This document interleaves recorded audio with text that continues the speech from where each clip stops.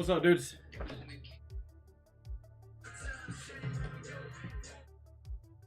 Sorry.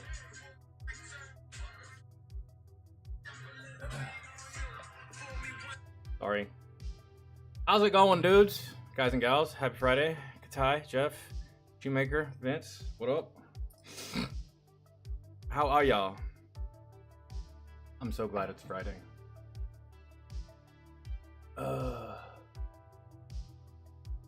I don't have... Why is this even... Hello? What?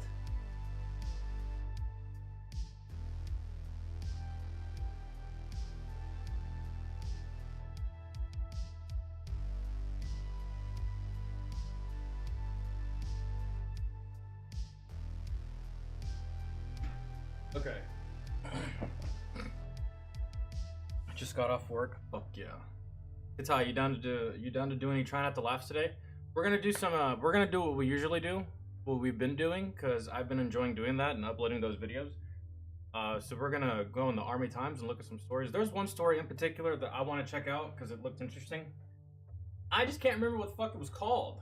So we're gonna look for it. There's like 2 or 3 I want to check out, and then we can get on to the trying not to laughs and the fat electrician and all that shit. Oh my god, my glasses get so dirty, bro. Not even good.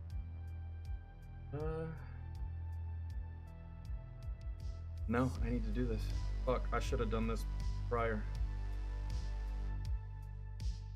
If y'all have any requests, just put them in the Discord. I'm sure there's some in there already that I need to look for.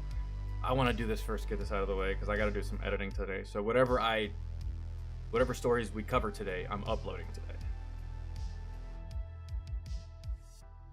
If there's any other stories that y'all find interesting that y'all want me to check out while we're doing this stuff with the Army Times and stuff like that, any kind of stories y'all deem interesting that I might want to upload, let me know. Because y'all seem to stay up to date on a lot of shit way more than I do, so I'm trying to keep up with y'all, or just like stay at the same pace and then just upload what we do.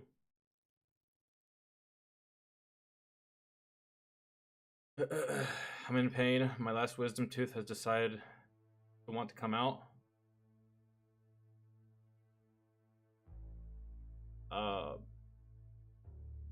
What's your deal, Jeff? I forget how old you told me you were, but I feel like I'm significantly younger than you. By like 15 years. 20 years maybe, even. You still have your wisdom teeth? That's crazy, dude. I got all 4 taken out when I was 18 years old. No anesthesia either. Well, I had no anesthesia. They gave me shots. I was awake. I didn't get to go to sleep for that. Okay, yeah, Vince, let me know. And just hit me up as soon as you find something.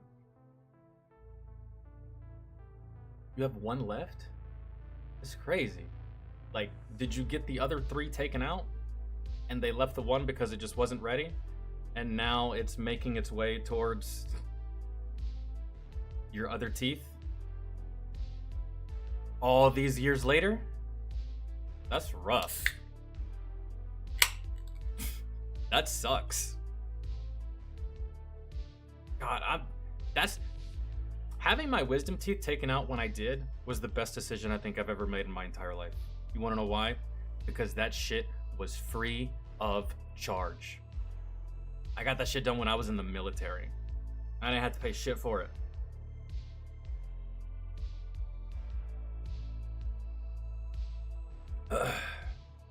Cause I still do when I smile. I don't know if you can see it. I still have a slight overbite that's like a centimeter. Literally like a centimeter, not even that. Like,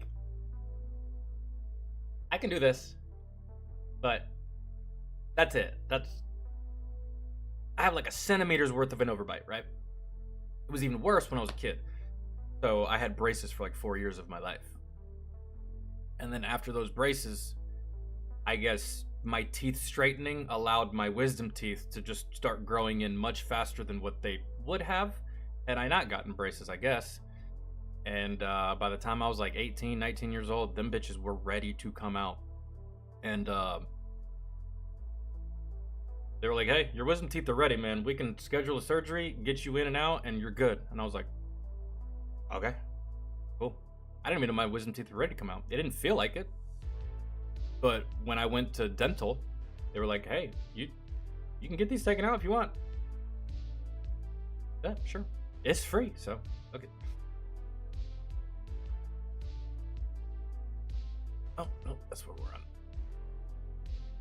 on. Okay, this... What?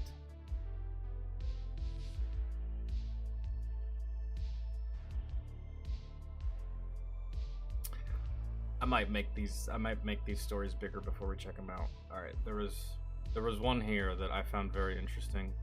They're adding new badges to the military, which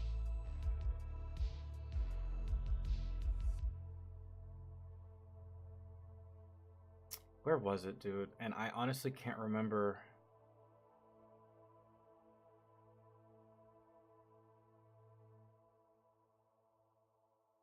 I gotta go to...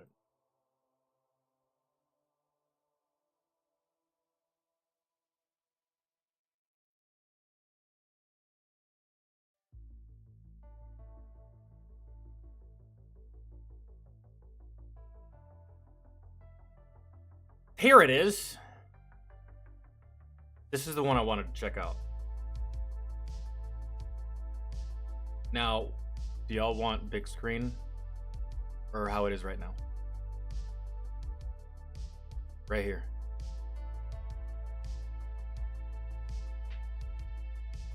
Y'all are gonna want to hear about this one. I feel like y'all are gonna enjoy this one just by the title. Well, I mean, we're gonna read it together. We're gonna look at it together. But I'm almost pretty sure.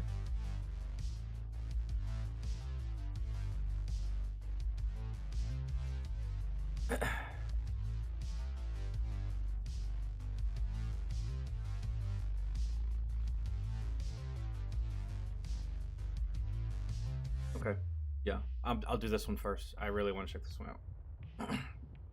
Air Force monitoring basis for compliance with DEI executive orders. Just off the title, you might... That sounds bad, doesn't it? Kind of, a little bit. Air Force monitoring basis for compliance with DEI. That almost makes it seem like DEI is being enforced and they're gonna make sure that it is being enforced. Wrong. That's whoever worded this title.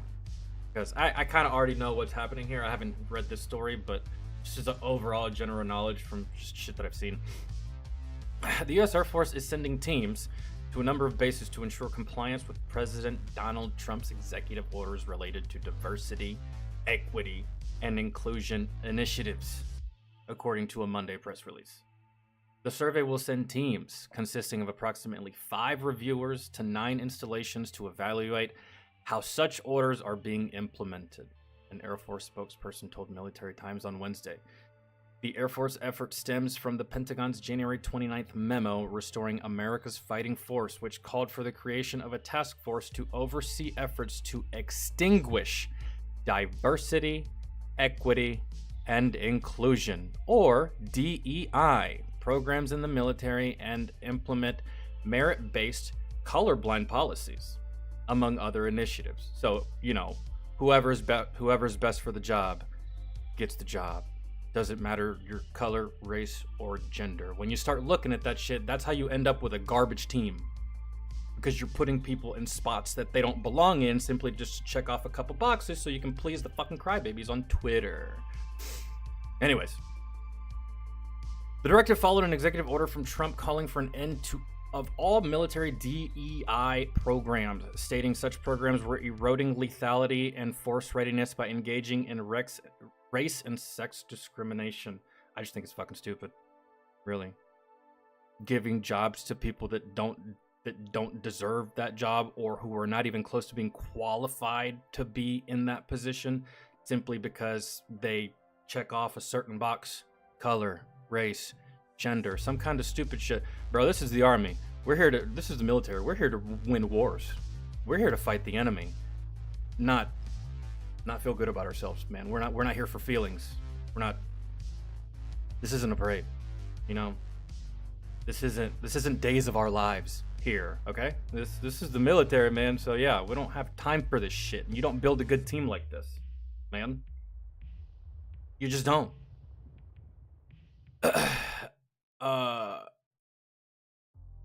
Like, dude, imagine if the National Football League, imagine if the New England Patriots said, you know what, we got to get some more diversity. We need more Asian linebackers, right? We need more linebackers of Asian and they just start just picking just Asians, right? They pick this small guy that just gets on the field and just gets blasted, right? We need an Asian guy, right? And he needs to be like, 180 pounds, because we also have to be inclusive to the people that don't weigh all that much. Right? We have to be inclusive to the people that don't weigh 300. They deserve to be on the field too, right? And then you send his ass out there, and then he gets fucking demolished. He gets destroyed. We saw this same thing happening. I think it was in Australia somewhere. Maybe it was in Australia, or maybe it was just Sky News reporting. But it was the same thing hit a fire station, a fire department, where they wanted to just hire all women and only women and have it be all women inclusive and blah blah blah. And these ladies could not even begin to accomplish anything of what their male counterparts could accomplish. They had no training, they had no prior experience in being a firefighter. They were just put there for the sole purpose of just being in the job and being a female in the job. There was nothing about them that said, hey, I want you saving me from a fire. It's just what was between their legs. That's why they were hired. And would you want that? Would you want your fire department or your police department, the people that are supposed to serve and protect, rescue, save, to be lackluster as fucks simply because they just wanted the people to feel better, right? That whole anything you can do, I can do better, and I can do anything better than you, that whole shit is a fucking lie that they told young girls in the early 2000s to make them feel better, that they would never be better than Kobe. Like, that's all that was, man. That's all that was. So it may work in the civilian world. Keep this garbage out of the military, dog. I feel, anyways. The task force requires military departments to validate the execution of all presidentially directed executive orders related to diversity, equity, and inclusion, critical race theory, and gender ideology, with an emphasis on 5 elements, the Air Force release said. Those elements include the teams verifying that the Air Force is eliminating sex-based, race-based, or ethnicity-based quotas for jobs or admissions. So basically, if you want the job, you better be good at it. If you want the job, you better know about the job. If you want that position, you better be good enough and have the right prerequisites for that position. If that position requires airborne school and you're not airborne, tough fucking shit. If that position requires air assault school and you're not air assault, if that position requires anything and you're not it, you don't get it. It's fair. That's how it should be, because then the best person gets the position. Not some lackluster, know-nothing person that was just put there for a specific reason because of color, gender, or race. Color, gender, or race doesn't automatically, de facto, make you good at anything. It really doesn't. The NBA proves me wrong a little bit there, kind of, but, those elements include the teams verifying that the Air Force is eliminating... Okay, hold on.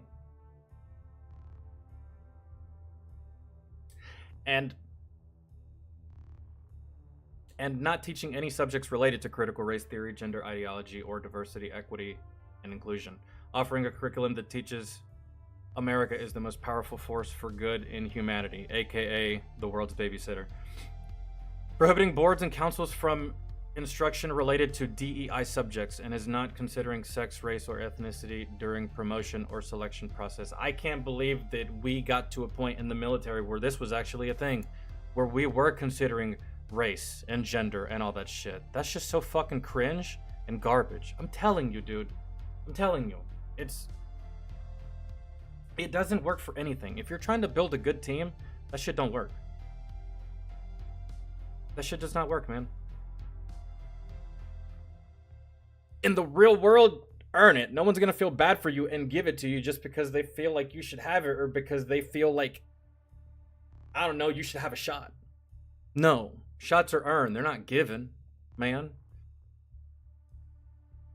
The validating teams made up of leaders with expertise in curriculum, promotion boards, and the five assessment elements according to the release will tentatively visit the following bases from March 17th to March 28th, according to an Air Force spokesperson. Space Force Base, Colorado. That's what it's called. Wow, what a name. U.S. Air Force Academy in Colorado, Buckley Space Force Base, Colorado, Randolph Air Force Base, Texas, Joint San Antonio. Okay. Carry on. Texas, Mississippi, Florida, Alabama, Georgia, all Air Force bases. While there, the teams will review documents, analyze data, conduct interviews, lead focus groups, and audit classrooms according to the release. So basically, they are going to be watching you. They're going to be watching all of you. Fuck around and do some stupid shit. Fuck around and say some stupid shit. Fuck around and allude to some stupid shit. Fuck around and try to teach some stupid shit. You're out. Bye. You're fired. You're fired. That's it. That's what you're gonna hear from Mr. Trump. You're fired. So, fuck around. So glad this shit's going away, because then the right leaders will be in the right places. And you won't have some fuck-ass sergeant that shouldn't be. You know what I'm saying? Y'all know.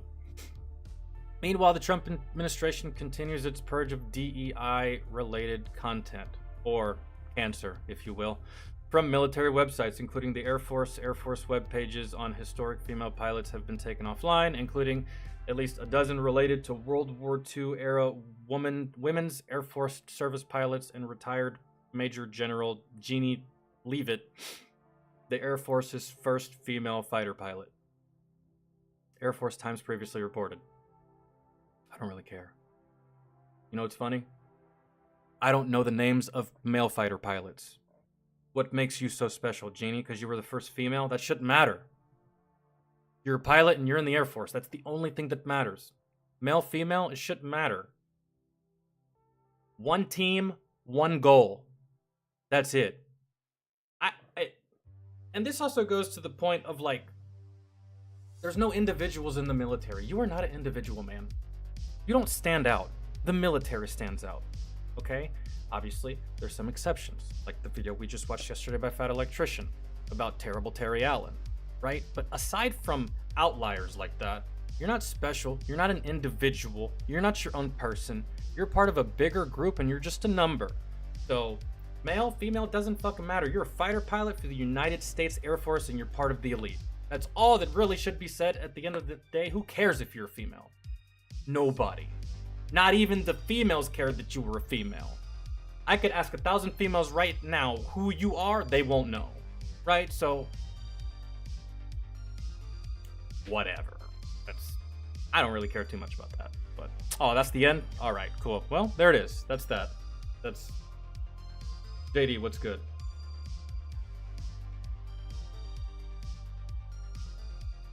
Cat, what's up? Good. I'm glad this shit's going away. It doesn't need to be there.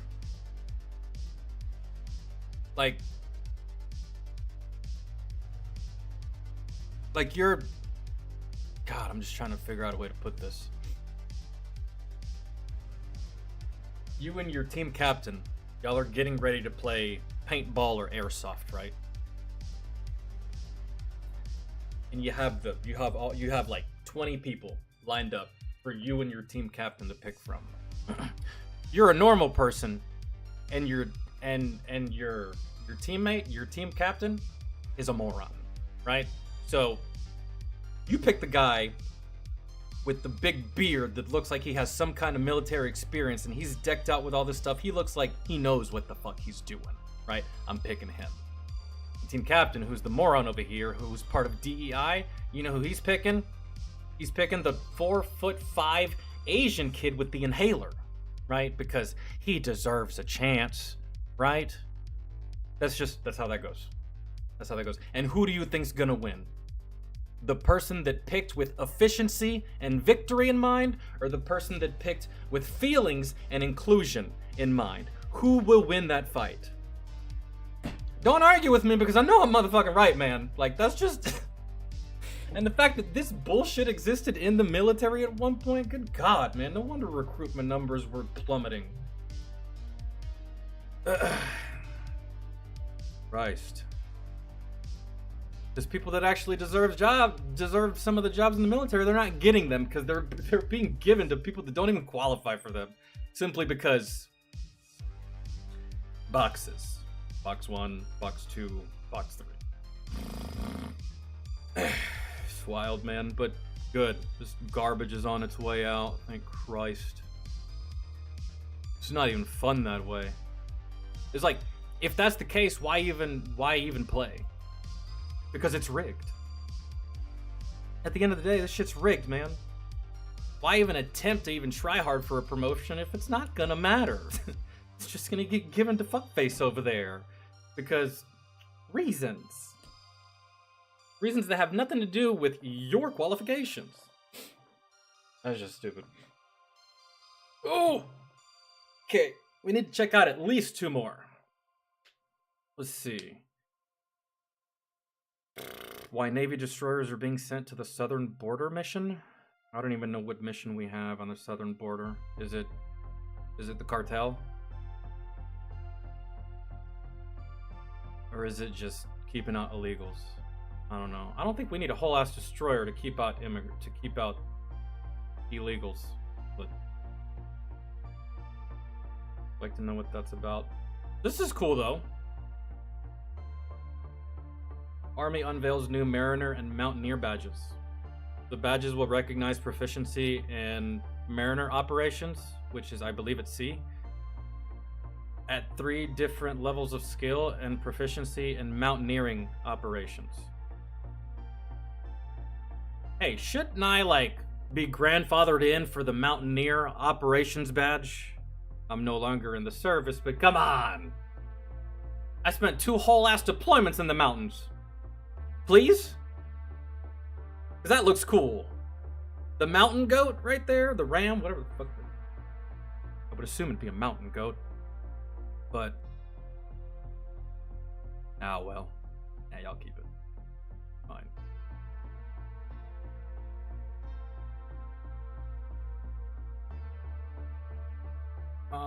Pentagon reviewing plans to cut troops handling migrants at Guantanamo.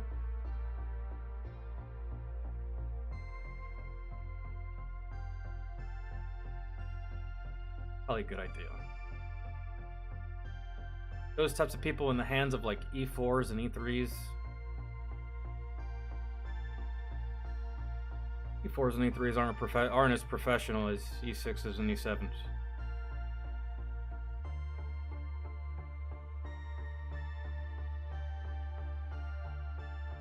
Alright,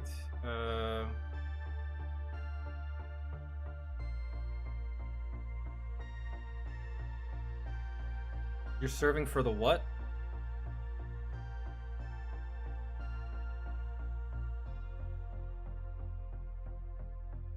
Oh, okay, cool. This is another one I wanted to check out.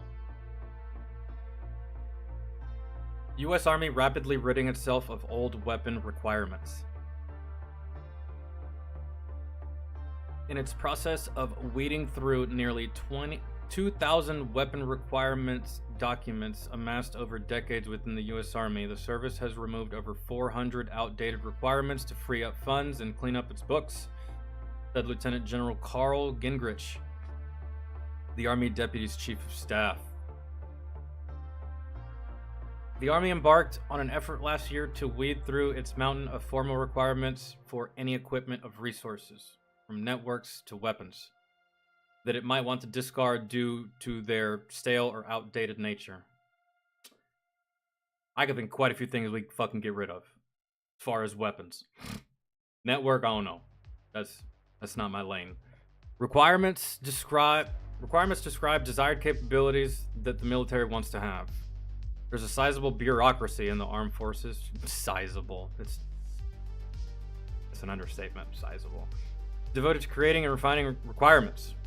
These are all the civilian fuckers that will shoot down shit that makes sense because, I don't know, for some reason, we've seen this happen time and time again on Fat Electrician videos. Yeah. If it's a sizable bureaucracy in the armed forces that's devoted to creating and refining these requirements, I'm not holding my breath, that's for sure. Because bureaucrats. Passing them to acquisition specialists as the basis for eventual programs. Lousy requirements have led to billions of dollars wasted in the Army and elsewhere in the U.S. military. The service's new process is essentially an Army Requirements Oversight Council.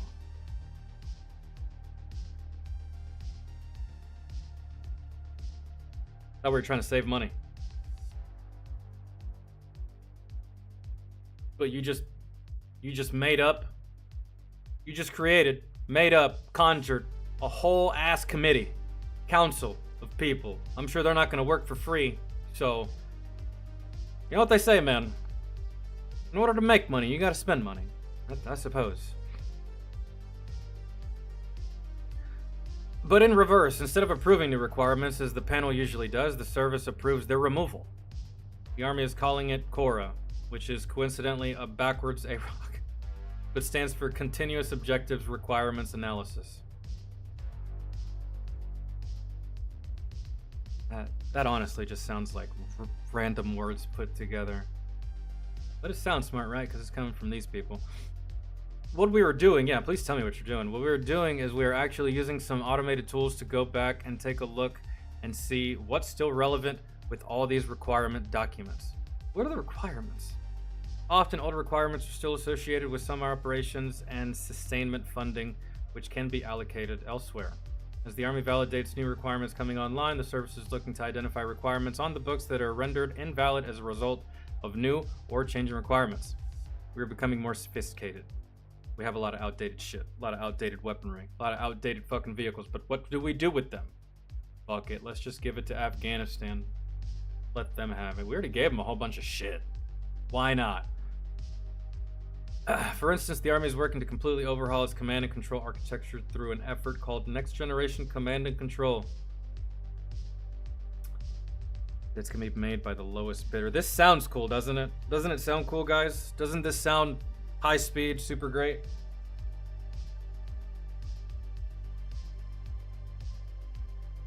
The shit that I had, they made sound super high speed and super great. It was still garbage. We had shit on our truck that we went into combat with that didn't even work. Boomerang didn't work. There was some shit on our truck that just flat out didn't work. The AC didn't work. Nothing. There was just a lot of shit that just didn't work, man. So, and most of our shit made by the lowest bidder. So, you say all these things, but at the end of the day, Uncle Sam's footing the bill, and Uncle Sam is cheap when it comes to the military. So, it sounds cool. The previous capability consisted of a variety of essentially disparate systems. The Army was able to identify old requirements that established those vertical systems and off-ramp the money applied to those requirements. We will bring in the next gen C2 in the future so that we ensure there's no money out there going toward legacy systems. Okay, so basically, I don't know what the fuck I just read. So we're not even going to count this as a story because I feel like it talked more about networks than weapons. I mean, so I feel like this is yet another thing coming from the Trump administration that's going to be put in place to, I don't know, find wasted money. Really. Find wasted money.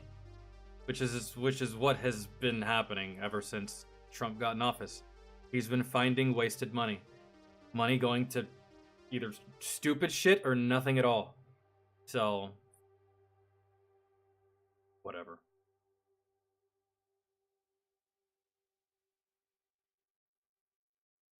I actually could have gone without reading that one.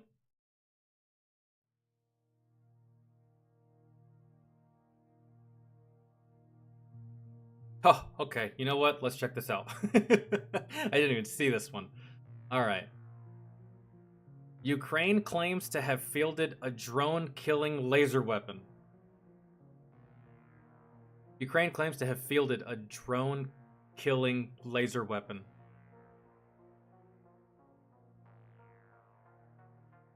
So a laser that shoots down drones.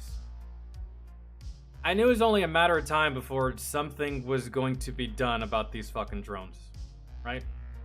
Drones came in, nobody knew how to deal with that shit, right? At least from what I noticed. People were just like, what the fuck? This is a brand new part of warfare we haven't seen before. But I knew it was only a matter of time before they found an answer to that shit. So let's see how good of an answer this is. Ukraine claims to be one of the first countries to have successfully developed a laser anti-aircraft weapon. I don't know, man. For some reason, I just don't believe you. But we'll see. Because, you know, we had to give y'all a lot of shit. Money, weapons, right? America gave you a lot of shit. You mean to tell me that while we were giving you all this shit, you were in the midst of R&D with a fucking anti-aircraft weapon that shot a laser? The fuck are we even giving y'all stuff for that? I mean, y'all seem like y'all got it. Okay. All right. Hunter-killer drones. All right. The secretive device has reportedly been employed on the battlefield against low-flying targets, likely unmanned aerial vehicles like the Iranian-made Shahad drones. It was first revealed in an interview with a Ukrainian news outlet by Colonel Your Name, the commander of the unmanned systems forces within the Ukrainian military. So this is the commander of drones. The Ukrainian military has a commander of drones. Vadim Sukharovsky. Sukharovsky.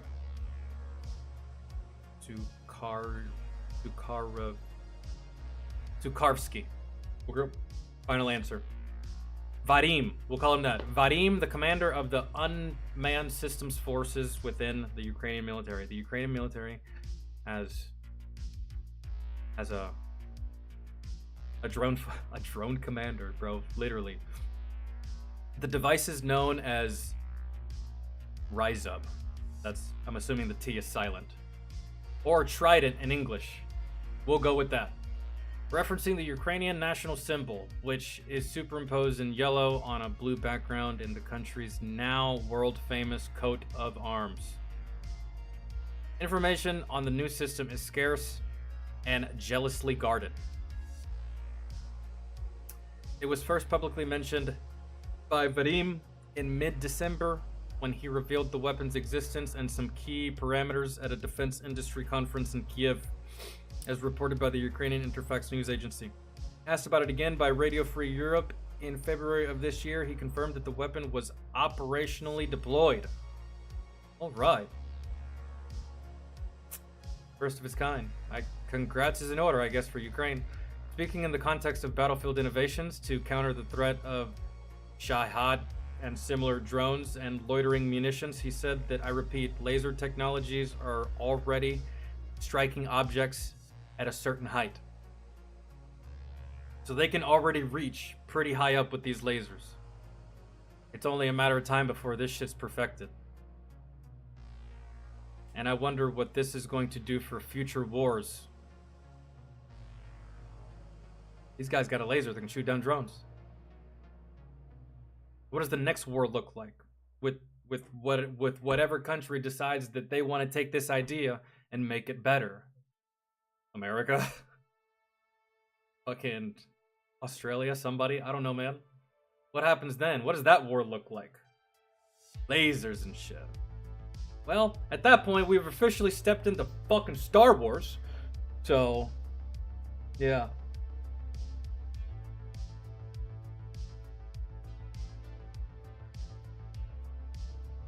No pictures of the Trident have been released yet, and it was not possible to independently verify with the Ukrainian military's claims. Nor have there been any indications as to where it was deployed or exactly what or how many targets it has engaged. See, I said at the beginning, I kind of don't even believe this, really. But it could exist, and there could just be keeping it secret, but it's not a secret now, so why the continued secrecy? Huh? Somebody ask Putin. Ask him, hey, have your soldiers reported any use of lasers? Or laser technology, or laser weaponry, right? He's the one fighting Ukraine. I'm sure he'd tell you. Like, yeah, we are. They got that. It's crazy. But until someone asks Vladimir, then I guess this is all, we just got to take Ukraine's word for it. Surely Ukraine wouldn't just make this up, right? To be like, oh, let's try to convince Putin that we have something that could really turn the tide here, or make a substantial difference, or, because war is always a game of wits and strategy. Lots of strategies don't always have to come on the battlefield, right?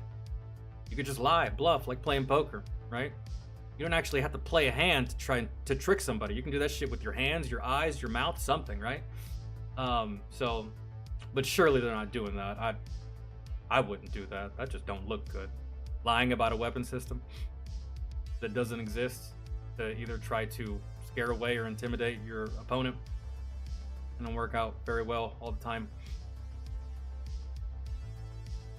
Like when dudes say, oh, I was a black belt. I don't know, man.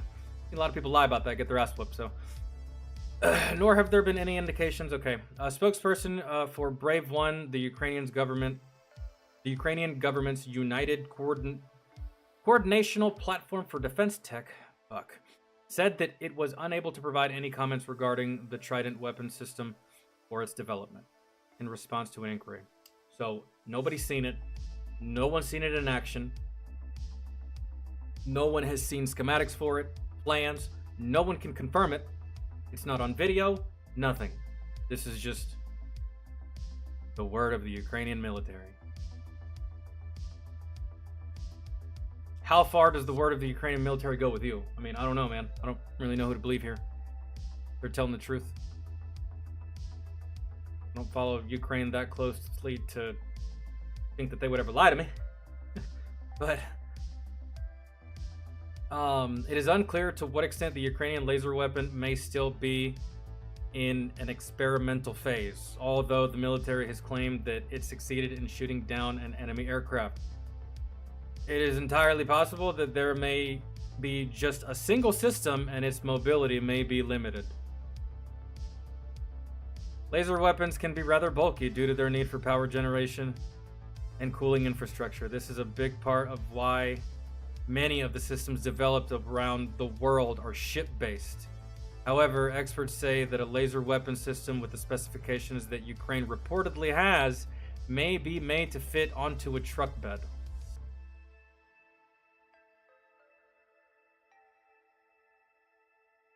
I don't know. Comparable weapons such as the South Korean Skylight, which entered regular production last year and has a similar range of 2 to 3 kilometers, is housed in a container with a volume of 81 cubic meters and generates approximately 700 degrees Celsius heat, or 700, Celsius, during 10 to 20 second impulses. It entered service in December 2024. So basically, this is comparable to something that generates that much heat, 700 degrees Celsius. That's hot, guys.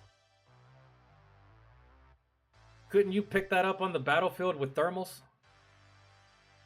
If that thing turns on one time, even once, you'd be able to pick that shit up with thermals. A drone with thermals would be able to pick it up. High zoom scope with thermals would be able to pick it up. Something. If it generates that much fucking heat. And this is South Korea. How good is Ukrainians' tech? 700 degrees. I would not put that shit on the bed of a truck. You know what I'm saying? So, I don't know.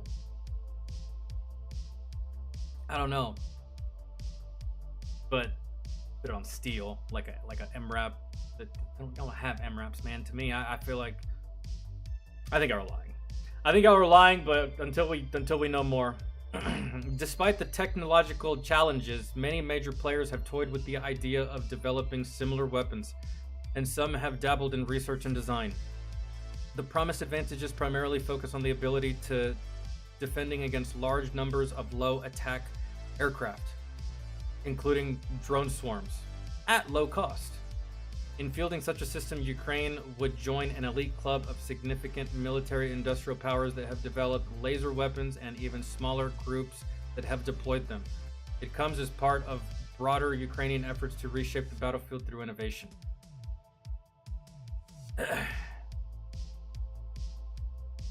Not really sure how good of a weapon. I'm not really sure how good this would have. How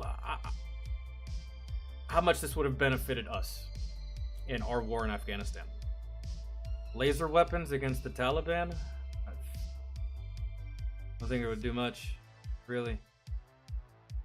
Whether it's a laser weapon or a 50 cal or a AT4 or you're still shooting at fucking ghosts, and you're still shooting at a mountain or a cave or so, you know, it's like that's if you even know who you're shooting at.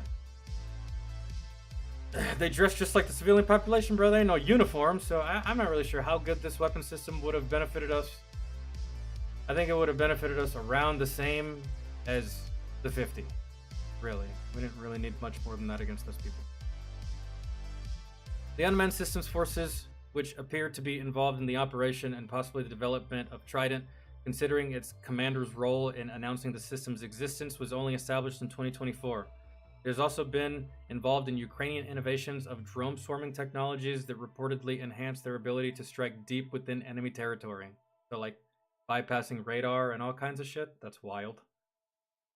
Adding stealth to these things. Lord. That's the end of the world right there, guys. Swarming drones. You know how, like, back in biblical times, the swarm of locusts? That's how it all ends for us right there, man. A swarm of drones that just we created to fight war. It has AI. The AI said, "Oh, I'm here now. I've arrived. Fuck you." And then that's it for us. I'm just kidding. I've seen way too many movies, but that'd be some shit, right? Crazy. Just talking. Lessons learned from Russia's war against Ukraine may have hastened the development of laser weapons in other parts of the world. A month before, I was thoroughly impressed with the fact that they had farmers literally stealing Russian tanks. And when I heard that, you really think they needed any laser weapons? I was like, oh my god, bro, they're literally just fucking taking these tanks. And no one's doing anything. So, I thought they were good, but, you know. Hey, having a brand new extra gun is never a bad thing. I just hope it works, right? Because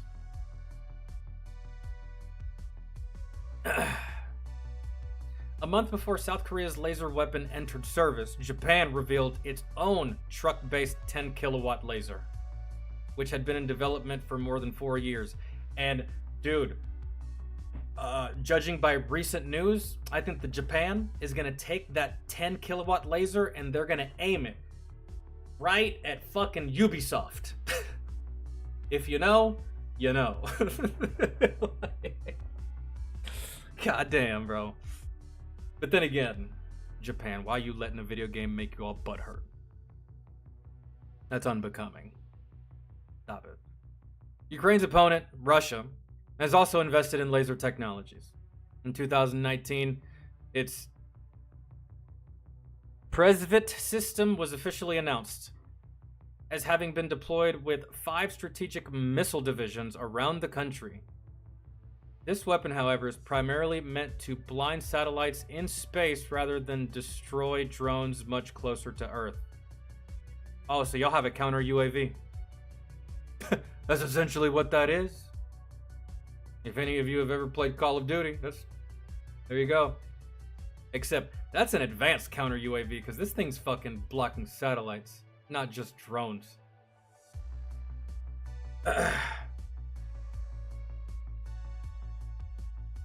Russia's deputy prime minister in 2022 claimed that a new laser weapon named Zadira was deployed in Ukraine, capable of destroying targets up to 5 kilometers away within 5 seconds.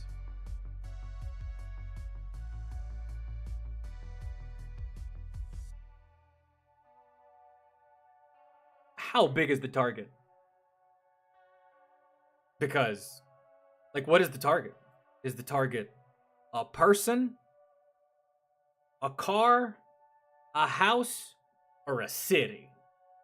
If this laser weapon is taking out a city, bravo, bro, holy shit. But I'm assuming within the range of like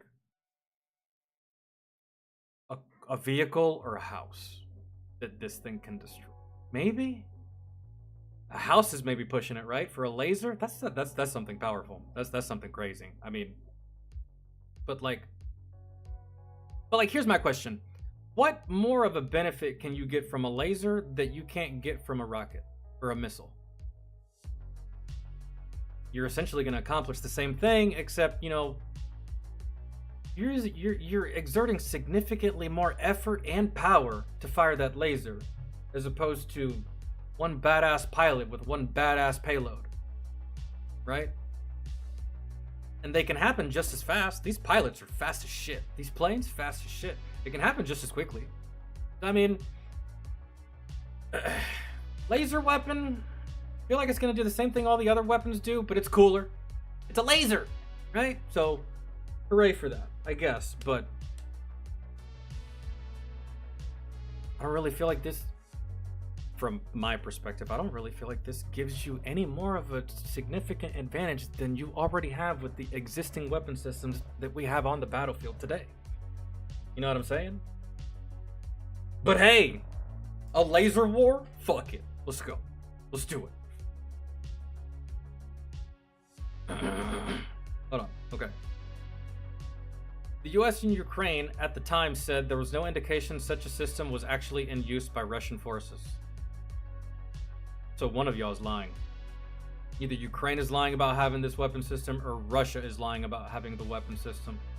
Oh, and please don't let it be the case that Ukraine said something about having this weapon system, and then all of a sudden Russia comes out and says, oh yeah, we got that too.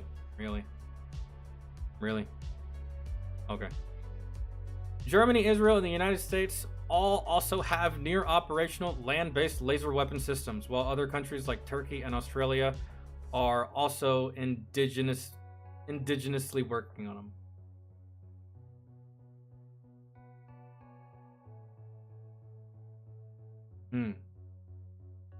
There has been some speculation whether the Ukrainian laser might be a derivative of the British Dragonfire system. That's a wild name. Significant amounts of the British lethal aid for Ukraine remain classified. Oh shit, so this might not even belong to Ukraine, but they're talking like it does. Or maybe they did that on purpose. Like maybe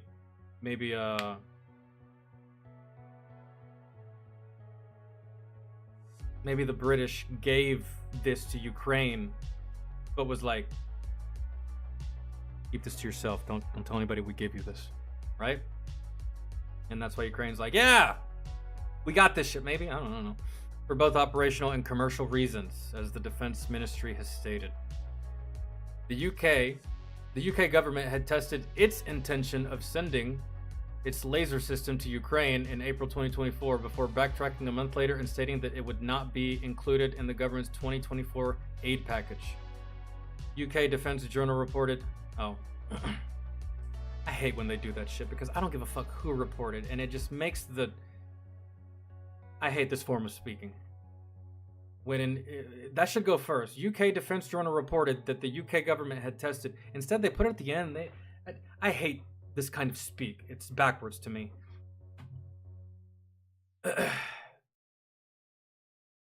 Leo Dockery.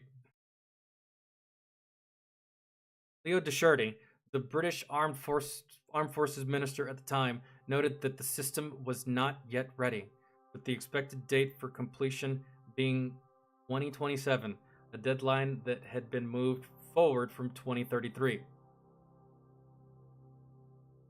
Descharty's statements left the door open for potentially sending the weapon to Ukraine once the development phase was complete. Defense News reached out to the companies cooperating on the Dragonfire system, MD. Stupid. It is entirely possible that the Trident is indeed an indigenous Ukrainian development. The country has a significant military-industrial base rooted in its significance to the Soviet military complex, important parts of which were based in the now independent country. Combined with what is commercially available in the laser realm, crafty local engineers might have been able to build a Trident-like weapon. And they have some pretty smart people in fucking Ukraine because most of them came from Soviet military complex or Russia, and the like fucking rocket scientists, man. That they're smart. These people.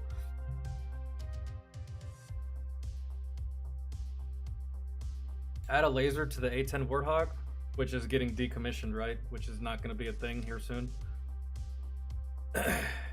Nah, that thing's perfect. That thing don't need a laser. Nah. No. Laser-directed energy systems in a military context are predominantly at the proof of concept stage, an industry insider said, who asked to remain unnamed to discuss sensitive technologies. These could, in theory, be fielded as an initial operating capability. The country has radically restructured its defense R&D and acquisitions procedures, which has dramatically boosted innovation and responsiveness. In the first 9 months of 2024 alone, over 600 domestically developed new weapon systems were approved by the Ukrainian government. Good lord. Whether all those weapons work, I don't know, man, but they're currently at war, so they have to, like, do this, so... And Ukraine's February Defense Expo showcasing domestic military developments, Defense Tech 2025, promised a special focus on lasers and anti-Shahad weapons, I hope I'm saying that right, in its promotional materials. Descriptions that fit the Trident alongside other cutting-edge technologies like swarming drones, lethal autonomous weapons, and sea drones. I thought those were just called submarines, but I guess we could go smaller. Ukraine's unmanned systems forces did not respond to a request for comment on this topic. I mean...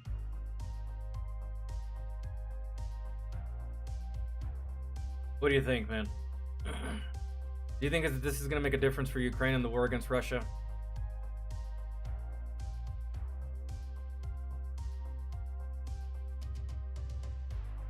I know that the Trump administration was talking about a 30-day ceasefire. I don't know what happened to that. I lost track of that. I don't know if that ever happened, but I don't know if this laser is going to do anything in regards to their war with Russia. At what point does it end? Really? Russia wants something. Ukraine wants something. I don't know. I guess we'll have to wait and see. I know that if we don't see more of this weapon in action within the next couple of months and or year or so, people really are going to start to question whether it exists or not. So, I don't know. Oh. That was wild. Yo, Christian, what's good, man? How are you?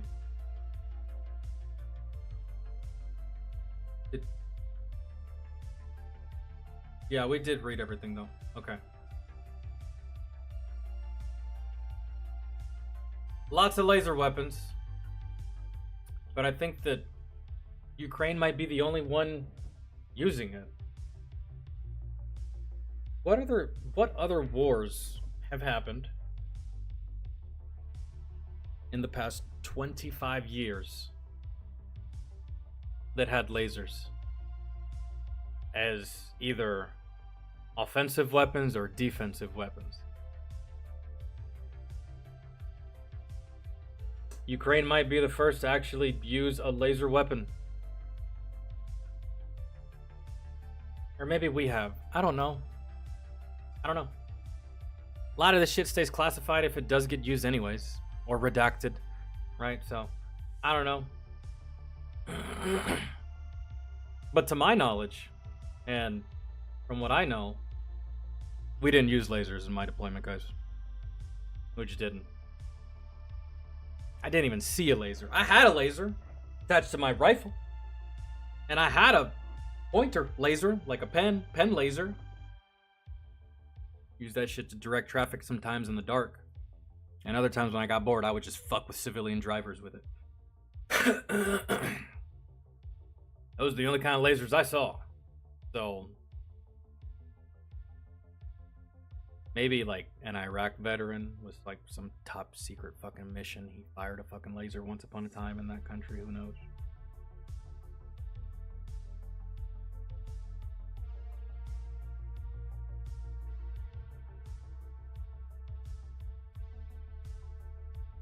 Okay.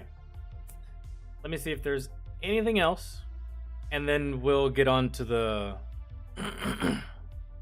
lasers are fun to tease cats with. I used to fuck with the drivers, the locals. The locals of Afghanistan with those fucking lasers.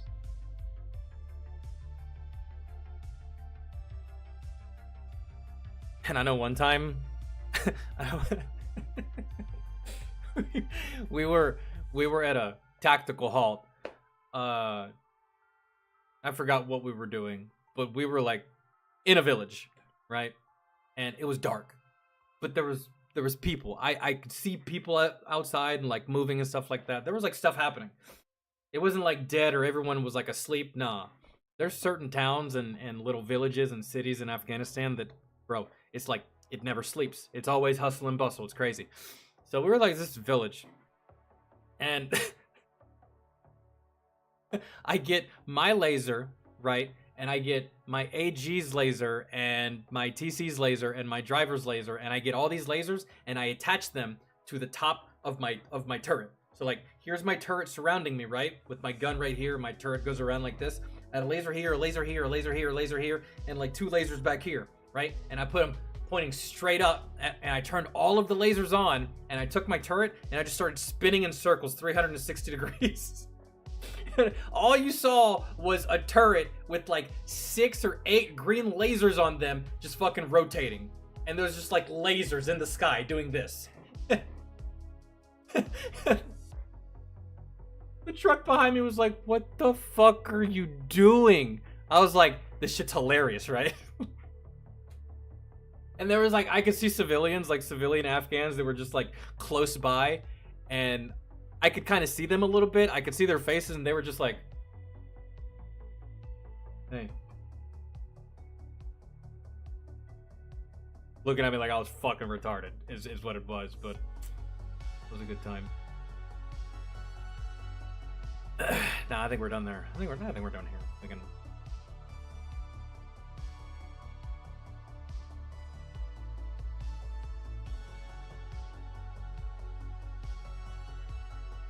GOP lawmakers suggest DOD cut climate change initiatives from budget. Yeah, because once you realize that you're actually just dealing with the seasons, you don't really have to put much more money towards that fucking nonsense, you know what I mean? Once you realize that it's like summer, and then it becomes winter, and then it becomes spring, and then it becomes fall, and then you're back to summer, like, you know what I mean? Once you realize that it's just seasons, yeah, we can stop spending $377 million on nothing. Literally nothing. I'm getting pissed off just thinking about it. I might put this story in the fucking... I might upload this story. I ain't even gonna read it. It'll be a 2-minute video. Thank God, we're no longer spending $500 million on the seasons. Spring, autumn, fall, winter, summer. Oh God. Hand jobs for everybody. I'm buying. We got 377 million. That money's ours anyways. I'm done. What are we doing next? Sorry. Jesus Christ.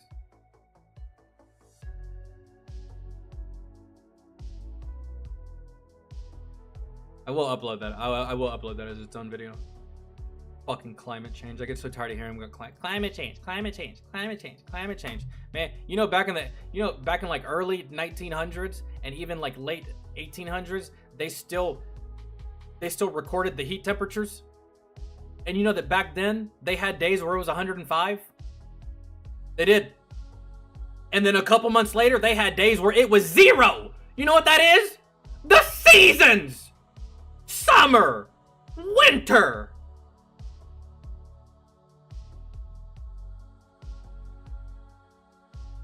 Y'all be on some fucking stupid shit.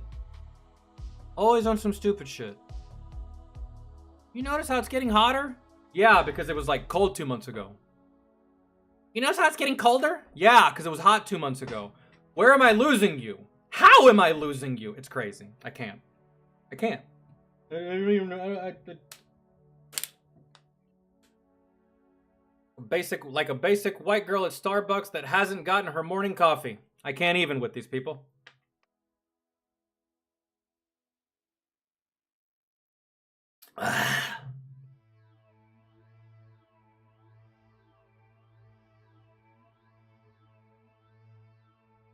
What are we doing? We're doing some Fat Electrician today? Probably. Let me see what we got on the list.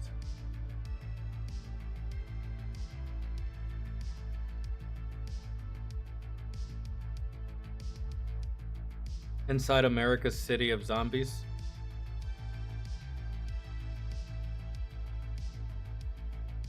Is this like another...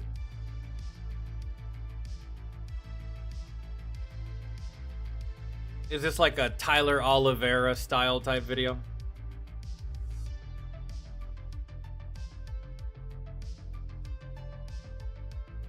According to that guy, like, every city's terrible. According to Mr. Tyler, every city's awful. And he's just always at the right place at the right time, seeing the most craziest shit, huh? Reminds me of Bruce Almighty, right? How he could just, all of a sudden just be at the right place at the right time. Something newsworthy were to happen. Almost like he was just making it happen, right? Because he's God. What I noticed with a lot of Tyler's videos. Like, man, how lucky of a YouTuber and content creator are you that you caught someone on camera robbing your car, yet inside of your car, on the dash of the car, is a PS5. Oh my God, I can't believe someone broke into my car in this horrible neighborhood while there's a PlayStation 5 on the dash of my car that's sitting unattended, unlocked in this neighborhood. I cannot believe someone stole it. Oh no. I need to upload this to YouTube. Right. Right, bro. Right. Gotcha. Don't get me wrong, some of it's informative, but some of it, I can see right through it, bro, and it's just like... Right.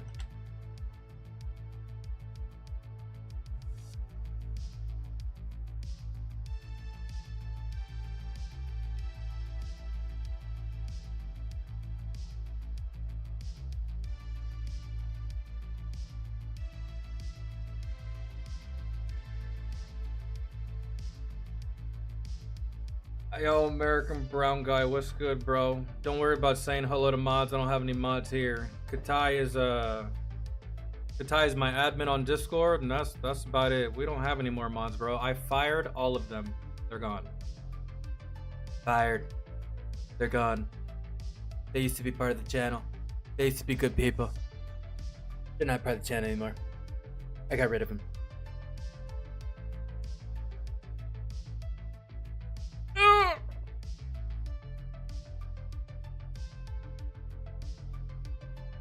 my god. Okay.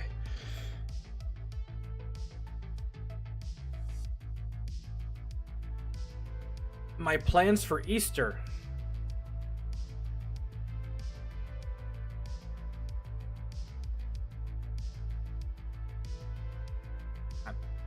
Nothing. I stopped celebrating Easter when I was 7. Hunting for eggs only lasted so long, bro. I don't do Easter. I don't do any holidays, really. Except for Thanksgiving. That's it. I didn't give a fuck about Christmas. Thanksgiving. That's it. That's the only one that really matters. Why? All the food, bro. All the food and family. Everything else? I don't even think I don't even think I get my niece to celebrate Easter. They did the whole looking for eggs at school, and she didn't really seem all that interested. I was like, oh, thank God, because I'm not at all interested in that shit either. And I wonder when we're going to stop lying to children about where eggs actually come from. They don't come from rabbits, man. At all.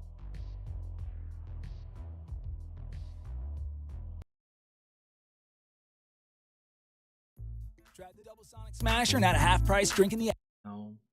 Although that does look good as fuck, and I'm starving.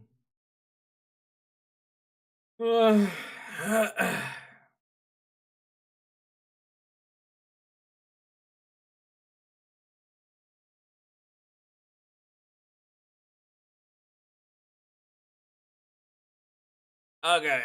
It was made to educate and inform people just like you watching this video about the current state and I'm guessing Easter soon though, right? Since you're asking me about it. I don't know. When is it? When's Easter? Can't remember.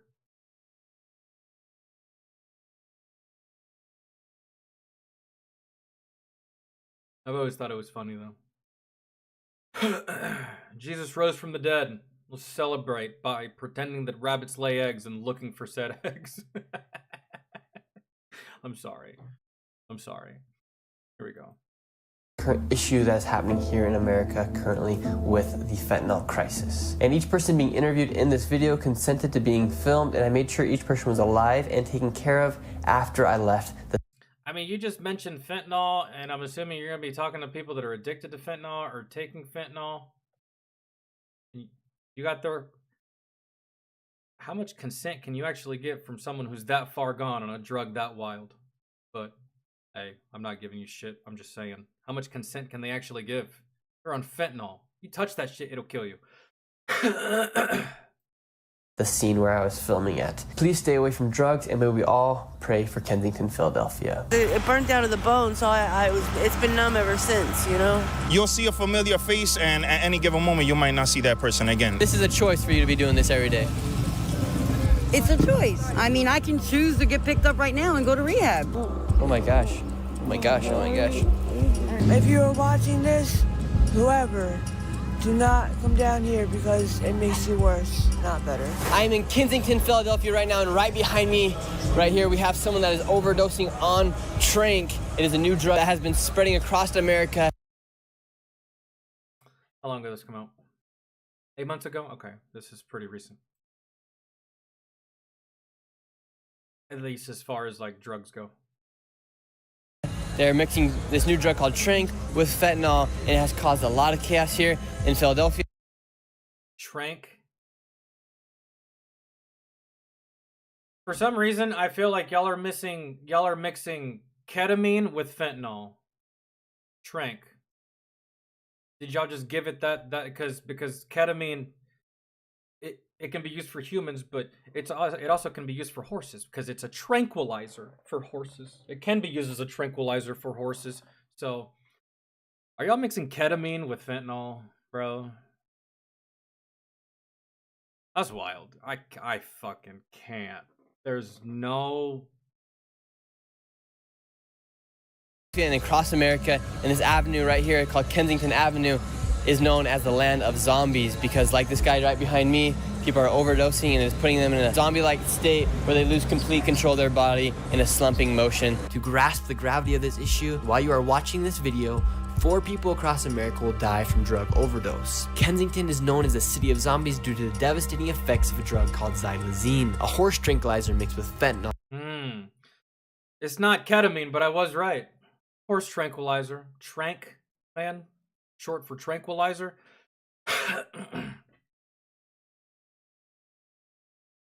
Horses weigh upwards of like 3,000 pounds. You put something in your body that's meant for a horse, you can't do anything, man. Fuck the fentanyl. The horse tranquilizer itself, you can't do anything.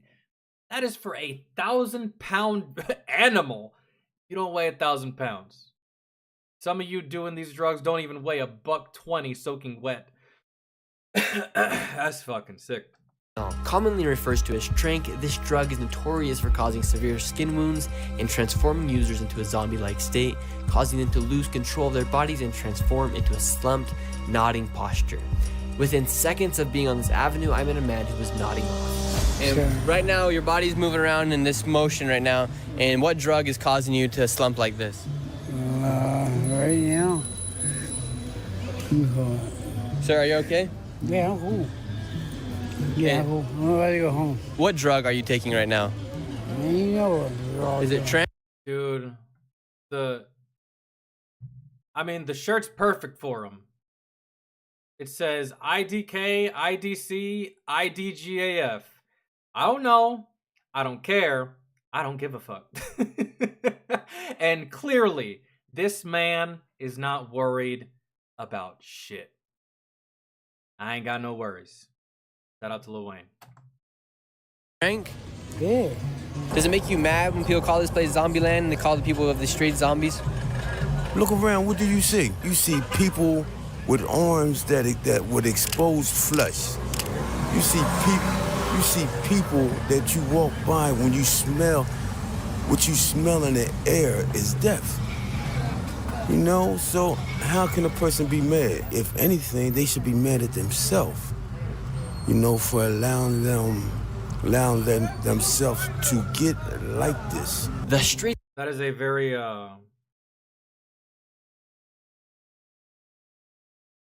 very self-aware drug addict right there.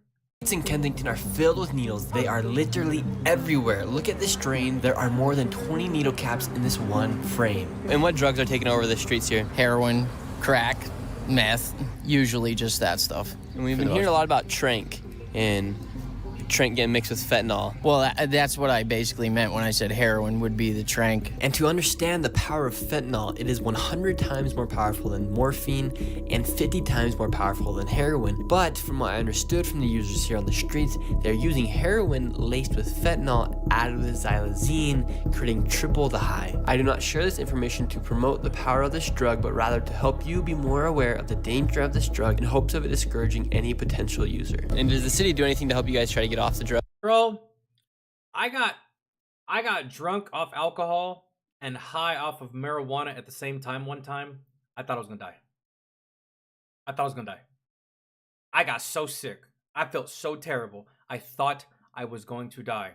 At one point, the thought of the ultimate sacrifice crossed my mind because I felt that terrible. I was like, oh man, I could just end it right. I could just be done right now. This feels so awful, but you know, I hated it. Never done it since. It was absolutely awful. And you motherfuckers are mixing 3 of the most potent, most powerful, most lethal, most dangerous of these drugs and injecting them. It's wild, man. This isn't anything new to me, man. I have a lot of uncles that fell into this life. Some that are still in jail. Drugs here? Well, actually, to speak Well, not anymore. Back when they were younger, they fell into this life, but I do have uncles that died because of this. Like, uncles that didn't even make it to the age of... I know one didn't make it to 35, and the other one didn't even make it to 50. So, yep. on that subject. It was pretty good, you know, the help for the clean needles and everything like that. But just recently, like in the past week, unfortunately, the place that does the most help, I think, Prevention Point, about 2-minute walk from here, they give out clean syringes and, you know, food and socks and rehabs and whatever you could possibly need if you're out here on the street or so forth. So does it help when the city gives you guys the free needles, or does it make you guys want to do drugs even more? Well, I think in the end, it's just black and white. If you want to get high, you're going to figure out how to do it, whether you get a free needle or not. So I don't think you're hurting anybody by giving us a clean syringe. If anything, you're protecting us. I don't know what it was from. I woke up with my head on the heater. Yeah. Really? How long has that been going on for? About a month. Dog. She woke up with her head on the heater. Like, you mean like one of those space heaters that like are metal with like, you know what I'm talking about? With like the, oh man, I can't even describe them. But if you're my age or older, you know what I'm talking about. They're like all white, they're metal. Man, if you kick this thing, it hurts. You could stub your toe on this shit, but it's square, stands up kind of tall, maybe like up to like your knees or something, maybe your upper thigh, depending on how tall you are, maybe your hip. My grandmother had one of these. It was like all white space heater that had like little walls, right? And there was space in between these walls, like 1, 2, 3, 4, 5, and it was like just rows. And what kind of heat? Nah, man, maybe that's sick. I had like 3 surgeries on it already. Did put a dermal and a skin graft and stuff. I know somebody put something in my milk. Last thing I remember is drinking milk, and like next thing I know, hours later, I woke up with my head on the heater. Somebody. Really? Someone put something in your milk?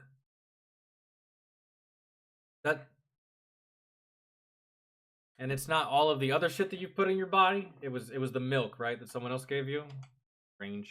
On a skin graft and stuff. I know somebody put something in my milk. Last thing I remember is drinking milk, and like next thing I know, hours later, I woke up with my head on the heater. Nah, I think you did a whole bunch of drugs and then got thirsty for some milk and then passed out on a fucking heater. I don't know, bro. I don't know how that could have happened to you. And you live on the streets. What heater? You got a heater on the streets? Usually on the streets, it's like one fucking big metal trash can with wood and trash and burning. I know somebody came through my window and did this. And what do you think was in your milk? Could have been, I don't know, Xannies or something. I didn't wake up, from most. But it's alright because it burnt down to the bone, so it's been numb ever since, Yeah. So it was a blessing. So that's alright. God will deal with them, Do you think more people need to be aware about what's happening here in Kensington Avenue and in other streets here in America with this epidemic of drugs going across America? I think that they need to know what the government is the ones doing this. Like you know what I mean? Like they already did sweeps and like they try to cover up their bad behavior, like real shit. I used to keep a list of like everyone I know that passed away, and I stopped. A couple years ago, I stopped writing names down because it was just like every other day it was somebody else. They would put people in these apartments, and how come when people get their apartments, that's when they die? Like, it wasn't a coincidence, you know what I mean? Like, they're setting people up. And,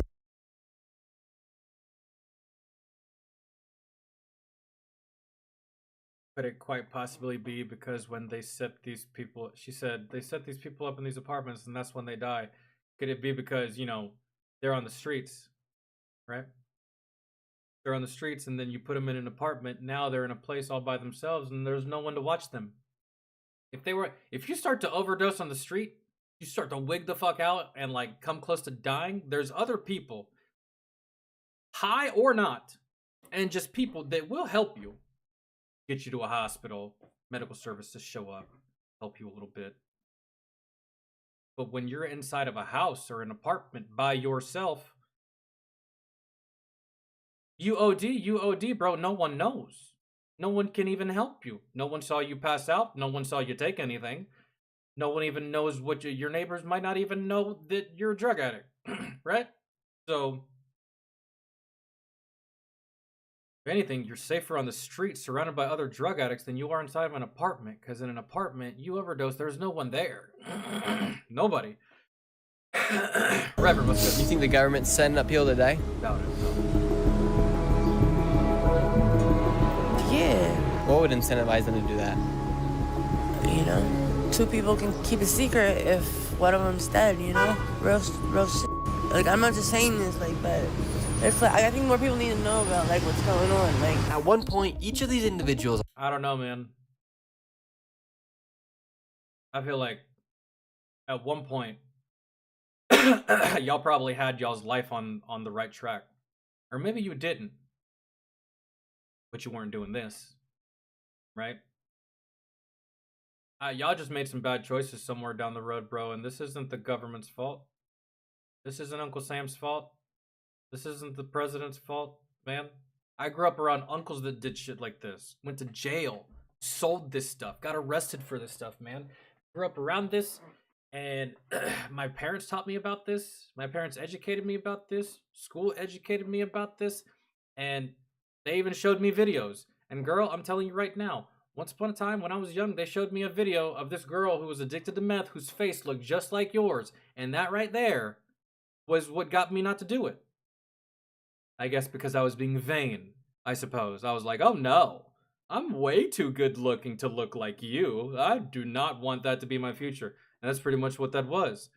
So, you're not forced to take these drugs. You're not. And there's plenty of homeless people out there that don't do drugs. So, like, you got a shitty life, man. You probably got a bad go. Maybe something didn't go right for you. Maybe, and hey, I know all about that. Maybe life wasn't fair to you, right? And I get it. But you're in this situation because you're choosing to be here. Ain't nobody making you be here. And it damn sure ain't the government.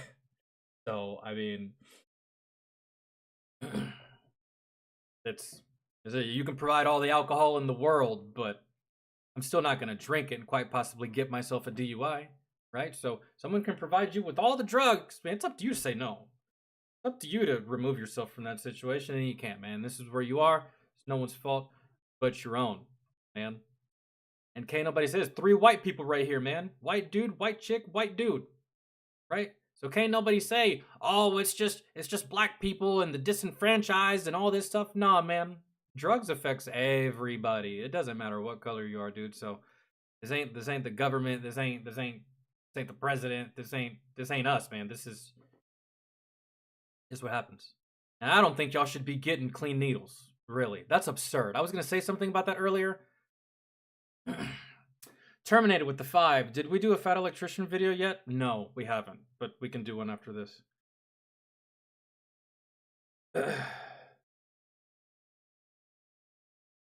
Yo, Ligma. Good.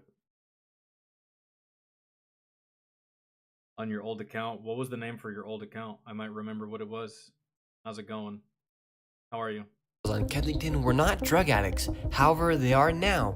But how does the process of getting addicted to drugs start? I met this 25-year-old who explained how the process starts for a large group of drug addicts. Like, it's people out here younger than me. I'm 25, bro. I know people out here 19, 18 that's doing. Nah, dude, don't get me wrong. There is people that they break their arm or something, right? Maybe like playing or at work or something like that. Break their arm, they go to the doctor, they get prescribed Percocet for the pain, right? And then their broken bone heals, but they never stop taking the Percocet. And up until they broke their arm, they had never taken drugs in their life. They weren't a drug addict. They weren't even keen on drugs. But they take that Percocet, get addicted to that Percocet, eventually start getting more of that Percocet. Eventually, believe you me, when you take enough Percocet, it shit starts to wear off. The shit starts to not even work. You start to become immune to what this drug offers. And you gotta go stronger. And you gotta go stronger. And you gotta go stronger. to where you eventually end up at fentanyl. I understand that that's also a possibility, but this is where like friends and family members come into play and be like, hey, listen, man, your arm's healed. Stop this shit, right? But a lot of these people, they don't have a support system and or friends or family that care. And it just happens, man. Just be like that. Yeah, the soft stuff, and you go harder and harder and harder and harder. And hey, dude, I'll tell you, bro. Sometimes I've felt that way with weed. Sometimes I've found myself smoking way more than I usually do because it's requiring more marijuana for me to get high, right? So usually, what I like to do sometimes is I like to go like 1 to 2 weeks of not smoking at all. And then I'll pick it back up, right? Because then when that happens, the first time I smoke, I'm just like, where am I?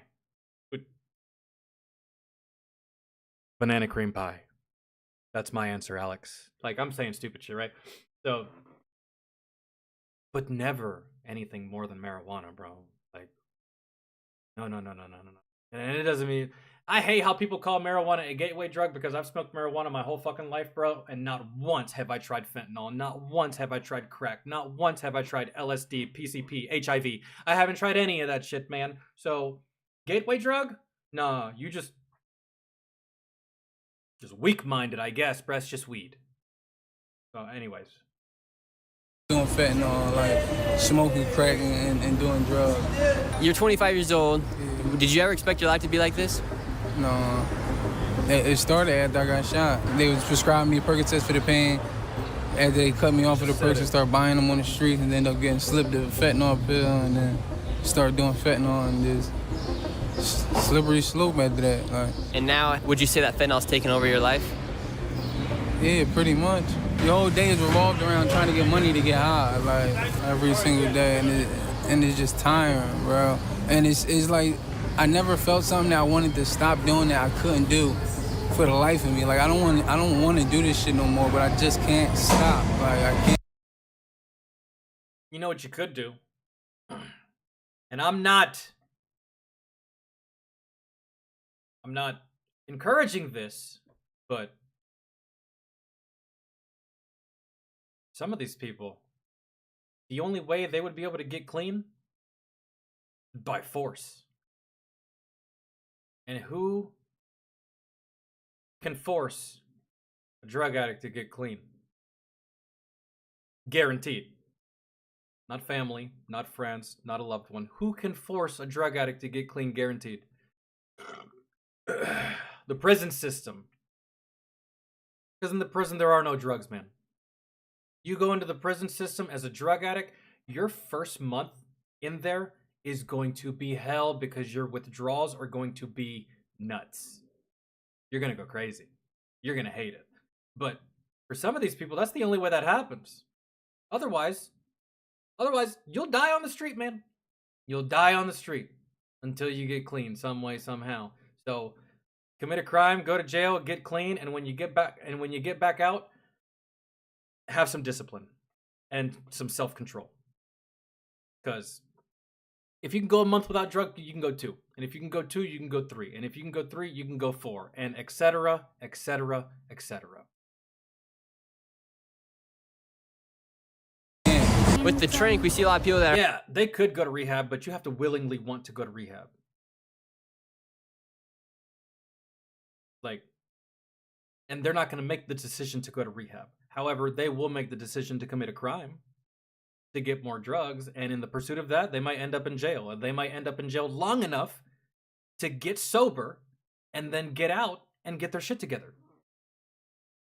These people aren't going to go to rehab on their own volition. No, look at them.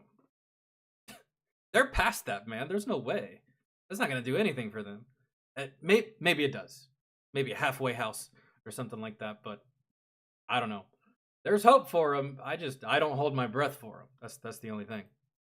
are in like the zombie-like state. What do they do to resolve the situation with the Trink? And this lady, I'm not even sure she has legs. They haven't even really started to like do research on it or nothing yet. Like they don't even know how to they don't have anything to stop the trank withdrawal. Like, Narcan is meant for fentanyl, but not for the trank.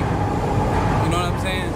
They don't have anything for the trank. Narcan is spread throughout the streets and you can find it literally anywhere. These people here explain the power of Narcan better than I can. Also, I must warn you, this part of the video shows the intense effects of fentanyl as one of the people decide to use it during our conversation. Yeah, this is called Narcan. What they do is they distribute it to the people around here, usually prevention point. This takes all the opiates out of your system immediately, off the receptors in your brain. My fucking god, dude. Holy shit. Fuck Gal Gadot. This is the lady you should have cast to play the evil witch in fucking Snow White. Holy! I'm sorry. That's wild. I don't mean to laugh, man. These people, I feel bad for these people, really. I truly do. Fuck, it's...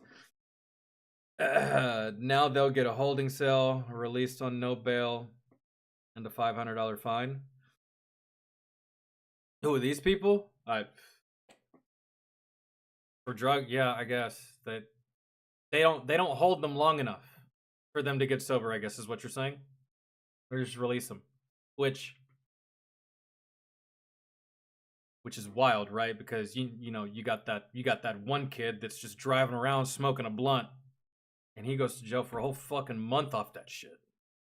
Meanwhile, it's catch and release with these fuckers. It's crazy.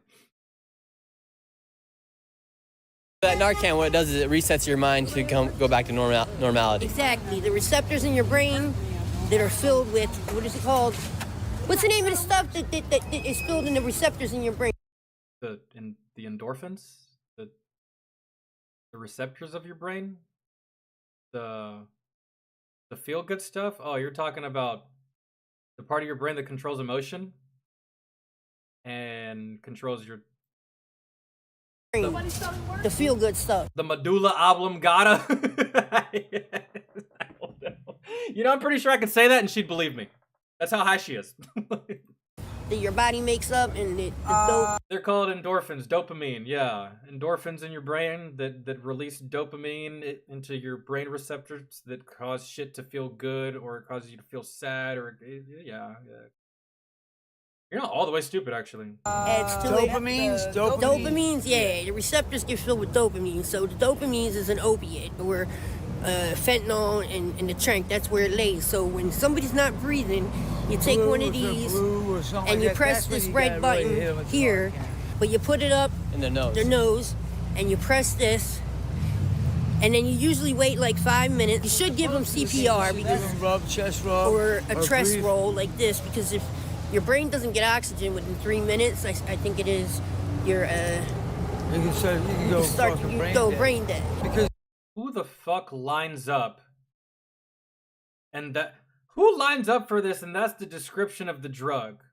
They just literally went over the process that they're going to take for someone taking this drug. So you take it, you may live, you may die, but if you don't die, you'll pass the fuck out into a coma. We'll shoot this up your nose, give you a little belly rub, do a rain dance, rub my nipples, and you're coming back to life. That seems like way too much shit that seems like way too much stuff to go into doing a drug. Because the drug that I smoke, bro, it's this easy. That's it. Look at everything y'all are doing to get high. I don't have my pipe. I left it outside, but it's a little...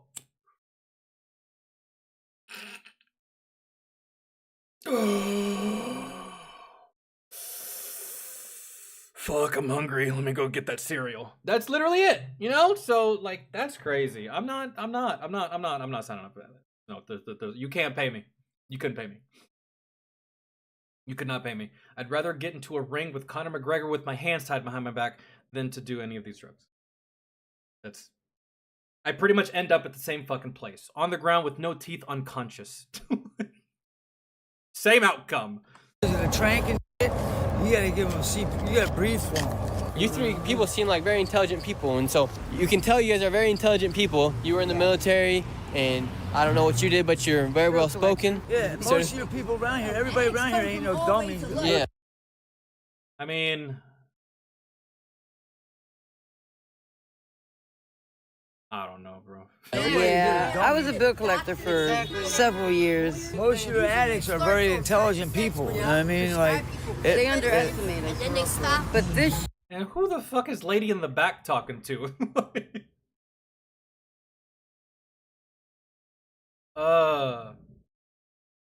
I mean, agree to disagree.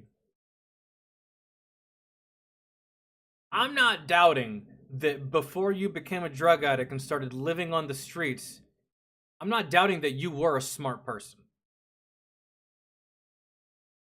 And they said that guy was in the military. Thank you for your service, buddy.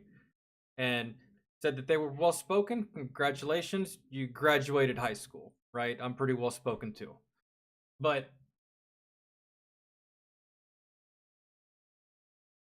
right now, in this moment, as it stands, y'all aren't very bright people. Y'all aren't very, no. Maybe before the drugs, y'all used to be. I'll agree to that. But right now, I feel like y'all are just coping and trying to make yourselves feel better about y'all's situation. Believe me, been there. You lie to yourself to make you feel good about something that's just fucking with your head, I guess. Ashley, what's good? How are you? We're having a good Friday.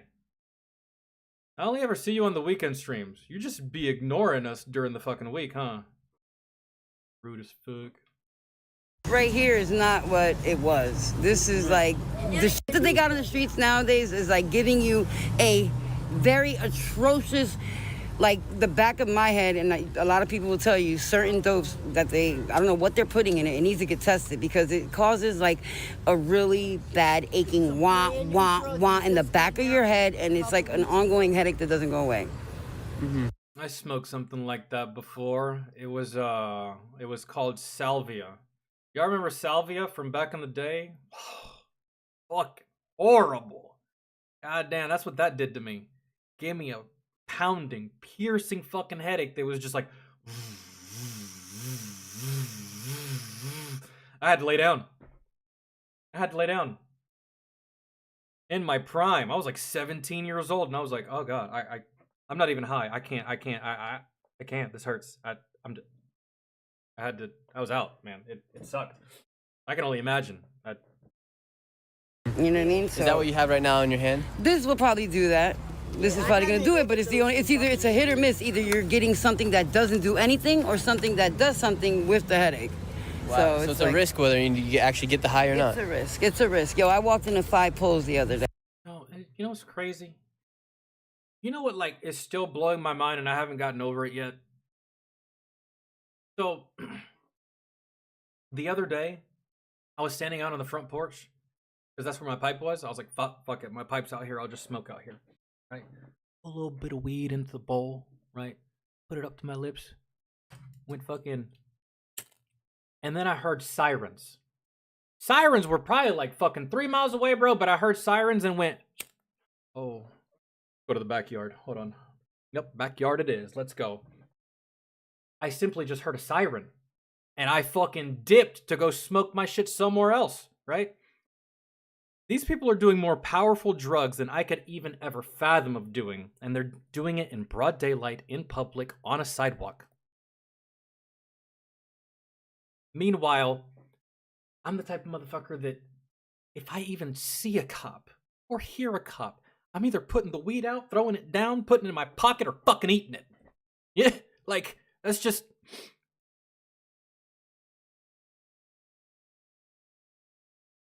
Ugh. Salvia is Sears sage. Salvia is fucking garbage. What it is. And Sativa's not a... Sativa's a strain. It's not a... Sativa has nothing to do with the fuck we're talking about here. Because I was so like, how do you say, mummified? I was fucking so high, I couldn't keep my head up. You know what I mean? I'm getting ready to get on back on methadone and do a taper though. I'm done with this shit. It's a done deal. So you just did drugs an hour ago and now you're doing them again? Yeah, because it was garbage. It was garbage. Because now they came out with a new drug. The fentanyl and shit though doesn't hold you for that long. So it ain't like when they switched over from heroin to fentanyl, right? Now you can't go back to heroin because heroin you're not going to feel because fentanyl is like so much stronger, right? So now I overdosed. I haven't overdosed in 8 years, but I overdosed 6 times in 1 week because they came out with a new drug. I would never wish this on my worst enemy. You know, it's highly addictive, and I would. I don't know what you're talking about. And you know, I believe the facilities are not even My word, out of all the things that I could conjure in my head, this is the most tamest one I could wish on someone.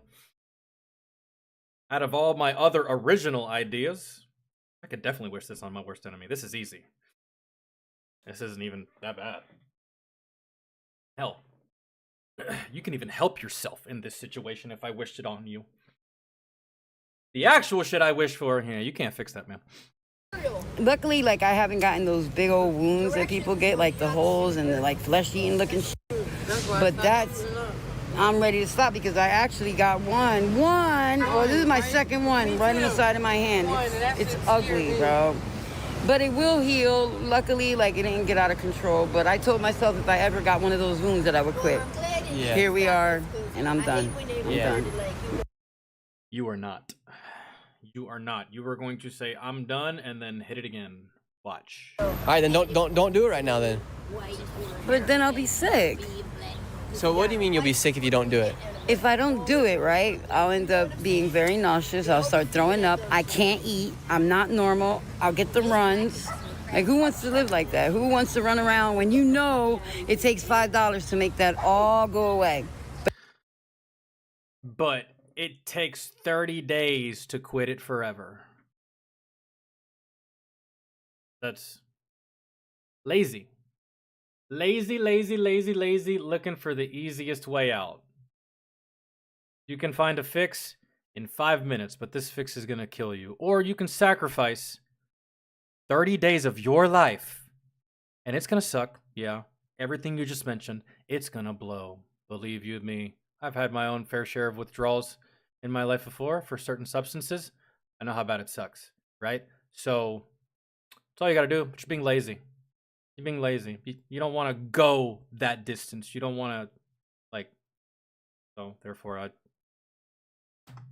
But then the clock starts again. And that's when you either take your ass to fucking treatment or you sit here and keep doing it until they successfully get the shit off the streets. But you know it's not going to happen. Wow. Her concept of doing this shit, the mayor's got it all wrong. This is not going to work. It's not going to stop. Drug dealers, all they're going to do is move them into better areas and fuck those neighborhoods up. I don't even live down here. I'm not homeless. I live in Fox Chase. It's a choice. And how does she have the right to tell us we have to get sober? Yeah. In recovery, we all learn that it's a choice that we have to do within. You can't just make people get sober unless they want to. I want to. Like we were just talking to her, most people want to get clean. However, she says if she doesn't do the drugs right now, she's going to be nauseous, be thrown up. Yeah, and then most of us, like, there's not a bed in a rehab. There's hardly ever a bed, and when you do get a bed and you get in there, you're sick as a dog because they need to change the protocol on, like, what they start the methadone at. Like, it's not heroin anymore, it's something stronger.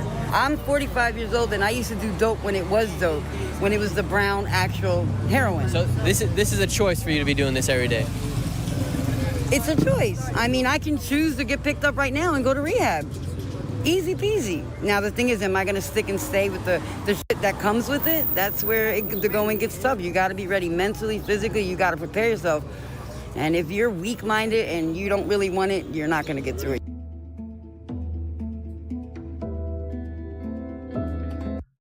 another self-aware drug addict.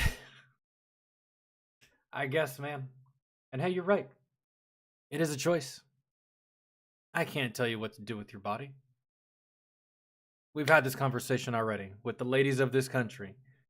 I'm not going to tell you what you can't do, right? As far as the whole abortion thing goes. Fucking body, man. You do what you want, but just know that just like these drugs and just like abortion, you continue to do that shit while I can't stop you and I'm not going to say anything to tell you to stop, there will be judgment from society. So be prepared for that judgment. That's all I can tell you, really. So do what you want, man, but you ain't no friend of mine. I couldn't hang out. Even if you're a good person, bro, you're doing this kind of shit. I can't hang out with you. We can't be cool. We can't be friends. We can't hang out.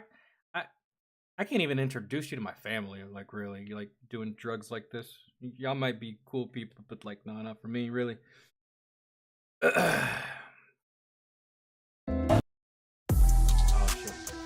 Then what about the moment when you actually realize that you're not here by accident? And if God can use... Except for the kids that actually did get here by accident because the condom broke and there was no intention of their arrival. You know what I mean? Ever thought about that, Tim? Huh? Unless it was God's will for that fucking pack of condoms to just fucking suck that day when you bought them. Who knows? I don't know. Maybe he covers that. I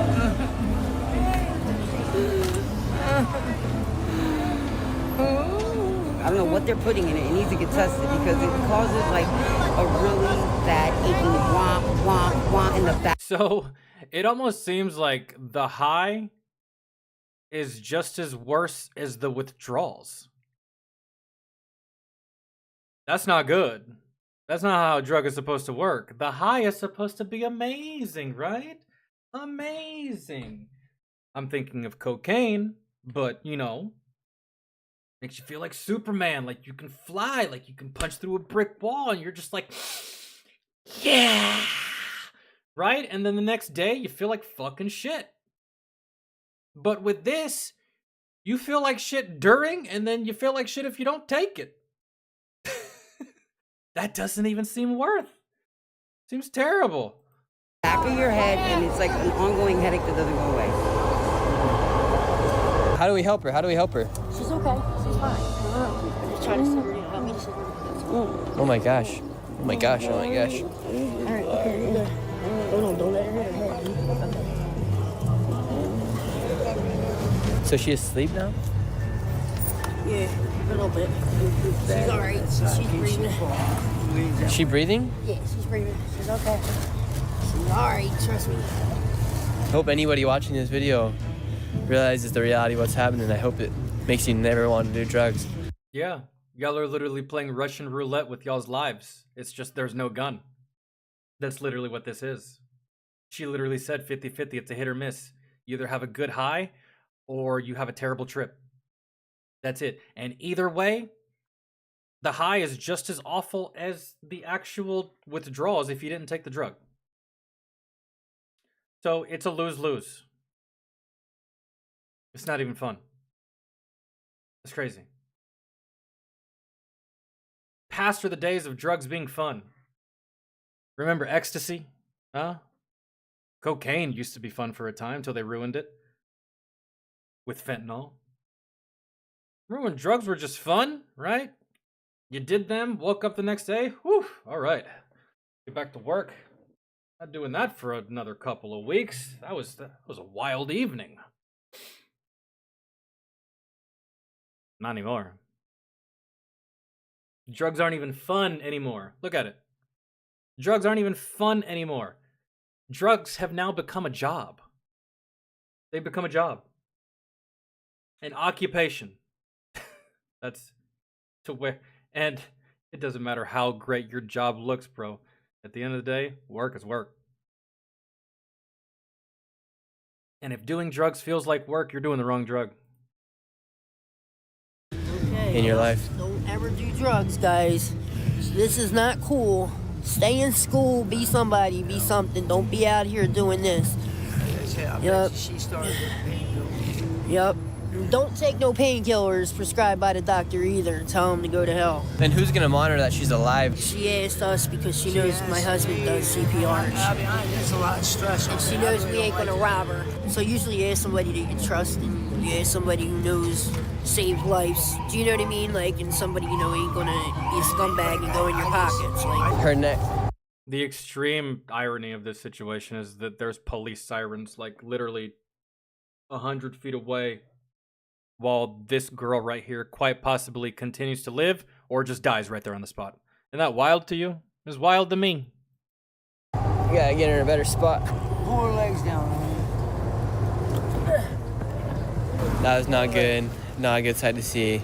Hope anybody watches. This is the complete de-evolution of society in this place. Kensington, Philadelphia. Society has completely devolved. It's over. That's it. Dead. Watching this video, I hope you guys realize what is happening here and that you guys choose to never do drugs, because like this lady was completely coherent, completely having a good conversation, speaking to me about what's going on, why she doesn't want to do drugs, and then she does it and now she's on the ground. After confirmed, oh, she was alive, right? Was that some military shit? You didn't see anything. After confirming she was alive and taken care of, we left the area. Yeah, I would too. Here on Kensington Avenue, is it every single day, is it like this where it's just a cycle of people use drugs, repeat, get another $5, use another, buy drugs? It's a cycle of your. You know what's crazy? These drugs are so cheap. Was she just talking out of her ass when she said $5? How much does fentanyl cost?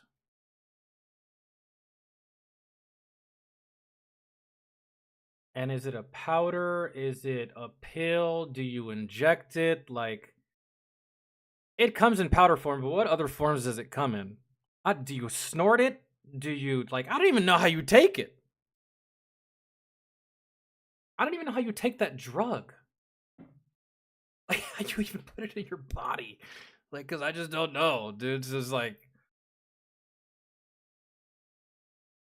you think intense repression would help?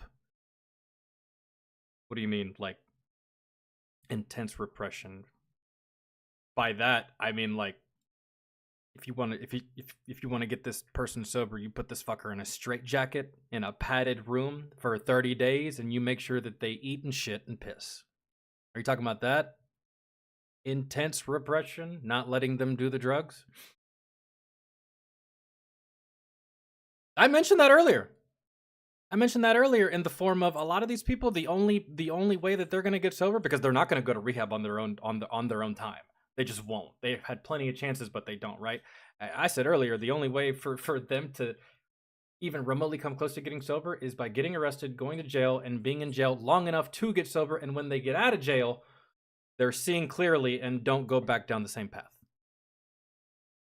But that takes discipline, and that takes effort. That takes way more work than it does to pay $5 for a hit. And such is life. The wrong things are always the easiest things to do.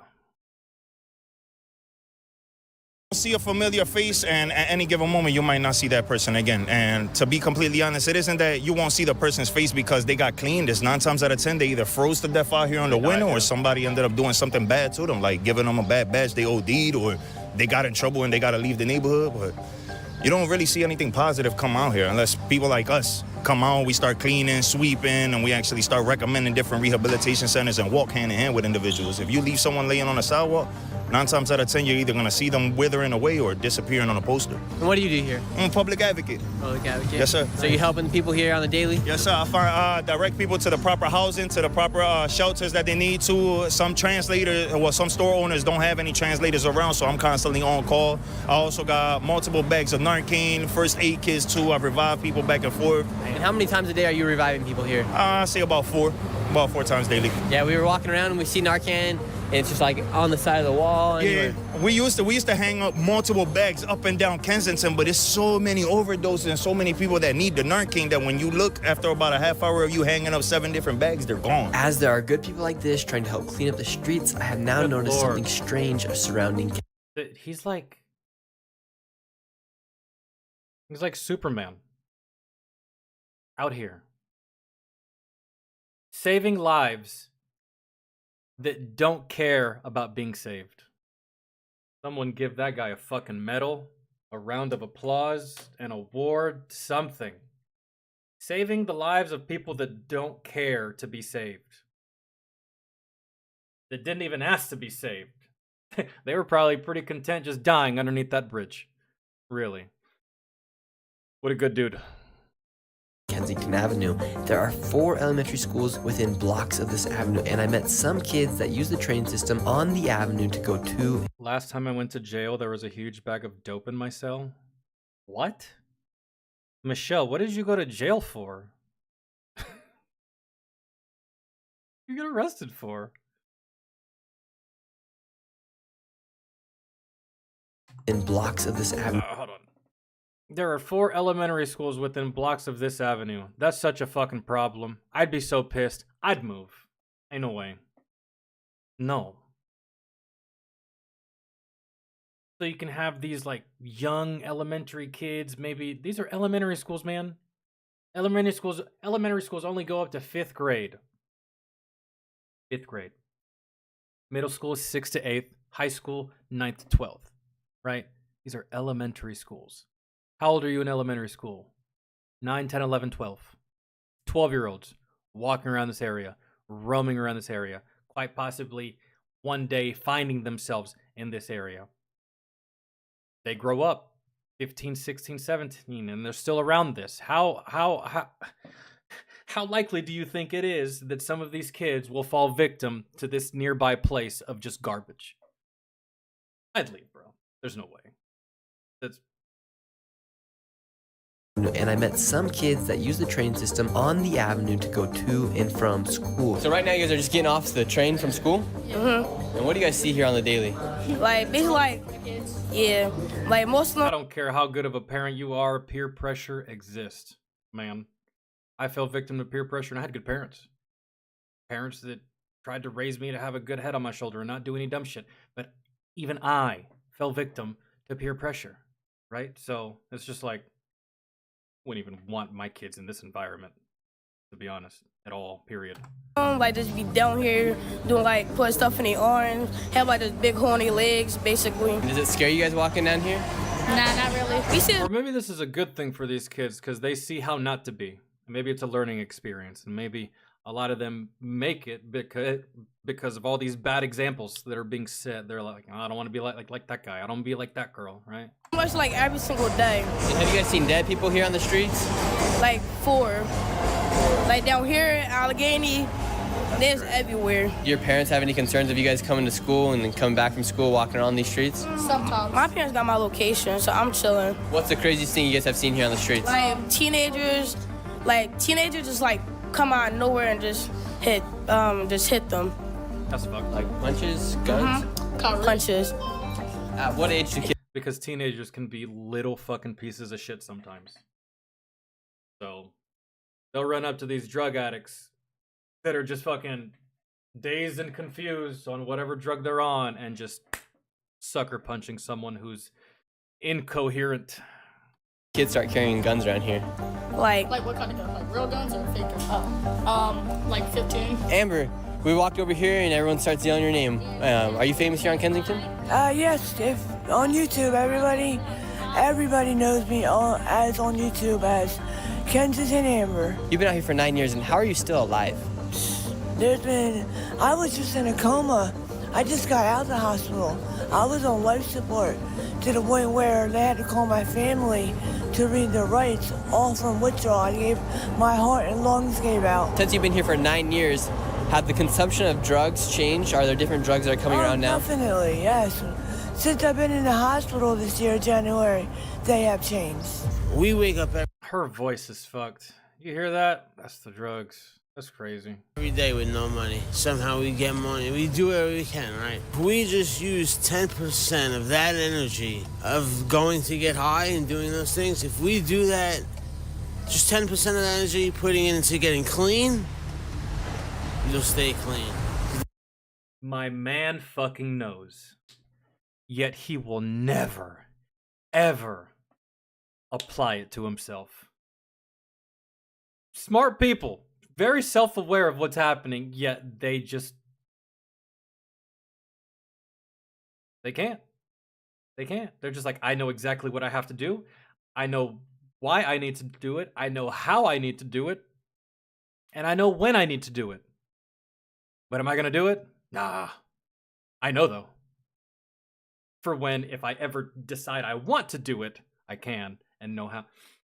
Procrastination, really, I feel, but they all know, man. They all know, yet still, that's how powerful this drug is. Really. It's got a grip that tight on you that you know the right thing to do, and you know that you should do it, and you know that you can, but you won't. Too far gone, man. That's rough. The things that we do in order to get high is kind of ridiculous. When you wake up every morning, you have the desire to get high. Is that the number one thing that pops up on your mind? It's even when I'm sleeping. Even when I'm sleeping. And then it's not a desire to get high, it's a desire to get well. Right. You know what I mean? There's no more getting high. There's no more getting high? It's just I have to use this so that I'm not substance to throwing up, pissing out of my butt, you know, all the symptoms of withdrawal, you know? So if you weren't using drugs, you'd be a lot sicker than you are right now. Is that what you're saying? If I didn't use drugs today, I would not be here right now. I would be curled up in a ball somewhere, puking my brains out. But that only lasts for so long, man. Y'all are what is it? What is the phrase that people like to use? They like to use it for suicide, but it also applies here. You're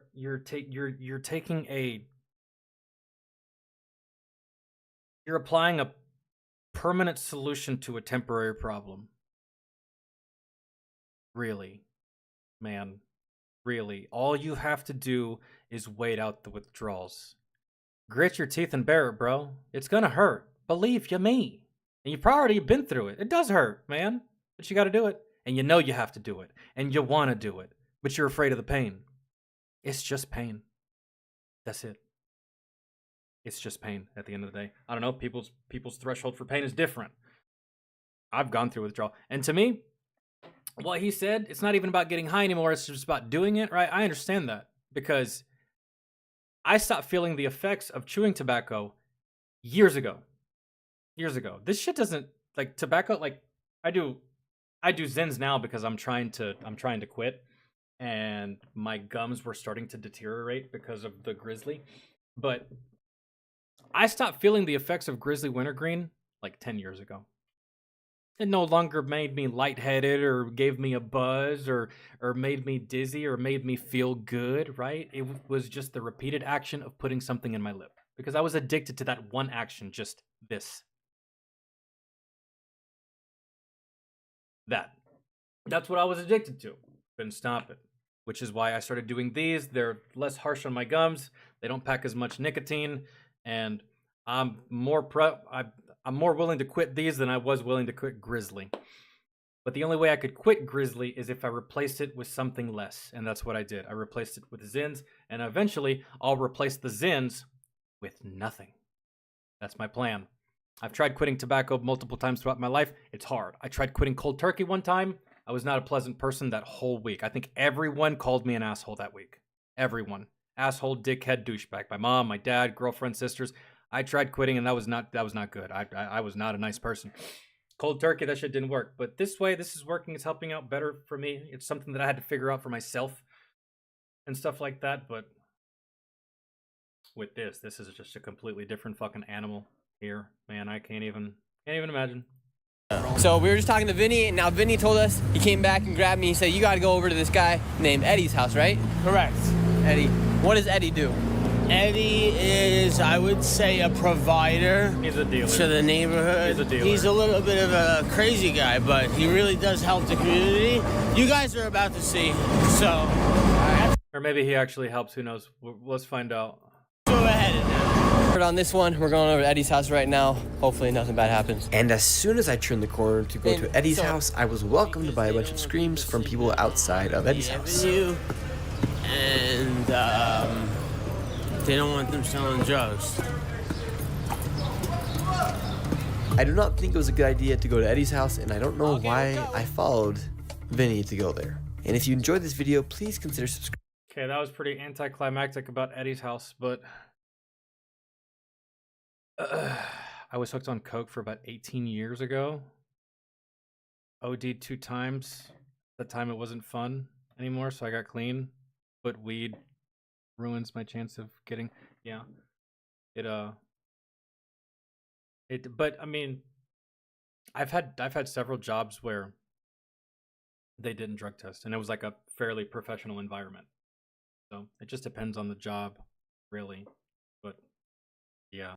No, I've never tried coke, and at this point, I never will. Because of fentanyl. It's fucked. I don't trust it. I don't trust anyone. I don't believe it. I don't like no. Unless Pablo Escobar him fucking self comes back to life and offers me a bump in person, I ain't doing it. I'm just not. Really. So, and I know the addictive qualities of cocaine. Good. And on top of that, cocaine ain't cheap. Weed, cheap. Cocaine, not cheap. At all, whatsoever. It's a rich man's drug. I'm not a rich man.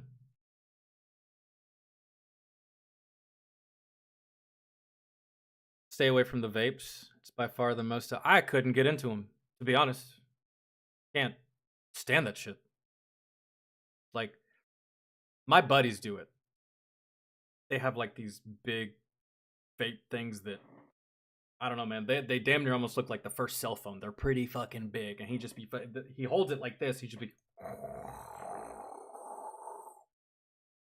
And he's like, he's let me hit it a couple times. And I'm like, wow, that's brisk. He's like, it's great, isn't it? I was like, yeah, but I'm good.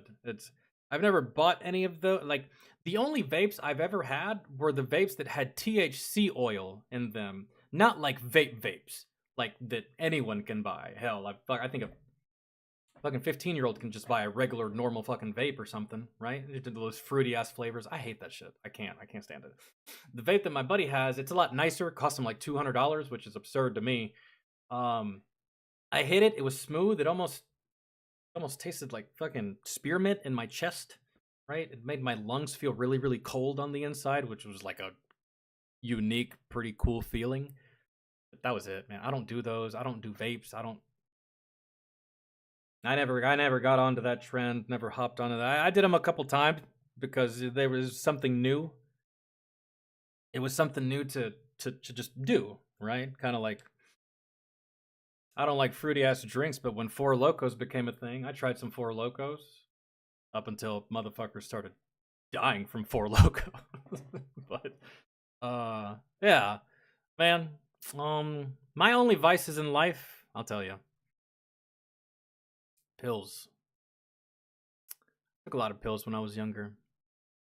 Percocet, Oxys, muscle relaxers, Tramadol. It was not good.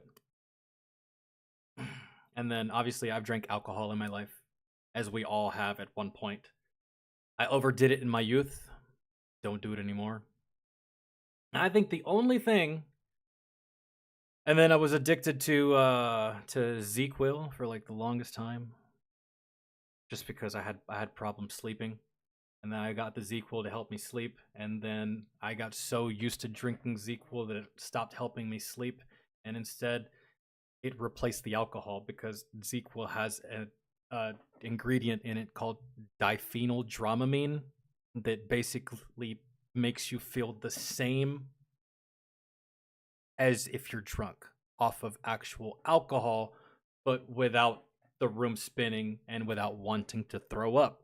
So naturally, I got addicted to ZzzQuil very fast because it simulated all of the great things about alcohol, but without all of the negative effects that I hated. And on top of that, it helped me sleep. And then when it stopped helping me sleep, I was just drinking it because I was used to drinking it, and it became a problem. And being that ZzzQuil is a downer, it dramatically affected my ability to get erections, which wasn't fun either.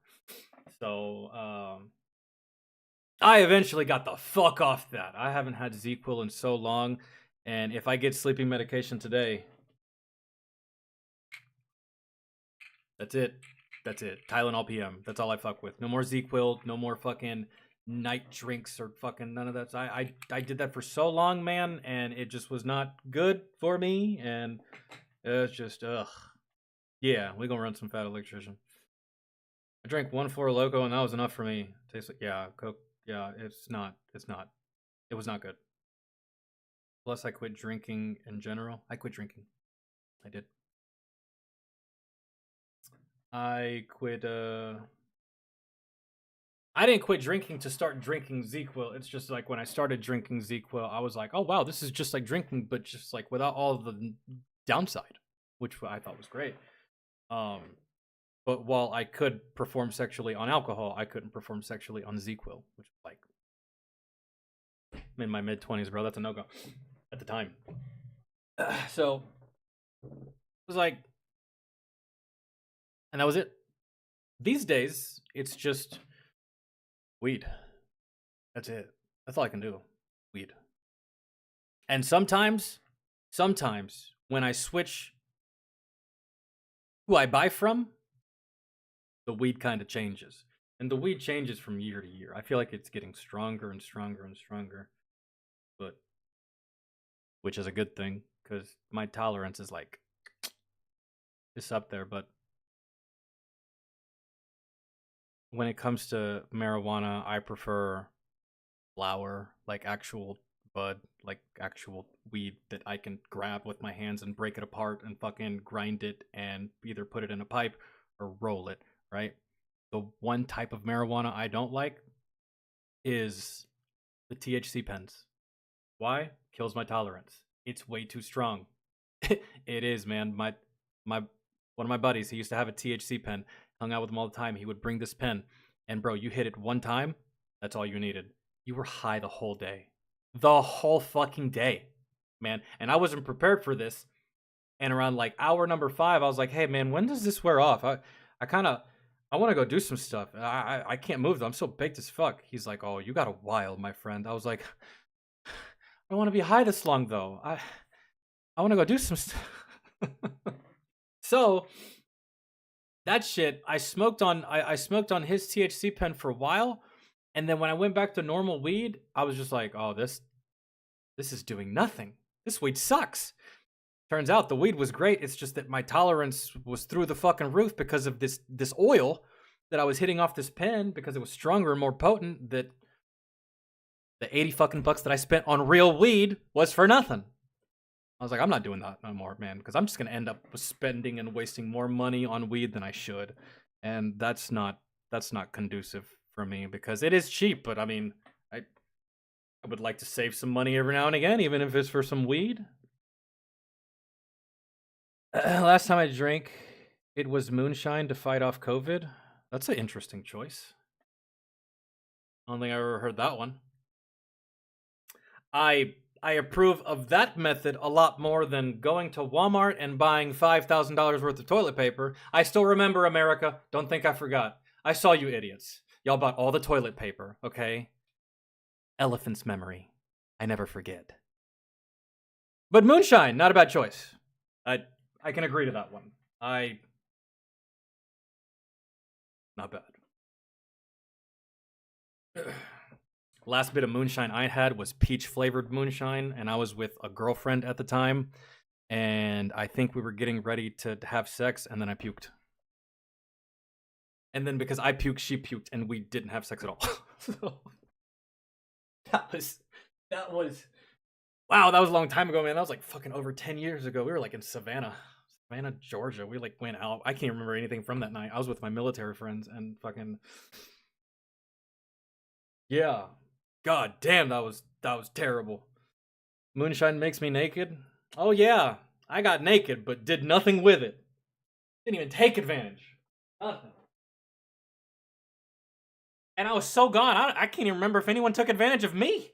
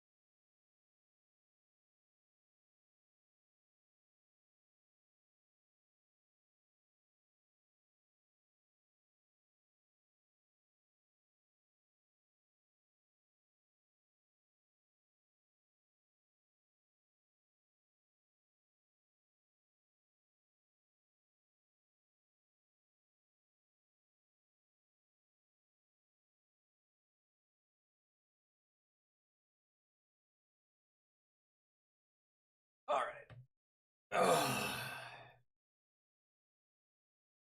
I almost never throw up from getting too drunk. Oh, bro, I've thrown up so many times. I've thrown up so many times, dog. It's and not even because I'm a lightweight. It's just because I always overdid it when I drank, man. Always.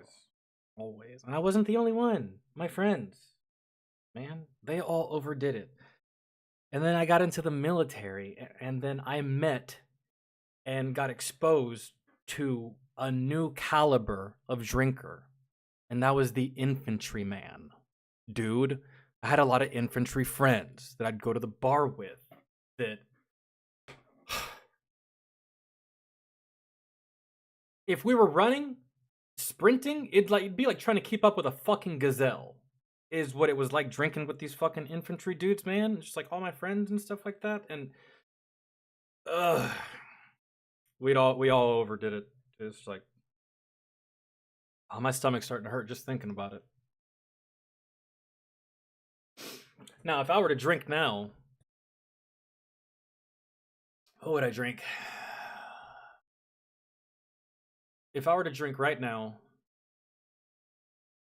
either a Blue Moon with an orange peel in it, or orange slice with the peel on it, whatever, or a Yingling. That's it. I don't even want to contemplate liquor. Fuck that. Care. Yingling or a Blue Moon. And guess how many I'm drinking?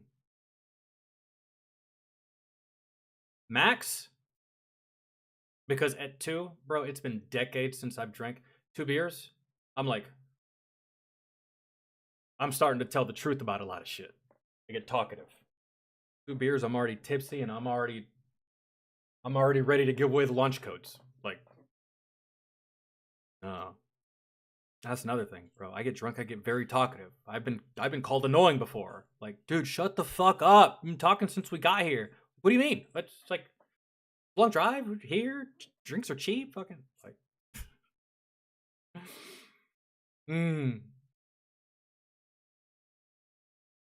And then back in the day when I drank, I used to do this all the time. And this is not the way to be. Believe you me, this is not the way to be. When I was younger, in my drinking days, I always had to have a beer in my hand, and I think that's why I always was so far gone. If I was drinking with my friends and I didn't currently have any alcohol in my hand, I felt naked. I felt empty. I felt off. I felt like I was on the outside looking in, like I wasn't allowed, like, you know what I mean? Like, so, and just, peer pressure at that age, and everyone's doing it and it's fun, right? It's just like way too many times. I really wish I would have recorded more of my nightlife activity when I used to live in Europe, because there's a lot of those nights I can't remember, and I'll never remember them because they're lost to the alcohol. I'll never get those memories back. Let's find some fat electrician.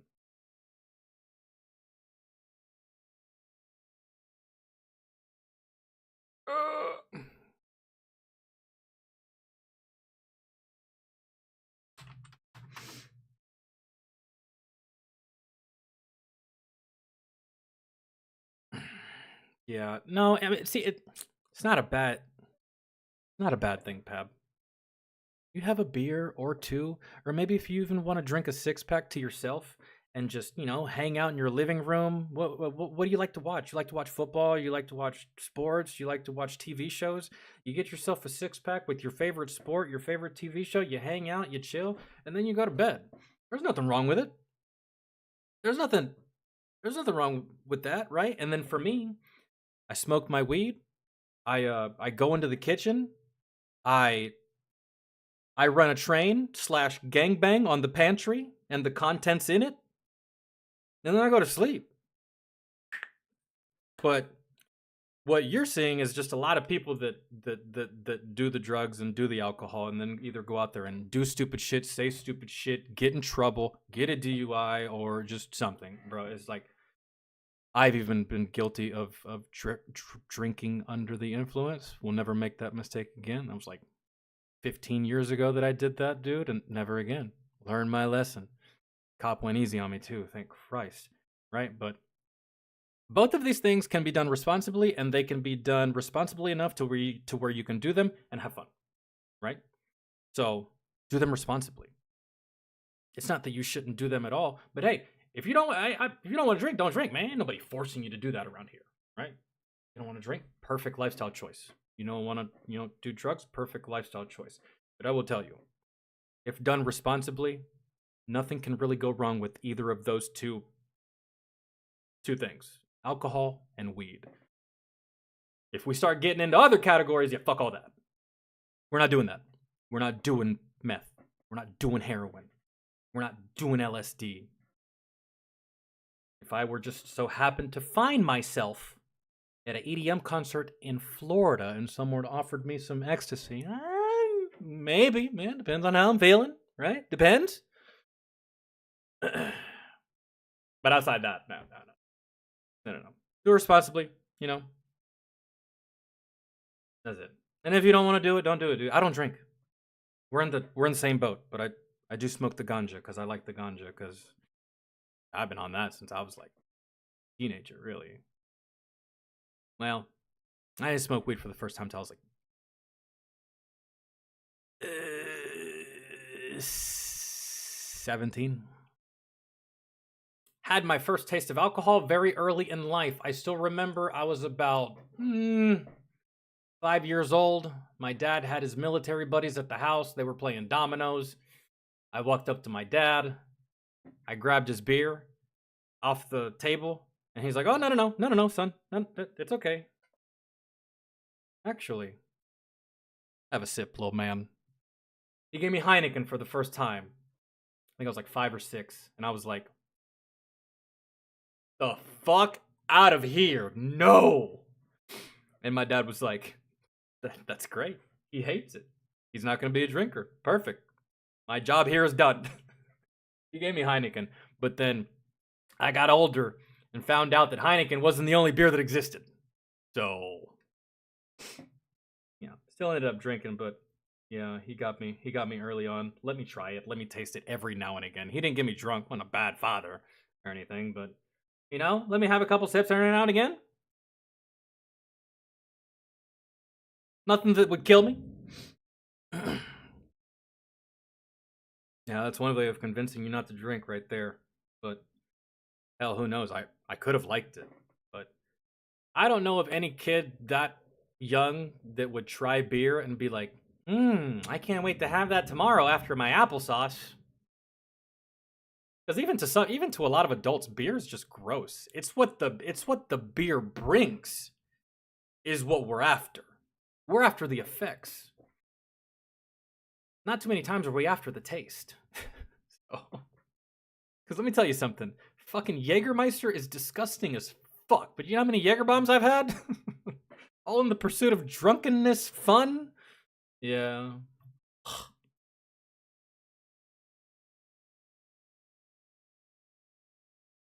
Okay.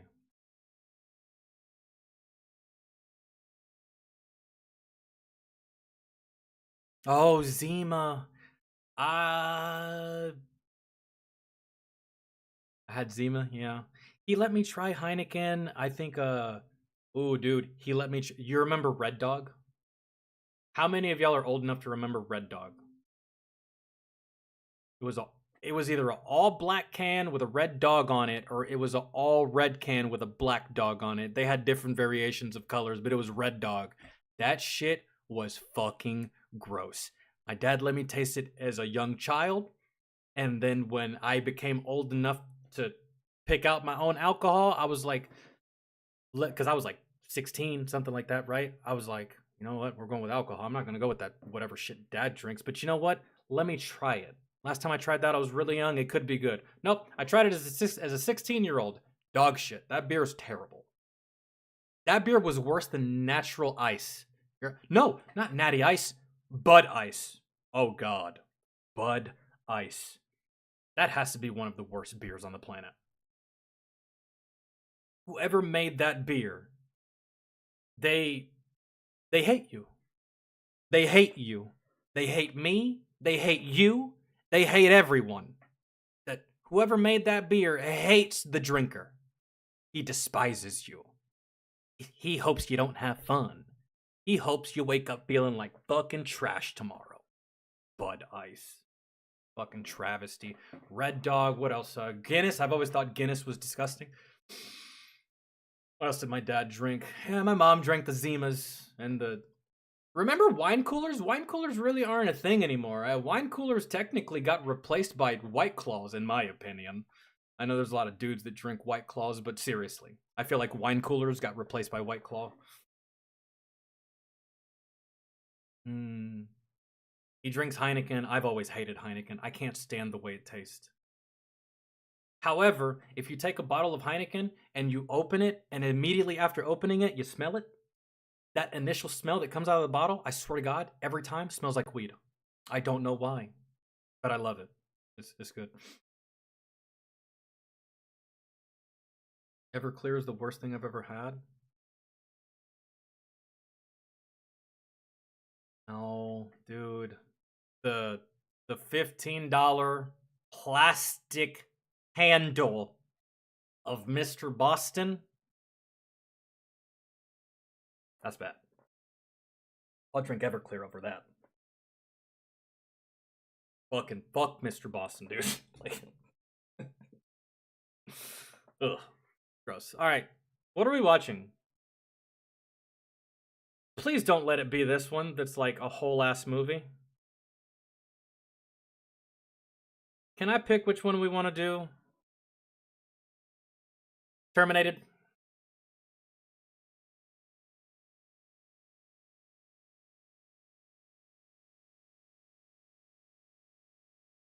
Dude drinking White Claw is gay.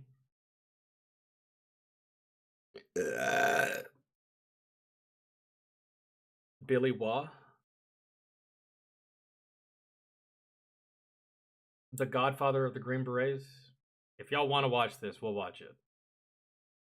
But you're going to have to give me a minute. I'm going to go smoke real quick before we do. Wonder if I have any... Running on fumes here. I got to go to the store.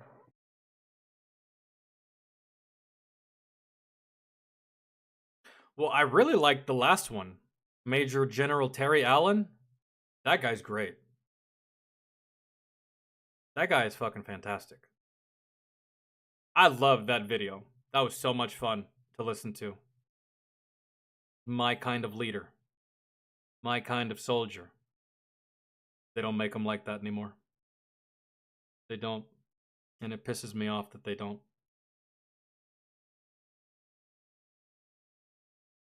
Kind of annoying that getting a general or just an officer period to behave like Terry Allen today would be like pulling teeth. There's no way. Because everybody's worried about what their boss thinks. And they will gladly fuck over their soldiers just to look good in front of the boss so that you can get promoted. Love it. Not Terry, though. Terry wasn't a cocksucker that way. That's why I like him. That's why a lot of people liked him. And you would think that someone so well-renowned and regarded, you would think that leaders of today would try to emulate that style of leadership. No, too cowardly. They're not going to do that.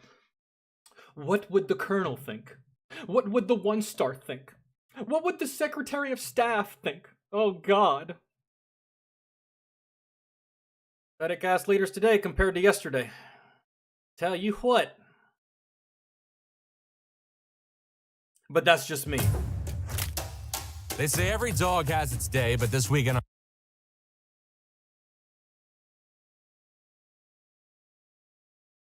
I can't stand it, dumb. Wait, Vossi, is that you?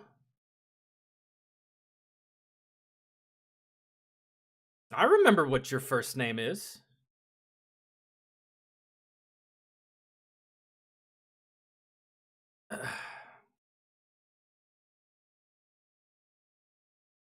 Okay, we're gonna watch this. Let your boy go smoke first. And you know what? I don't want to leave y'all here in silence. Hold on. Yo, what's good, dog? Oh, you missed the beginning of the stream where we actually covered military news. But that's over and done with. I'll be uploading those later or tomorrow. But we're gonna start with this next video. But I'm gonna go smoke real fast and take like a little 1 to 2 minute break.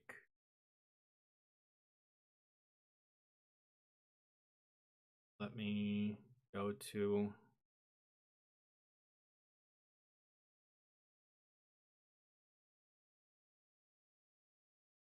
Yo, Chris, what's good, dog? OPSEC made me change my socials? Really? Oh, well, yeah.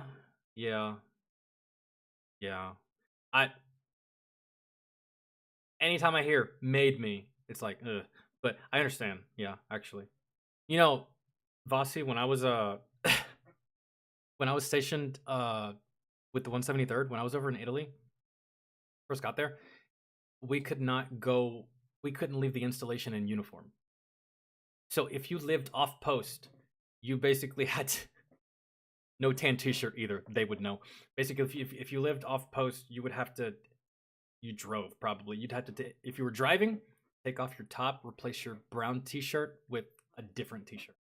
So like I would see a lot of sergeants when they were going home, they'd walk to their car, take off their top, take off their brown t-shirt, and just put on like a fucking, just like a black t-shirt or like, I don't know, some kind of like whatever, nothing shirt. And then that's how they would do it. Because we couldn't leave the installation in uniform just because of the DEFCON at that time. And being targeted as a soldier, you're more likely to get targeted overseas than you are CONUS. But, you know, I get it.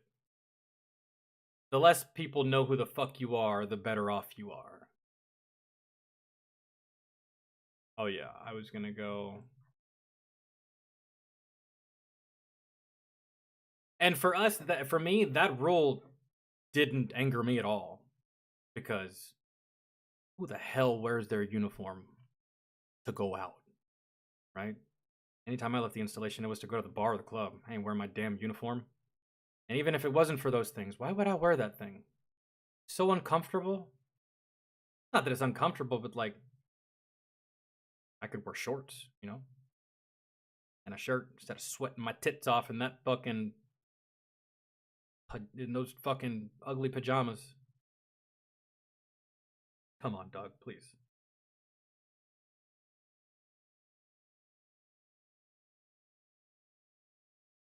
I don't know. I never dealt with I never had to change my name for OPSEC purposes, Vasi. Like, not even when we were deployed. Because I did have social media when I was deployed. And I had to delete it.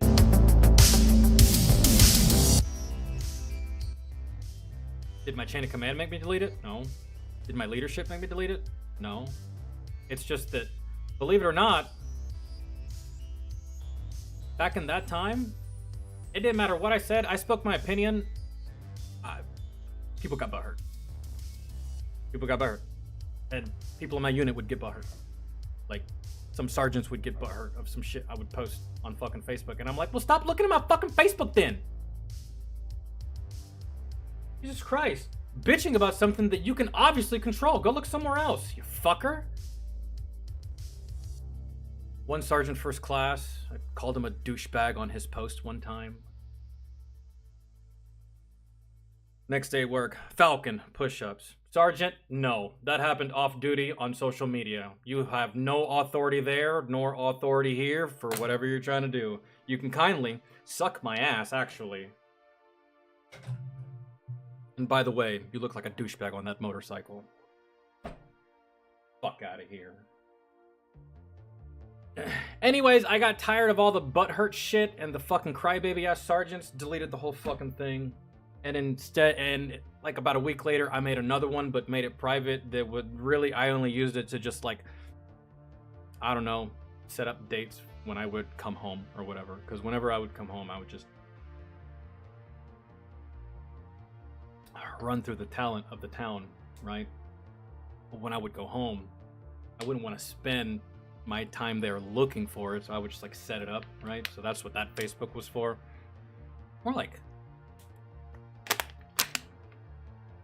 This is like my personal Netflix and chill finder that I just kept private. And the only people that I would accept were just girls that wanted to smash. So eventually I got rid of that one too, because your boy got married, and I could make one now, but I'm too lazy. I'll be right back.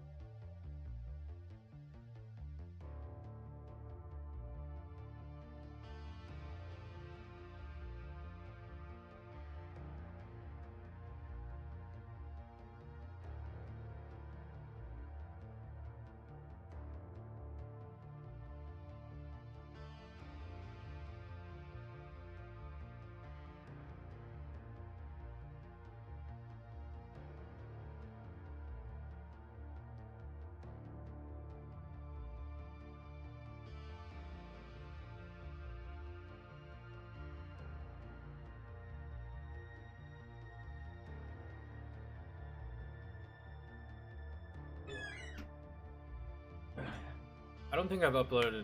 I think I did. I think I uploaded the last Fat Electrician video that we did, which was the one about Terry Allen, I think. And I'll upload this one as well once. This one will take a hot fucking minute. So this probably won't be uploaded until, if you missed today's stream, oh, you can always rewatch it back. My bad. We're not on Twitch. So it's all good. But if you want to watch it in video format, and you can't stay, it will be uploaded sometime tomorrow.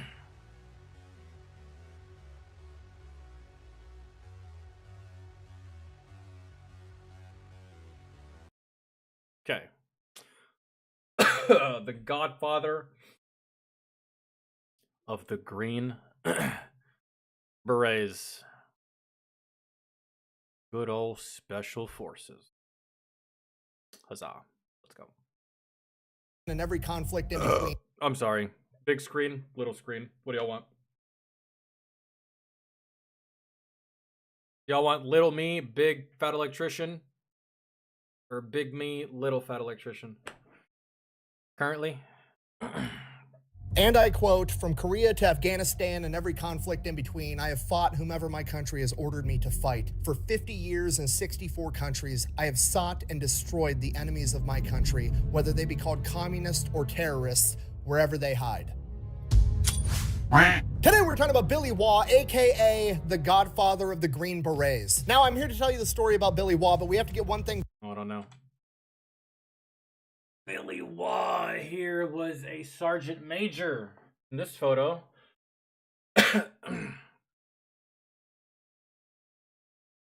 Yeah, just sergeant major. I don't know if the command sergeant major rank existed back then, but it's just sergeant major here.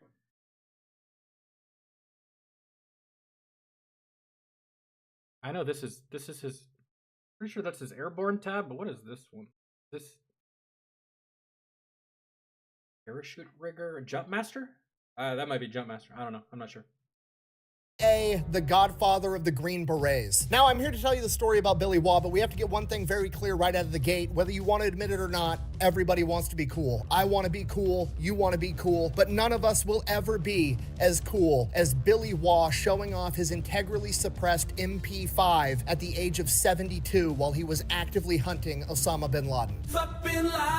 And full transparency, this is usually the part of the video where I have a cool monologue lined up that's designed to hook you and draw you into this story, but today, I'm just gonna read you this old man's rap sheet. One of the only men to ever jump out of a plane with a nuclear warhead strapped to his body. He is a pioneer of halo jumping. His awards are as follows: 1 Silver Star, 4 Bronze Stars with V device, 4 Army Commendation Medals, 14 Air Medals, 2 Combat Infantry Badges, and 8 Purple Hearts. Jesus. First off, 14 Air Medals, 2 Combat Infantry Badges. I have a question. Never mind. I answered it myself. This was a long time ago. I don't think this is a thing anymore. Once you get a CIB, you get a CIB. Well, no. You could get one for different countries if you deployed to different countries. You could get a CIB in one country, get a CIB in another one, but you can't get multiple CIBs for the same theater, right?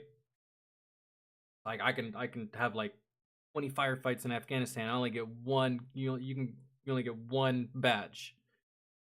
Now, if you have those firefights in Afghanistan, you move to another country, have firefights there. That's another badge, right? So I'm assuming now, but with the Purple Heart, maybe it used to be different because once you get a Purple Heart, you get a Purple Heart. I don't think you can get it twice.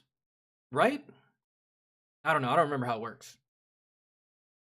Different countries, different. Oh yeah. Different countries, different tours. But this guy was American military, so I'm just wondering. I'm not for sure either, because I got in multiple firefights, but I only got 1 combat action badge. Now I'm assuming that had I deployed to Iraq and gotten to a firefight there, I would have gotten another combat action badge. I would have gotten the special variant to the combat action badge, which is being in a firefight in multiple different countries. I never got it because I went to the same country twice. But yeah, all right. 4 Army Commendation Medals, 14 Air Medals, 2 Combat Infantry Badges, and 8 Purple Hearts. I did not know you could stack the Purple Hearts, and my Purple Heart doesn't look like this. That's correct. Where is my... I gave it to my dad. My Purple Heart don't look like this. He's got the... I've never seen one that looks like this. He's got the wreaths. The wreaths on the side, and he's got a shield with 2 bars and 3 stars. My Purple Heart don't look like that. My Purple Heart don't have that shit on it.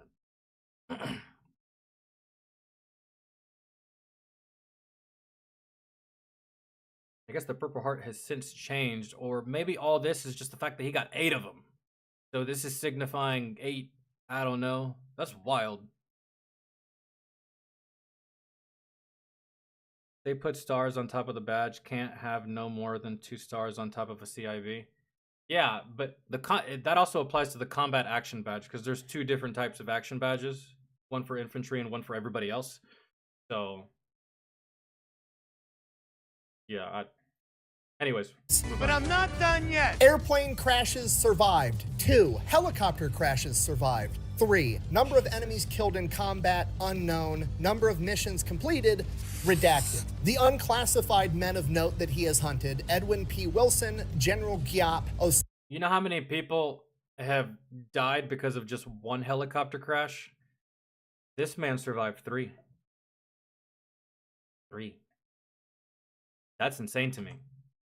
Unclassified men of note that he has hunted: Edwin P. Wilson, General Giap, Osama bin Laden, and probably the most notorious terrorist of all time, Carlos the Jackal. Decades. Well, I don't recognize the first man that was mentioned, and I don't recognize the last man that was mentioned. Maybe one day we can watch a video on what these dudes are guilty of. In operation. Hold on. terrorist of all time, Carlos the Jackal. I have no idea who that is, and then this man. Unclassified men of note that he has hunted: Edwin P. Wilson, General Edwin P. Wilson. Don't know who that is. Kind of know who this guy. I learned about this in history. Giap, Osama bin Laden, and probably the most notorious terrorist of all time, Carlos the Jackal. Decades in operation: 5. Countries he's operated in: 64. Number of times that he was captured by the enemy: 0. Jeez. And we're gonna get to it right after a word from our sponsor. Nicholas, what is He's a slippery bastard. this? That's fun. The new CMMG BR4. When did you get it? I've always had it. I've had it. Nice recovery. No, I would have remembered something like this. Okay, fine. I just got it, but I had to because it's the only one they Cerakoted to look like a Busch Light can. So you got a new toy. What do I get?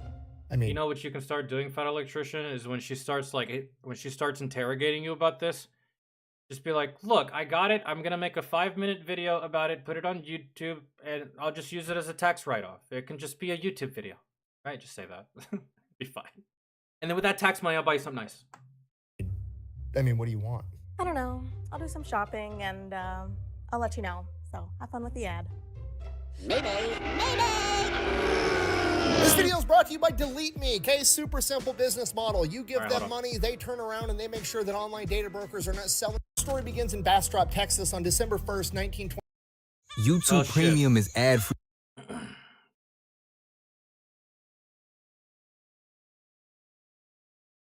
Okay. 1929, when a beautiful, adorable little baby boy named Billy Waugh is brought into the world. Which should be unsurprising at this point because it feels like every single badass we cover on this channel either has bad eyesight and has to con their way into the military, or they're born in Texas for some reason. Either way, like all the other war heroes from World War II, he was born during or right after the Great Depression, grew up in extreme poverty down in Texas. At the age of 10, Billy's father passes away from liver cirrhosis, and from that point on, he begins working 3 jobs to help his mother put food on the table because she's only a substitute teacher. He's stocking groceries at the local grocery store, he's a paper boy, and he's running the concession stand at the local movie theater. As I'm sure you can imagine, under these circumstances, he matures very quickly for his age, and on top of that, he's also very intelligent, having straight A's the entire time he's in school. Damn. Several years later, when Billy's 12 years old, seemingly on a random Sunday in December of 1941, while he's working the concession stand at his local movie theater, the sheriff barges in and orders the person running the projector to cut the movie off and turn the lights on. The local sheriff then gets up on stage in front of the movie screen and addresses the entire theater, informing them that America has just been attacked at Pearl Harbor by the Empire of Japan, and he doesn't know what's gonna happen next. You gotta remember, this is 1941 and news travels slowly. Nobody really knows what's going on. All they know is that America is under attack, and because of that, his local sheriff plans for the worst. He tells them that at any given moment, men with guns could begin parachuting out of the sky to attack them, or planes could start flying overhead The Japs were too cowardly for that. and begin bombing American cities. Because of this, the local sheriff orders They did come out of the fucking sky, but they ain't parachuting. Nah. That would require courage.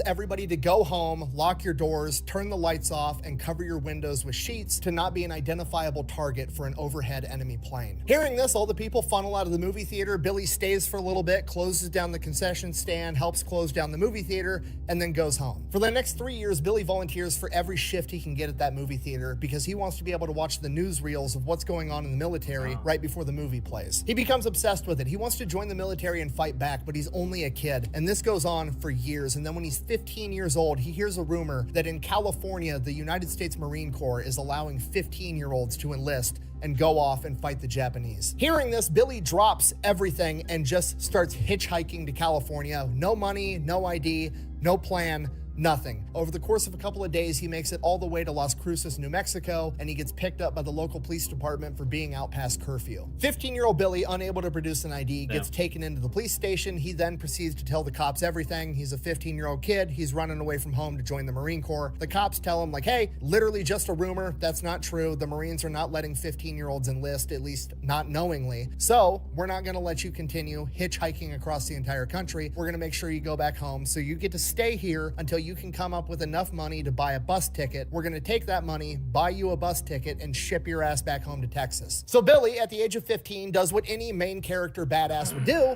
He calls mom, begs mom to send him money. She agrees that she's going to wire money to the police department, but only if he promises her that he is going to finish high school, and he reluctantly agrees, gets a bus ticket, goes back home. So Billy goes right back to doing what he was doing. He's working at the movie theater, and around this point in time, the newsreels start showing a new Army unit that they've come up with, an Army airborne unit where paratroopers are going to jump out of planes into enemy territory and fight the enemy from within, and Billy becomes obsessed. He wants to be a paratrooper more than anything. When Billy's not in school and he's not working, he's reading about being a paratrooper, and he finds out that the most important, most unique part of a paratrooper's kit is the unique jump boots that they use, and he wants a pair more than anything. So he starts slowly saving up nickels and dimes, whatever money he can get, until he can go off and buy his very own pair of paratrooper boots. And this goes on for years. He lives up to his word, fulfilling his promise to his mom. He does graduate high school with a 4.0 and then immediately enlists in the United States Army to become a paratrooper. And he does exactly that. He becomes a paratrooper, gets attached to the 82nd Airborne Division out of Fort Bragg. No, not that one. Definitely not that one. I'm not there calling you it go, that. one. Yeah, that one. That one's better. Hey, it's your boy Karan Ojla. Check out my new song with Iki and One Republic, Tell Me. That last one makes more sense. Not what it is now. What it is now is stupid. I refuse to call it that. I don't care. We're not calling it Fort Liberty. Because where I come from, we're not fucking pussies. It's Fort Bragg. Give a fuck who you are. That's how the cookie crumbles, man. Now, by the time Billy gets through training and is actually out in the Army, World War II is over. There's no prospects of going to combat on the horizon, and he kind of hates it the entire time. It's basically like work out in the morning, clean your guns, maintenance cars in the motor pool, doing a bunch of stuff that isn't being out in combat. So Billy... Oh, yeah, for sure. If you're not doing anything combat related, the military is boring as fuck.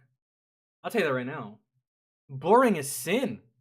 Really, it should be illegal for it to be that boring. If you're not in combat, it's a fucking snooze fest. I mean, you go to the range, you train, you do some stuff, but I mean, you can only do that shit for so long before you're just like, what are we doing? Not much, man. Just chilling. Waiting on someone to fuck around so that we can go over there and make them find out. That's... Billy absolutely hates it. And this goes on for years, and right as Billy's contract's about to be up and he has to decide whether he's going to re-enlist or not, the Korean War kicks off, so Billy re-enlists for another 3 years just at the prospect of potentially getting to go off into combat. And Billy gets just that. He goes over to Korea as a private first class, fights through the entire war, and by the time the Korean War is over, he is a sergeant first class, which is a pretty rapid ascend through the ranks. Reflecting on his time in the Korean War, he said, and I quote, "I didn't like the Army at all until I got my first taste of combat in Korea. For the first time in my military life, I felt completely at home." After the Korean War, Billy gets... Like you're actually doing something. I felt the same way. I felt more at home there than I did at Fort Stewart. Fucking lame. Just... Hello, sir. Hello, sir. Hello, sir. Hello, sir. Hello, sir. And you've only been walking for like the past 5 minutes. You're just going to the dining facility. Hello, sir. The officers everywhere, fucking... God forbid you forget to salute one. Hey, soldier, we don't salute officers anymore? Fuck's your problem, guy? Huh? I earned this shit. Okay. Alright. I was deployed when you were doing kickstands, but sure thing. Sir. I'm older than you, but alright. Orders that he's going to be stationed in Augsburg, Germany, so he starts making his way there, and as he's making his way there, he boards a train to go into Germany, and on that train, there's a couple of sergeants, and these sergeants have a weird patch that he's never seen before. It's an airborne patch. There's only a couple of airborne units, and it's weird that he's never seen this one before. It's this red shield with a plane and a parachuter. I've never seen that either. Jumping out the bottom of it. So he goes up and asks the sergeants, like, hey, what unit is this? I've never even heard of you guys. At first, they're kind of being secretive, but over the course of this train ride, Billy keeps prying at him, and eventually they tell him that they're part of a new secret unit that just got formed called the 10th Special Forces. And this is America's first official Special Forces unit that would eventually grow and become what we know today as the Green Berets. And the reason they were called the 10th Special Forces is because they were so secretive that if anybody did ever find out about them, they wanted them to find out about the 10th Special Forces unit, making people think that there must be at least 9 others, when in reality there was actually only one. So Billy keeps prying. He's like, cool, that's great, but like, what do you guys actually do? Like, what is being special? All the cool shit.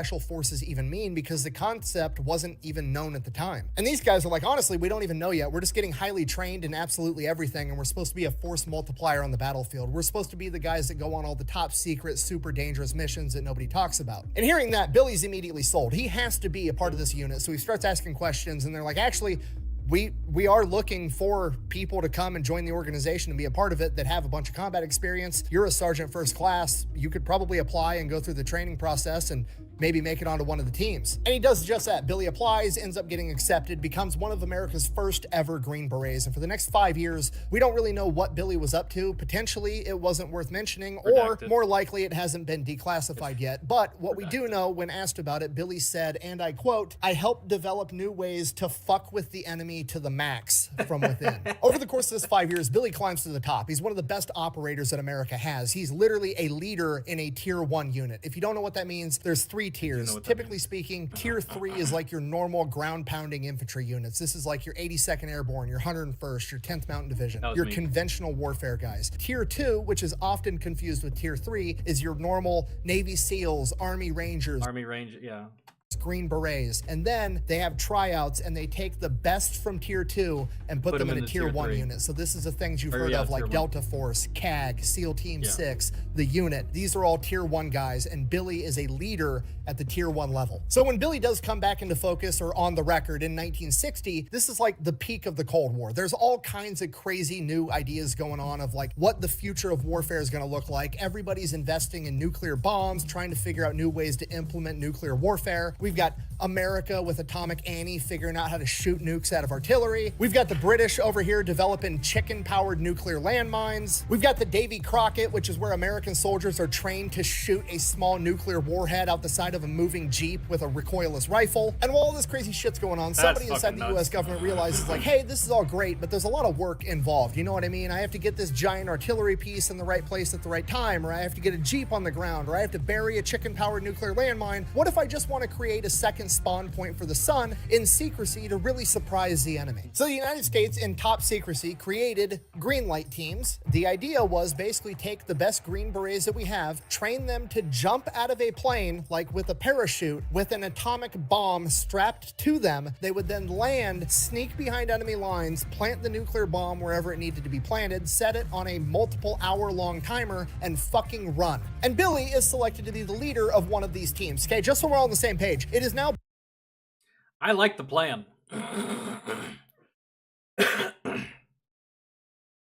And I guess it would take a special kind of soldier to jump with a nuke attached to your body. It's one thing to jump out of a plane, period, with your body and your rucksack with all your shit and your weapon, and you land behind enemy lines, but to land with that plus a nuclear weapon, that's rad. That's nuts. That's a lot of faith in your operators. It's a lot of faith that these operators have in that nuke to not go off when it hits the ground. Good God. Maybe they didn't actually do this. Maybe this was just an idea. Billy's job to jump out of a plane with a portable star Alex, what's up, man? Strapped to his cock, sneak behind enemy lines, arm a nuclear warhead, and get out of the blast radius as fast as possible. Okay, I don't think you understand the gravity of what I've just said, okay? Yeah. Most military personnel aren't trusted with shit, okay? The average infantry grunt is trusted to go into combat with a machine gun and kill the enemy. He's also not trusted to be responsible enough to have a fucking toaster oven in his barracks bedroom. And then, or an open flame. And you've got Billy over here, who's such a badass that Uncle Sam is like, oh, you want to jump out of a plane with a live nuclear warhead and then carry it behind enemy lines to put it in the right spot, arm it yourself, and then dip? I don't see a problem with that. Okay, this is literally insanity. Luckily, America never elects to use this option actually in combat, so in 1961, Billy gets sent off onto another mission. Because it really is counterintuitive. You got planes dropping soldiers that have nukes attached to them so that they can land, place the nuke on a timer, and then the soldier dips and the nuke goes off. Or You can just send the operator to a strip club and you can just have the pilots drop the nukes. But hey, it's the military. We need to overcomplicate everything until we get to the right answer. That's the way we operate. We have to overcomplicate it until we get to where we need to be. It's gonna be, look, and sound stupid until it's not. That works. Called Operation White Star in Laos. Then what about the moment when you act? No, that's enough. That's enough. I heard you enough years ago, bro. That sent his son. Now you gotta remember, this is like peak Cold War. America is still very much running on the Truman Doctrine. If you don't know what the Truman Doctrine is, quick, dirty, oversimplified version. Basically, America views communism like it views cancer, and they're committed to do whatever it takes to stop it from spreading. So whenever a country is being threatened by communism, they're gonna send in money, guns, they're gonna send in Green Berets to train people in guerrilla warfare. They're gonna do anything and everything they can within or outside of the realm of the Geneva Convention to make sure that communism doesn't spread any more than it has to. And that's basically what Operation White Star is. Billy goes over to Laos and begins training rice farmers in guerrilla warfare tactics and giving them weapons so they're able to fight off communists should they come. So that goes on for about a year and a half, and then Geneva steps in and is like, hey, you can't do that. It's a war crime, whatever. So America's like, oh. What do you mean we can't do that? It's a war crime to teach motherfuckers how to defend themselves? I'm sorry, did I hear that wrong? I'm sorry, is this another case of the Geneva Convention being retarded and completely useless? I'm sorry, hold on. Did my ears just butt fuck my brain and I just... hold on. The convention to make sure that communism doesn't spread any more than it has to. And that's basically what Operation White Star is. Billy goes over to Laos and begins training rice farmers in guerrilla warfare tactics and giving them weapons so they're able to fight off communists should they come. So that goes on for about a year and a half, and then Geneva steps in and is like, hey, you can't do that. It's a war crime, whatever. So whoever ran the Geneva Convention at this time, you must be a fucking communist, because we're training these people so that whenever communism comes knocking, they can say, get fucked, right? So whoever runs the Geneva Convention at this point in time, you must be a fucking communist. How is it a war crime to defend yourself against a garbage ideology like communism? Still garbage today. Fuck what you say. You don't agree? Suck my ass. So America's like, oh, our bad. And then America proceeds to stop doing that. And Billy immediately goes straight from Laos right next door to Vietnam and continues. It doesn't even make any sense. Sounds like a pussy making a whole bunch of excuses, and for some weird reason, America obliged. Like, oh yeah, sure, fine. I didn't realize your vagina was bleeding so much today. It's crazy. He's doing the same exact thing. Now, by this point in 1962, Vietnam has already been split for a while. North and South Vietnam officially split in 1954. So you have the North, which is the communist NVA that's being backed by China and the Soviet Union, and then you have the South that's being backed by the United States. Bear in mind, the Vietnam War, as America knows it, doesn't start until 1965 after the incident at the Gulf of Tonkin. So Billy is there before the Vietnam War even starts, between 1962 and 1965, pretty much the entire time, where him and men like him train and equip over 87,000 South Vietnamese to fight the enemies to the north. So by 1965, when America does get directly involved, Billy... It's almost like the Geneva Convention didn't want these people to have a fighting chance.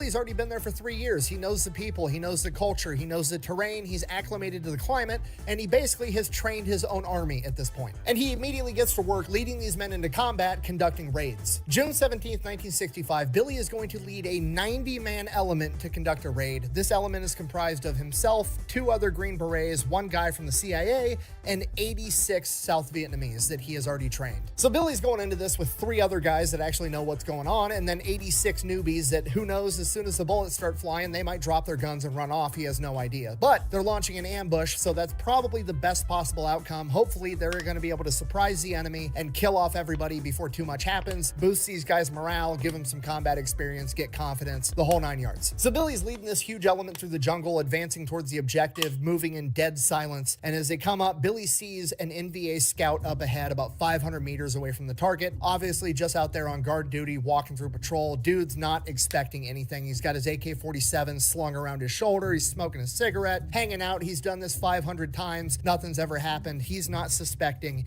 anything. So Billy kind of like hunkers down, orders one of his South Vietnamese guys to sneak up on him and kill him with his knife. Dude does exactly that. They keep advancing towards the target, and as they're about 200 meters away from the objective, he walks right up. Can you hear that? Did you hear that, guys? Some soft fucking pussy from Berkeley just cried in horror at the fact that this man got killed from behind. Unbeknownst. Didn't even have a fighting chance. Good, fuck him. That's what you get. You're the enemy. This is war.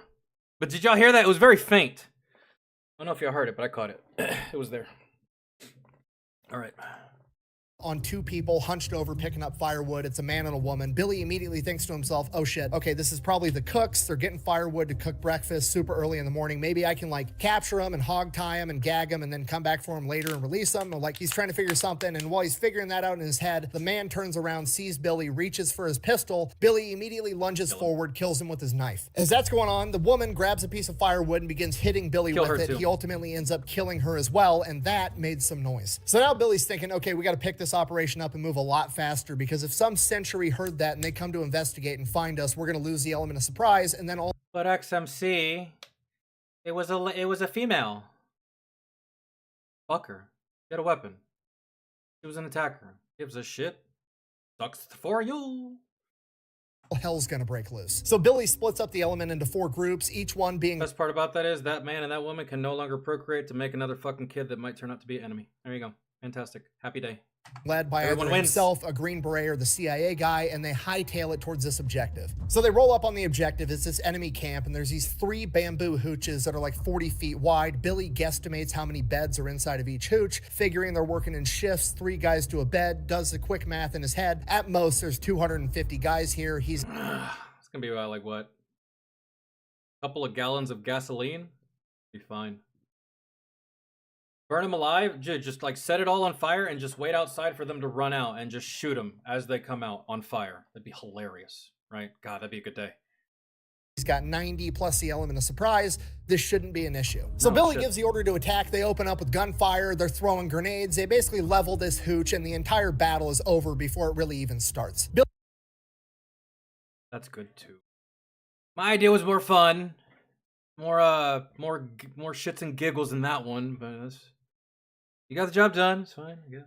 Billy guesstimates they killed about 150 NVA soldiers. The rest probably ran off into the jungle. His men are celebrating. They're cheering. You've got celebratory gunfire. They're raiding all the stuff. They're picking up all the Soviet weapons. They're examining everything. And then, off in the distance, Billy hears a bugle. At this point, Billy's surrounded by a bunch of noobs. None of these guys know what the bugle call means, but Billy fought in Korea, and he knows that when you hear the bugle, that means the commies are coming. All right.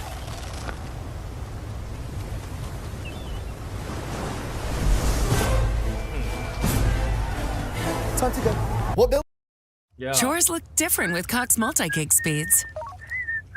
But all you gotta do is hunker down. They gotta come to you, which means they have to go to your location. They have to find you. Perfect chance to set up another ambush. It's not like they know where you are right now at this moment, so. This wasn't just a single camp out in the jungle with 3 hooches in it. It was one of about 12 camps of 3 hooches, all in close proximity to each other, and Billy's taken out. Damn, and y'all didn't know that. Y'all just made so much noise. So much noise. See, my setting that shit on fire idea is starting to sound better now, huh? One of 12, meaning that it wasn't 200. The other 11 are about to look in your direction. 150 men there, it was like 3,000. Yep. Billy has all this run through his head in the matter of a second, has his oh fuck moment, pulls out his flare gun, fires a flare up into the sky, which all of his men know is the signal to retreat back to the rallying point, which is an old cemetery about 650 meters away. It's on top of a hill, so they're gonna have the high ground, some cover, and that's where their comms equipment are, so they're gonna be able to call in airstrikes. It's the only chance they have of surviving this. As soon as Billy fires a flare, everybody kind of looks at him like, what the fuck's going on? Damn, this actually could have been a pretty good mission for them to deploy their Operation Red Star, where they drop a parachute.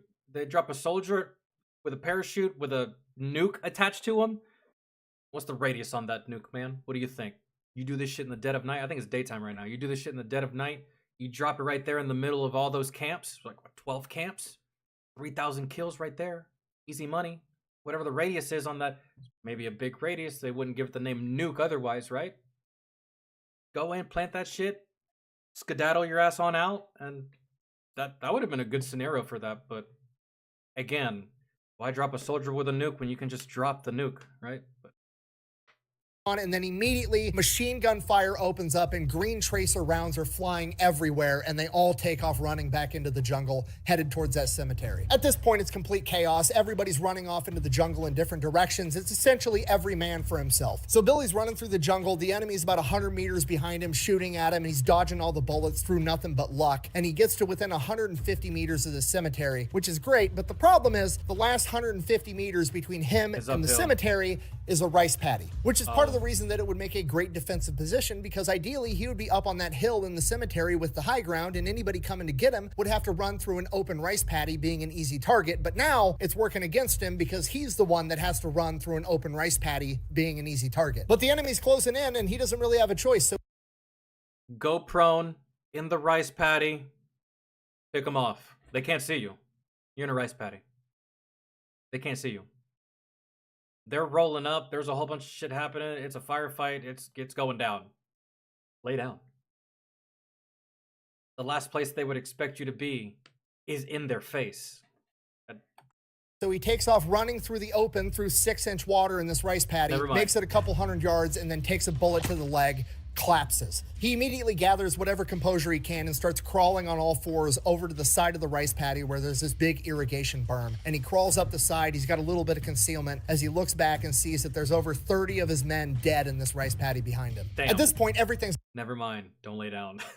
I thought that was a good move. Either they walk right by you because they can't see you, or as they're walking up, they can't see you and you open fire, and on some miraculous shit, you just kill all of them, or at least slow them down enough for your men to get up this hill. But a good portion of your men are dead now, because didn't you arrive with at the very least 100, right? The 85 randos, and then your team, about 100 people, 30 or so dead now. He's gone to shit. There's nothing he can do except try to survive. So he just keeps crawling down the side of this berm. He makes it another couple hundred feet, and then he sees this big man-dug hole. He doesn't know if it's a tunnel. He doesn't know what it's even there for, but he decides he's going to crawl in there and try to hide. It's his best shot. So he pulls himself over the edge and falls into this hole or tunnel opening or whatever the hell it is, and there's so much water and it's so muddy, he's immediately just stuck inside this mud and can't dig himself out. But it's dark. Maybe he can cover himself in the mud and hide here and wait till tomorrow and then make a clean getaway somehow. And as he's in there in this hole, he just hears heavy, labored breathing. So he starts fighting his way through this mud, working his way deeper into this hole, and then turns a little bend and comes face to face with a water buffalo, shits his pants, pulls his knife out immediately, and then realizes this water buffalo's stuck too, and it's blocking the rest of the way. As soon as that happens, Billy hears somebody else jump down in the hole behind him. He whips around, and it's the CIA guy, and the CIA guy's like, they know we're here, we gotta go. Billy, thinking fast, realizes, no, you have to go. I'm stuck in this mud. Don't wait for me. Get out of this hole. Get up to that hill, get the comm equipment, and call in an airstrike. It's the only chance we've got. CIA guy hops back out the hole. He takes off. Billy fights his way out of this mud over the course of the next couple minutes, pulls himself out of the hole, starts crawling towards this cemetery again, and immediately gets hit with another bullet. This time he gets hit in the foot. Billy looks down. His foot is just shredded. It's hamburger meat. He can literally see his bones sticking out the side of his boot. Immediately thinks to himself, fuck, that's the end of my military career. Not, I'm gonna die, not, this is the end. Hasn't given up on making it out of this situation yet. He's such a badass. His only concern is, I'm not gonna be able to jump out of planes with nuclear bombs strapped to me anymore after this. So he reaches down into his bag, pulls out his little aid kit, pulls out all 3 morphine syrettes that he has, hits himself with all 3 doses of morphine, waits for a couple seconds, feels a warm, tingly feeling go over him, but that's it. He still has excruciating pain, at which point he realizes, I'm really fucked up. Couple seconds. Or that morphine sucks. Seconds later, a bunch of American planes come screeching by, dropping bombs and napalm on the wood line that the enemy's inside of, at which point Billy's like, okay, I still got a chance, and he keeps crawling towards the cemetery. Billy's crawling for a couple of minutes, and then all of a sudden, everything goes black. Shell shock. Punching through the blackness, Billy can hear a helicopter off in the distance. Billy wakes up, head pounding, still in excruciating pain, feels his head. He's got a big gash and a nice dent in his forehead where a chunk of bone is missing. What the fuck happened? oh shit, the sun was over there and now it's over there. How much time has passed? He looks at his watch is gone, and then he's like, oh shit, I was wearing sleeves. Where are my sleeves? He looks down. He is butt-ass naked on the side of this burn, covered in mud that is now baked to his skin. He has no idea what actually happened. His best guess is that I think he got hit by artillery. Or maybe some friendly fire from the incoming airstrafes from friendly American pilots. A ricochet round to the head, knocked him unconscious, and then the NVA found him, assumed he was... Wait, what? Covered in mud that is now baked to his skin. He has no idea what actually happened. His best guess is that he caught a ricochet round to the head, knocked him unconscious, and then the NVA found him, assumed he was dead because how fucked up he was, stripped him of his clothes, stole his Rolex, and left him. So no, that is not the case at all. That's a great story.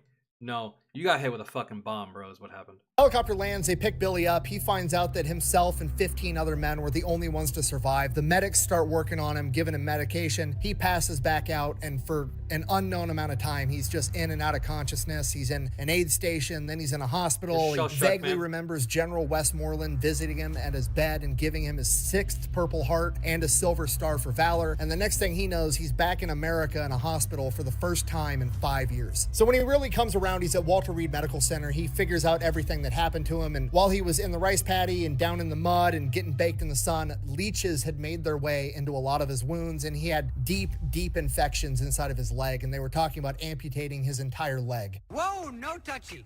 No touchy. No touch. Here you go. Thank you. Before this happened, this happened. That's just another part of the story, right? That's not what actually happened to his clothes. I'm pretty sure he got hit with artillery. Or whatever strafing runs those pilots were doing, he got hit with something. Because leeches don't burn your clothes off. Knock you unconscious for hours, right? So I think that was just the next step in what happened. I'm still trying to figure out what happened there. Like, did he get hit with IDF? Because that's what it seems like. You're the only thing. You're not catching a stray bullet to the head. Oh no. Damn near almost everyone died here, bro. That's nuts. 89 plus people. 15 survivors. His leg for obvious reasons, on top of the fact that he still has an aspiration of being able to remain in the military and continue being an operator. So he's begging the doctors, don't amputate it, just keep giving me penicillin. And this goes on for like 3 months, and the infection still won't heal. By this point, he's up, he's moving around, he's all together, but he still just has this nasty infection in his leg, at which point he asks the doctor, like, hey, just give me the antibiotics, let me go home on leave for a couple of days, I'll heal up there, leave the cast on, do whatever. So the doctor's like, okay, they give him penicillin, they slap a new cast on, they send him on his way for leave. Rather than going back home to Texas, Billy finds the nearest flight that he can and makes his way back to Saigon. So Billy gets to Vietnam, meets up with some of his Green Beret buddies. They're drinking at a bar. They're telling him that they're part of this new unit that they just started called the Studies and Observation Group, aka SOG. Billy gets filled in on the scope of what this new MACV SOG unit is supposed to be doing. Basically, they're going into Laos, Cambodia, North Vietnam, and they're conducting guerrilla warfare against the Viet Cong and the NVA. These are all areas where the American military is not supposed to be, so they will not be in uniform. If anything goes wrong or sideways, nobody's coming to rescue them. It is extremely dangerous missions. MACV SOG does a ton of different things during the Vietnam conflict, but to give you an idea of what these guys are doing, you have missions like Operation Eldest Son. Basically, the NVA is using Laos and Cambodia as the neutral territory where they're not supposed to be able to smuggle supplies deep down into South Vietnam so that the Viet Cong have resupply, and that's what's keeping the war going on that front. So MACV SOG during Operation Eldest Son goes into these territories that they're also not supposed to be, essentially waging a shadow war. They track down where the NVA are and where they're leaving all these weapons caches for the Viet Cong, and then rather than just destroy it so they know they're there, they decide to be sneaky and they go into these weapons caches and swap out a bunch of the weapons, equipment, and ammunition with faulty weapons, equipment, and ammunition, with the goal being to harbor distrust and demoralize the Viet Cong, because it's pretty get trolled, nerds. Hard to wage a war when you go to reload with all the bullets the NVA gave you, and then suddenly your gun jams or it blows up in your face because... And now you're causing these groups of people to point fingers at one another. You're fucking me over. Nah, you're throwing. Nah, you're... Yeah, that's exactly what's gonna happen, yeah. As the Americans swapped it out with faulty ammo. And if you want to see what that looks like, my friends Adam and Bryce over at the Ballistic High Speed channel actually did an entire video on Operation Eldest Son, where they actually tested this faulty ammunition to see what it would look like in super slow-mo. No, I don't know what that is, Pab, at all. Up a clip here now, but they have a full video I was over hoping that he would explain it on their channel. Yeah. After hearing this, Billy said, and I quote, "I hadn't felt this sure of anything since I joined the Special Forces in Germany in 1953. Wounds or no wounds, infection or no infection, limp or no limp, I simply had to be in this unit. There was no doubt about it." So Billy goes back to America, goes back to Walter Reed, ends up defeating that infection over the course of the next couple of months, saves his leg, and then puts in a request for transfer to this new MACV-SOG unit. They absolutely don't want to put him in this unit. At this point, Billy's 38 years old, almost lost his leg. He's still walking with a limp, but according to him, he lied, conned, and connived his way into that unit and ends up becoming the SOG Airborne Coordinator because he does have a ton of experience and he would still be a useful asset, maybe if not in the field, still in the mental game. Oh, same group Roy Benavides was a part of? Yeah, I just don't remember that name, to be honest, but that's cool shit. Billy takes that job because he knows it's going to get him one step closer to getting back to combat. Over the course of the next 8 months as Airborne Coordinator, he oversees 5 MACV-SOG teams that conduct 48 cross-border top-secret missions. I know you all had the conversation up here about your perfect website. There's gonna be a lot of ads on this one just because this video is long, dudes. So. June 1967, Billy gets called into SOG headquarters in Quezon, and he gets briefed on a new mission. A mission that was so important, they were going to shut down all the airspace over Vietnam, and there weren't going to be any aircrafts in the air that weren't directly involved in this mission. As far as the U.S. government is concerned, this is the most important mission on the planet. And as the briefing continues, Billy finds out why this mission is so important, because U.S. intelligence has found out that the NVA's top general, General Giap, is going to be at a secret NVA base inside of Laos, which is a neutral territory, and this is going to be one of, if not their only chance to take him out. Taking out General Giap would be a humongous blow to the NVA morale. He is the heart and soul of that entire military. Ho Chi Minh is like the political leader. He's like the president. This is the equivalent to like Patton in World War II to America. He's literally nicknamed the Communist Napoleon and the Red Rommel. If they can take him out, they could literally end the entire war right now. The problem is that the secret NVA base in Laos, codenamed Oscar 8, is a defender's dream. It is geographically perfect, making an assault on land basically impossible. So this is going to have to be an air assault mission, which isn't ideal because, as I'm sure you can imagine, trying to land a helicopter full of troops onto a fortified enemy base isn't a good idea either, but it's the best one we've got. So the plan is they're going to send in a bunch of B-52s. They're going to drop 945 bombs on this base, and then as soon as that bombing run is done, 2 Marine helicopter gunships are going to come in and do strafing runs on the base. From there, we're going to bring in the transport helicopters with like 50 SOG guys in one big hatchet force, and they're going to be supported overhead by F-4 Phantoms and Sky Raiders. And once these guys draw all the attention, we're going to send in 2 more helicopters on the other side of the base with 2 9-man SOG teams, and their entire objective is to figure out where they're hiding General Giap and take him out. And while all this is one hell of an assault right here. This is going on, Billy, the airborne coordinator for SOG, is going to be up above Oscar 8 in a little tiny Cessna plane, being the eyes in the sky for the men on the ground and reporting back to base. The next morning at 6 a.m., Billy is already up over Oscar 8 doing laps around it, getting a lay of the land, and 9 B-52s take off as they make their way over to Oscar 8 to do their bombing run. Billy's watching as the B-52s approach, and he sees the enemy uncover all of their anti-aircraft guns that are on the ridge overlooking Oscar 8 that they did not know were there. The anti-aircraft guns open up on the B-52s, but the B-52s are so high they barely even notice, continue their bombing run as planned, dropping 945 bombs directly on top of this base. But Billy is still having his oh fuck moment, because while it's not a problem for the B-52s, it is absolutely going to be a problem for the helicopters that are coming in much lower than the B-52s were. And those helicopters are coming in like 2 minutes. So Billy gets on his radio, abort mission, abort, pull back now. Radio silence, nothing's going through. Billy's panicking, he's switching over to different channels, he's having the pilot of the airplane in front of him try to use his radio, nothing's getting through. At this point, Billy can literally do nothing but continue trying to get a radio message through as he watches in horror as the 2 Marine gunships approach, begin their strafing run, and both immediately get shot down. As soon as the gunships impact the ground, Billy can already see the transport helicopters coming with the hatchet forces, but the way that the planes crashed, they tucked themselves up inside the ridge, so those helicopter pilots that are coming in aren't going to be able to see the crash until until it's too late. Billy's still trying to get through on radio, telling the hatchet forces not to land, but he can't get through, and they go to make their landing and both get shot down as well. And Billy is watching tens of men falling out of these helicopters as the helicopters plummet to the ground. From Billy's perspective, everything's moving in slow motion and fast forward all at the same time. He's watching men crawling out of burning helicopters as the two F-4 Phantoms come screeching by, traveling at Mach 2 in an attempt to hit these anti-aircraft guns. One of them gets shot down as well. As the SOG hatchet forces continue exiting the helicopter, going into bomb craters, picking up defensive positions because they're completely surrounded by hundreds of NVA soldiers. Then the Sky Raiders show up and one of them is shot down as well. And then the hatchet forces are actually able to communicate with Billy via radio. They tell Billy they've got 25 men alive, but they're completely surrounded as the— Yo, what the fuck was that?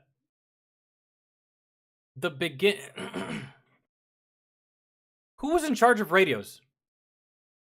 Who was in charge of radios? Because the beginning of the mission, bro, the very beginning of the mission. And you need to relay information at the very beginning. I could understand if the radios fuck up like midway. You've been doing this operation for like 2-3 hours now. Radio goes. I understand that. Or maybe like you've been on this operation for a hot minute, maybe 8 hours has gone by, maybe a day has gone by, radios give out. I understand. But you hit start on the mission and then the radios go fucked. Why? How? What even is that? And then you establish radio contact somewhere down the line later? What happened? Who dropped the ball? I don't know, but like that miscommunication right there got all these dudes killed and or injured and just made this mission start off like shit. The fuck? Pilot tells Billy, we're almost out of fuel. We have to turn back now or we're not going to make it. Billy tells the hatchet forces on the ground to hunker down. He's going to be back. As they make their way back to the airstrip, he finally reestablishes communication with headquarters and they don't know anything. Billy immediately fills in the chain of command. There's 2 downed gunships, 2 downed transport helicopters, a downed F-4, and a downed Sky Raider. He then gives them a description of where that ridge is with all the anti-aircraft guns, and they immediately send over planes to begin bombing that area. In addition to that, they also basically make a circle of bombs and napalm strikes around the surviving hatchet members and just continue doing bombing run and napalm run. Yeah, I hope y'all enjoyed shooting down those helicopters, because that's the last thing you're going to shoot down after that. Good Lord. You pissed America off.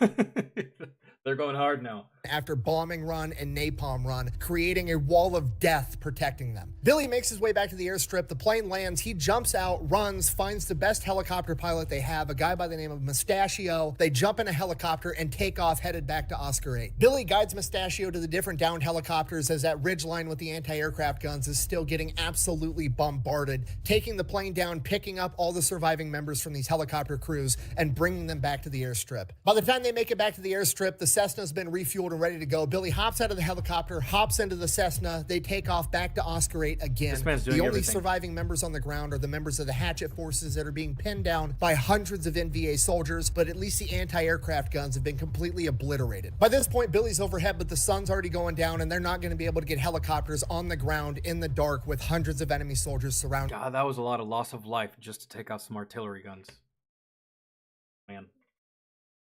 I know the artillery guns were covered, and they did some reconnaissance prior. They couldn't see them.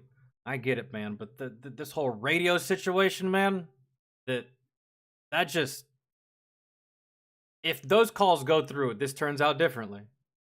Them. So the hatchet members are just going to have... Maybe it doesn't turn out differently, but it at least progresses differently if those radio calls go through.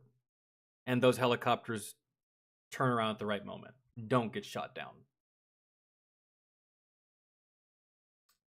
I don't know. Fight all through the night as they call in C-130 Spectre gunships to give fire support. The Spectre gunships, the bombing runs, and the napalm runs continue to protect these guys all through the night while Billy is constantly flying overhead in his Cessna, observing everything. At first light the next day, they bring in 4 transport helicopters, landing them in the bomb craters next to the bomb crater that they're inside of, picking up the surviving hatchet force members. They get back to the airfield, they do a head count, and there's... That's nuts. They're using bomb craters as cover, and they got picked up inside of a bomb crater, either by something by the NVA or something by American forces that was dropped. I mean, they did call a C-130, and that thing pretty much rains down death, man. Massive holes in the ground, so that's cool. still 24 men that are missing in I took cover in a lot of places when I was deployed, but never inside of a fucking crater. That's wild. action. For the next 4 days, Billy and the rescue crews canvass the entire area looking for any sign of these men so that they could go down and rescue them. And for days, they don't see anything. And on the 4th day, as they're flying over, Billy spots. Congratulations, Katai, and I will see you later. I'll be streaming some Monster Hunter tonight, so if you want to hang out with us, then. But congratulations and have fun. My ass is hungry too. It's a bright red rescue panel. You know what? I might have some Zaxby's today. I feel like I've earned it. I feel like I deserve it. But it's gonna be short-lived because I'll be in the bathroom the rest of the day. So I might not go live on Monster Hunter if I eat Zaxby's. We'll see. I don't know. Pivot, shift the plane to fly closer, and it's actually sitting on top of a... Intense vegetation and less advanced tech make communication pretty hard. I know. It's just that's annoying, you know? It's just that's annoying. Nothing can ever go right the first time. It can never go smooth, you know? It's just like, of course, the radios don't work in the one pivotal moment where I need them to work.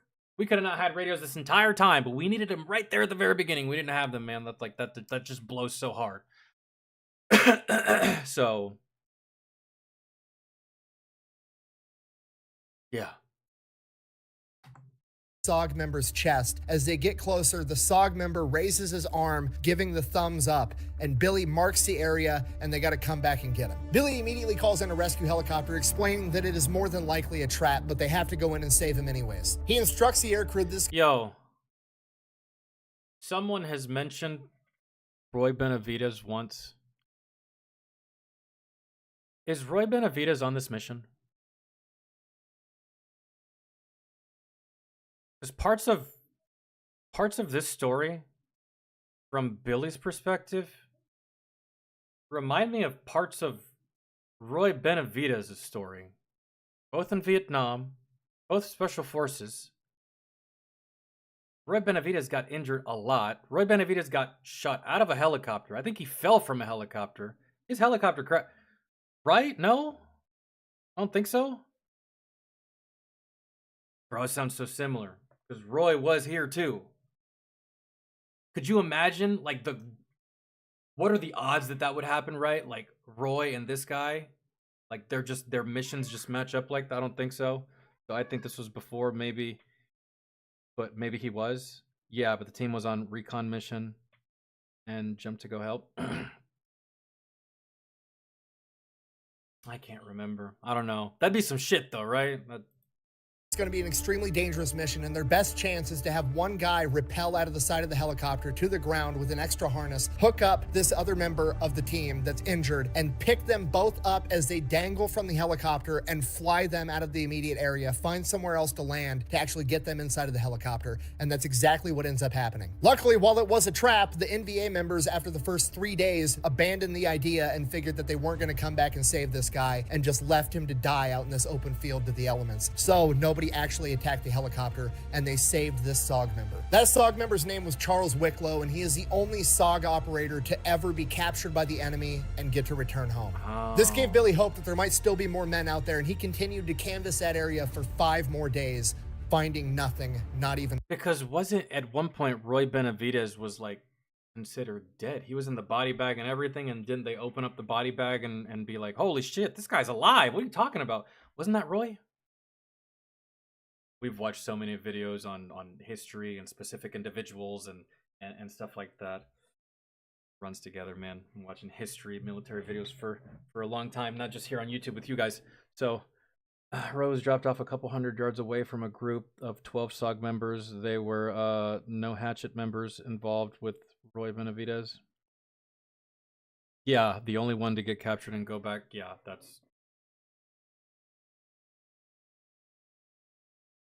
that's got to be hard to live with. Survivor's guilt. You're the only one? One thing if, like, you deploy as a platoon and only one squad comes back. That's one thing, but, like, you deploy as a whole platoon and you're the only one. That's... That'll put some perspective into your fucking life right there. Jesus. The trace. Gross. Who drinks this trash? If you do, lie to me. February 2nd, 1970, Billy has fully recovered from his injuries. He's no longer walking with a limp, and he is ready to get back into the action at the age of 41 years old. Billy is told that he needs to report to his CO's office with all of his gear and alone. Billy is ecstatic because he knows that this means he's about to get orders to go do some gangster shit. The commanding officer then briefs Billy that inside Cambodia, there is a Cambodian military outpost that was heavily used by the NVA, and that's who was supplying them with absolutely everything, and in return, they were allowing the NVA to use it kind of as a way station. Intel says that the NVA hasn't been there in months. They basically abandoned the Cambodians there, and they have not received any supplies. A lot of them are starving and suffering from malaria and other diseases. So the chain of command wants Billy to lead a team to go in and see if he can potentially switch this Cambodian outpost from an NVA ally to an American ally. Oh, At which point Billy... Some hearts and minds action going on here, I believe. Or maybe just some good old negotiations like, hey, those fuckers abandoned you, and when they abandoned you, they were talking mad shit about you. Now, us, we can make a deal here. We can help each other out. You down? Because you know that we're not here. They knew we were coming, and they didn't even come help you. They said fuck you. They said fuck your couch. Yeah, that's so. How about it? Billy is like, just to be clear, you want me to go in deeper into enemy territory than anybody has ever been to, last we knew, enemies, and who knows, maybe they're going to shoot me on sight, maybe I'll be welcomed, and see if they're willing to come over and play on our team. And he's like, yeah, that's pretty much it. At which point Billy is like, dope, I'm in. Just lie about the NVA, man.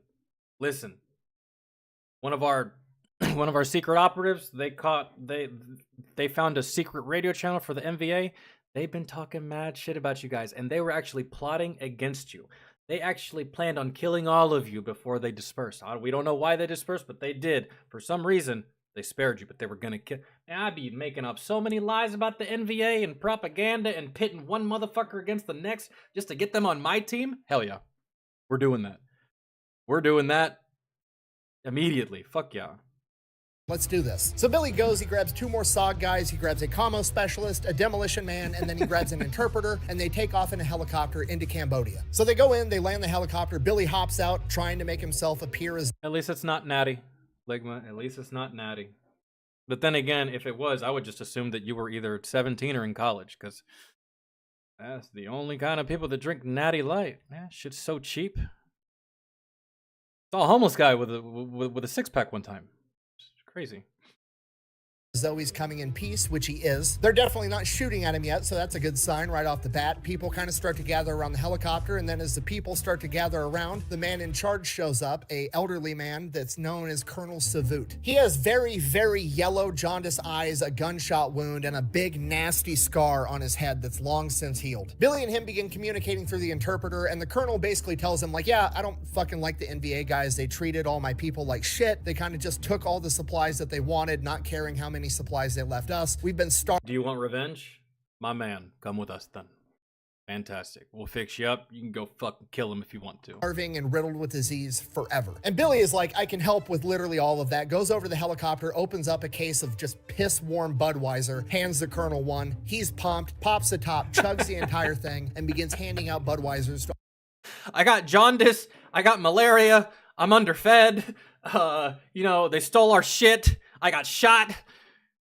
Here's a beer. All right, cool. Okay, all right. There you go. To all of his other officers. Bring you a beer. Sorry about you. Yeah. Oh, I haven't seen that movie. What's that movie called with Zac Efron? I want to see that movie. I haven't seen it, but beer fixes everything, really. I mean, fuck, man. That's great. Here's a beer. You can bond over it. Never had a natty? You don't want it, man. You don't want it. It's... I honestly have to say, it's the one beer that resembles piss the closest. Really. I tasted piss? Yes. I have. Don't ask me why or how, but I have. what natural light tastes like. It's the closest thing to piss you can taste. For real. But hey, for the price, drink the shit out of that piss. At this point, the Colonel asked Billy, okay, cool, if we work with you, how are you going to... The best beer run of all time is the name of the film. Wow, that's a mouthful, but I think I'm down. Because I think I've seen like little short clips. He leaves, he goes and just like takes beer to his buddies who are at war. And I think this is in Vietnam. He just like leaves America, goes and wanted to bring beer to my boys. I've seen like a short clip of it. Like, I'm intrigued. So I might give it a go. Protect us, because right now the NBA is leaving us alone to basically starve and die of disease, but if they find out that we're working with you, they're going to come slaughter all of us. Billy thought way ahead and he knew this question would pop up. He already has F-4 Phantoms up in the air doing hot laps around their immediate area, so he goes over to the Colonel and is like, I'll tell you what, point to anything off in the distance that you don't like. The Colonel then points over to this small cluster of trees off in the distance that are kind of standing out on their own. Billy looks over at the commo guy and is like, send it, and within 60 seconds the F-4 Phantoms screech by, dropping bombs right on top of the trees. All the Cambodian men start cheering, and the Colonel's like, we're in. Billy immediately tells the helicopter crew they can return to where they came from, radios in, and tells them to just start sending in all of the supplies. That was like the easiest, hey, you want to be on my team? Sure thing that has ever happened.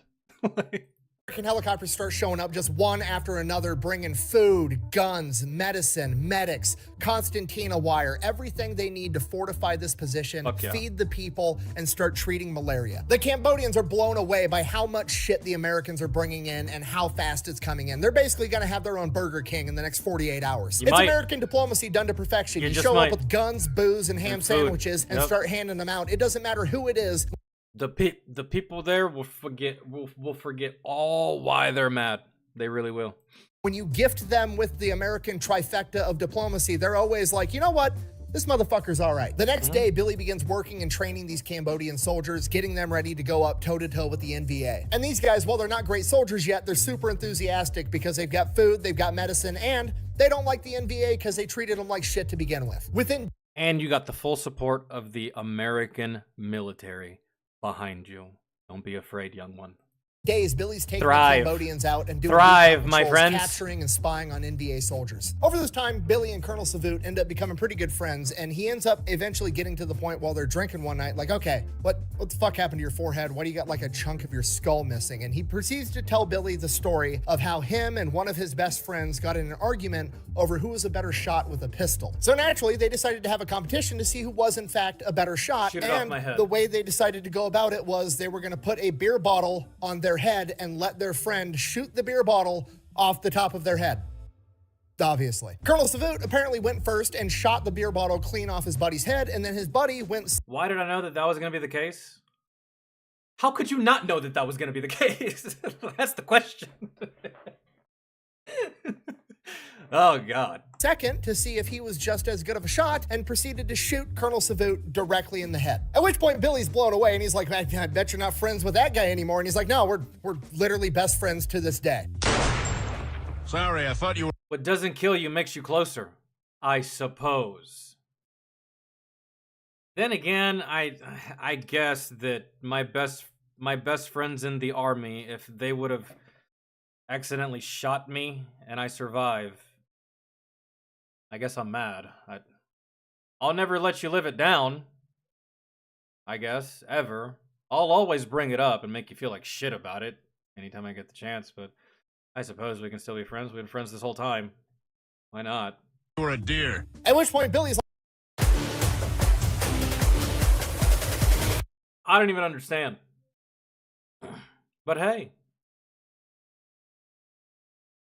Whatever. That's fantastic story, man. Sorry, I thought you were a deer. At which point, Billy's like, all right. I'm gonna go keep conducting raids now. Bye-bye. So SOG and the Cambodians continued to harass the NVA, and then on March 1st, one of the SOG operatives that was leading a team of Cambodians actually gets injured in combat. Cambodians get this guy back to the base, and Billy has to get this guy out to a real hospital as soon as possible. So he hops on the radio and he sends out a transmission just trying to pick up any nearby friendly aircraft. Luckily enough, an American plane responds. He's like, hey, what's up? Billy's like, I've got a medevac going on right now. Can you help out with that? He's like, yeah, I'm just on a milk run. I'm delivering supplies, but I have standing orders that I can help with any medevac. You delivering milk via plane, my man?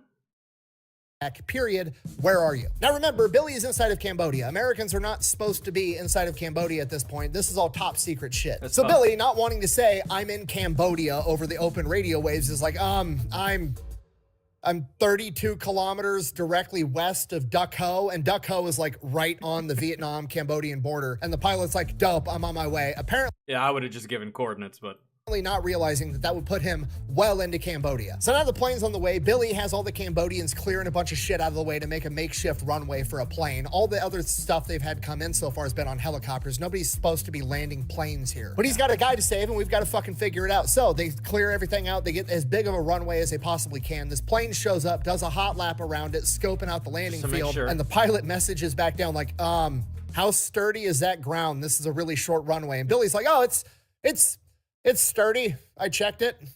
So the pilot circles back around. Would have better have been like, I don't know, man. Depends. How much does that plane weigh?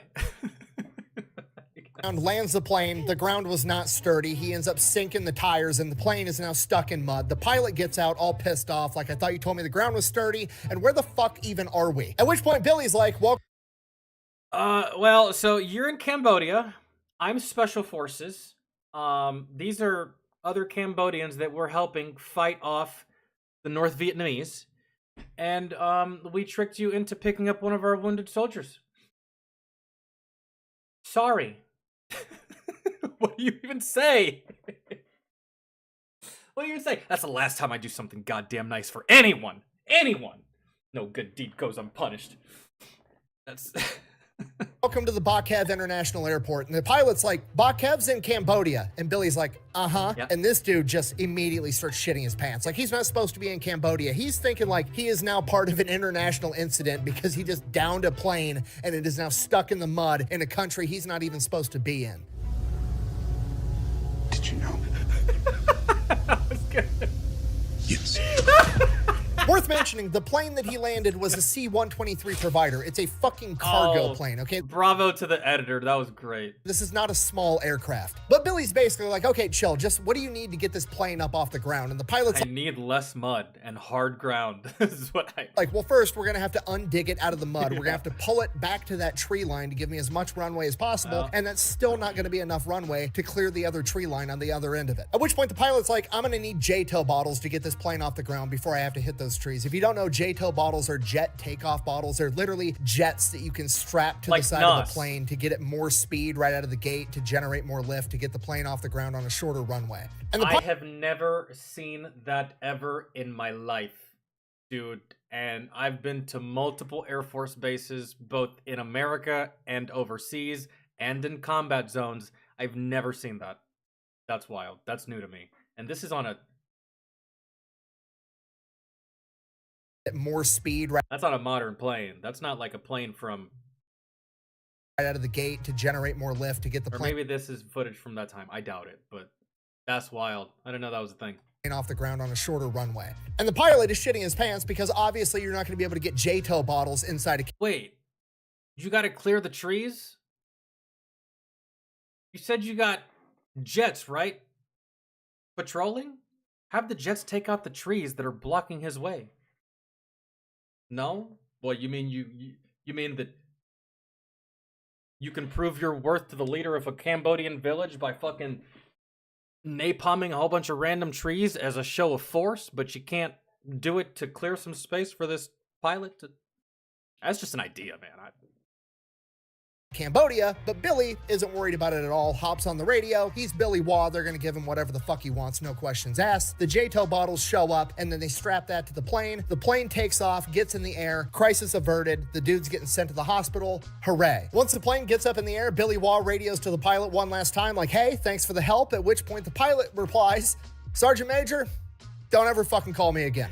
And he leaves. Shortly after this, Billy receives intel that the NVA are building up a massive force of troops, and he is the obvious target that they are coming to take out because they are sick of him harassing them. This tells Billy his work here is done. He then proceeds to evac himself, all the Americans, and then every Cambodian man, woman, and child that were living at that outpost into southern Vietnam, and lets the government take over from there. Damn. That was good. Anyway. Then what about the moment? Oh my god, I'm so tired of this commercial. It's too much. Too much. I thought he was retired from both football and Jesus. I didn't think he was. Wait, does this guy have no legs and no arms? That was wild. 71. Hold on. God damn. More helicopter losses are becoming insurmountable. They're losing so many men and so many helicopters in helicopter crashes, helicopters getting shot down. They need to figure out a different way to get soldiers onto the battlefield in the right location, deep in enemy territory, that doesn't rely on helicopters. Halo. What it is? Was it high altitude, low output? Halo. And Billy Waugh is one of the main dudes.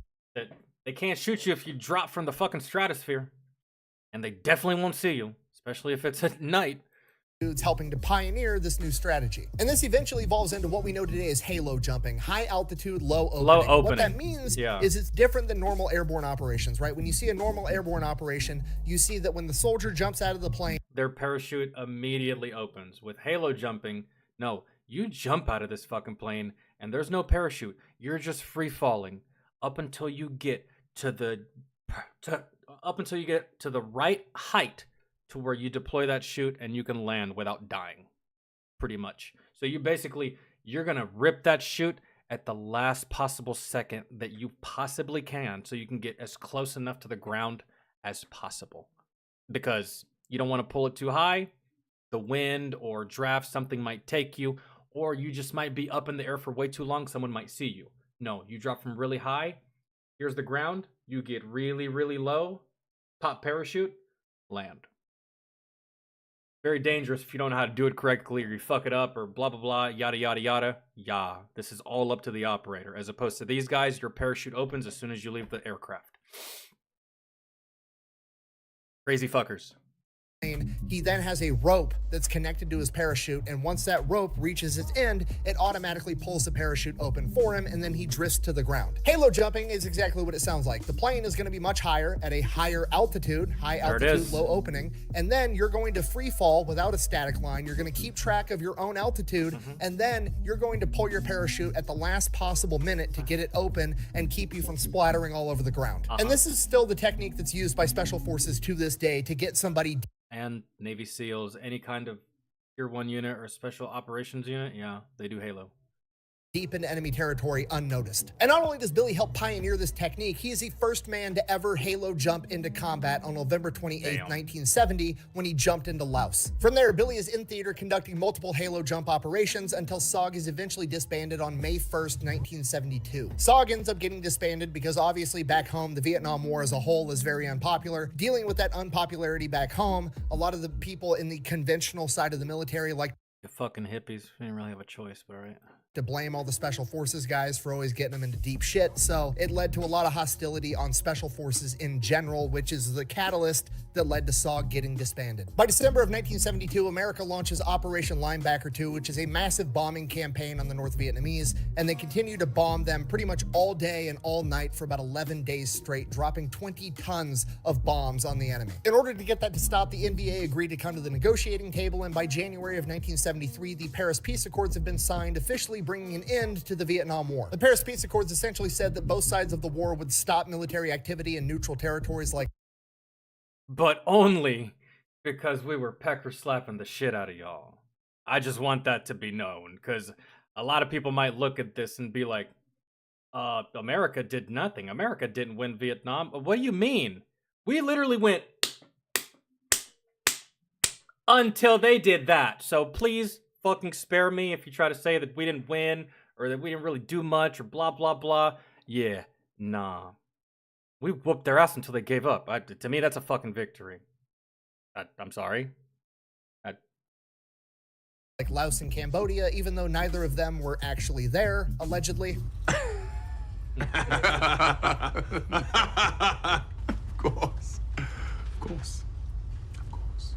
After America leaves, the North and South Vietnamese will come to a peaceful agreement amongst themselves. It didn't really work out that way, but that was how it was supposed to happen. Billy is super pissed off. He wants to keep fighting and win this war, but that's just not in the cards, and he's so pissed off that he basically tells his chain of command, okay, I'm 43 years old, I'm just gonna retire. The chain of command reluctantly agrees, and because he's Billy Waugh, he's a tier 1 operator, dude is a living legend at this point. They ask him, is there anything special you want to do for your retirement? And he thinks about it for a second. He's like, yeah, I want to halo jump into the parade field at Fort Bragg with some of my best friends. And then after we land, I want to dump our parachutes, take the rest of the day off, and get fucking hammered right there on that spot. And that's exactly what he does. And with that, Billy Waugh's legendary military career officially comes to an end. And that, ladies and gentlemen, is the beginning of the story. I forget because, yeah, you've got mail. YouTube Premium is ad-free YouTube. All right, we almost there. 50,000 deaths for the U.S. and almost 500,000 for the NVA. Yeah, dude, and on top of that, it's just like,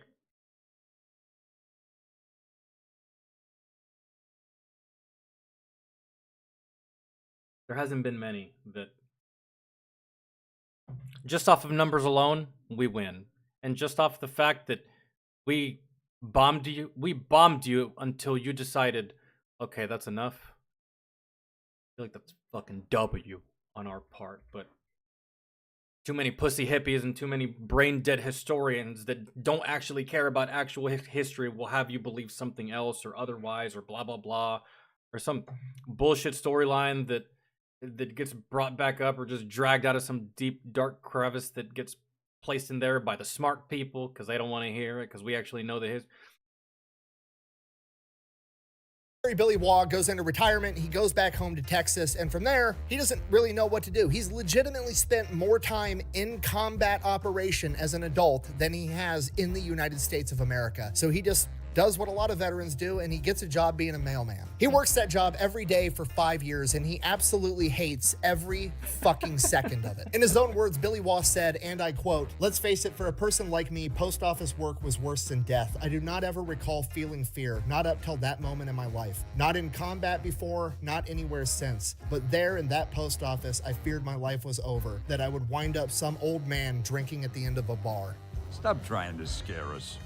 And then after 5 long years, one day at home, his phone rings on just some random day of the week. And on the other end of the line is a voice that he recognizes from his military career, but he's not exactly sure where. And that voice asks him, "Are you ready to get back in action?" And 48-year-old Billy Waugh immediately says, "Fuck yeah." Yes. The voice on the other end of the line then tells Billy, "Okay, I'll have a down payment wired into your bank account. I need you to report in 48 hours to this specific hotel at 3 p.m., that exact time. Pack enough clothes for a year. You're going overseas for at least 6 months, but potentially much longer." Next morning, Billy goes to the post office, immediately quits his job, heads over to the bank, checks his bank account. He has twice his annual salary deposited. Yeah, he's not working for the military anymore. That's CIA money right there.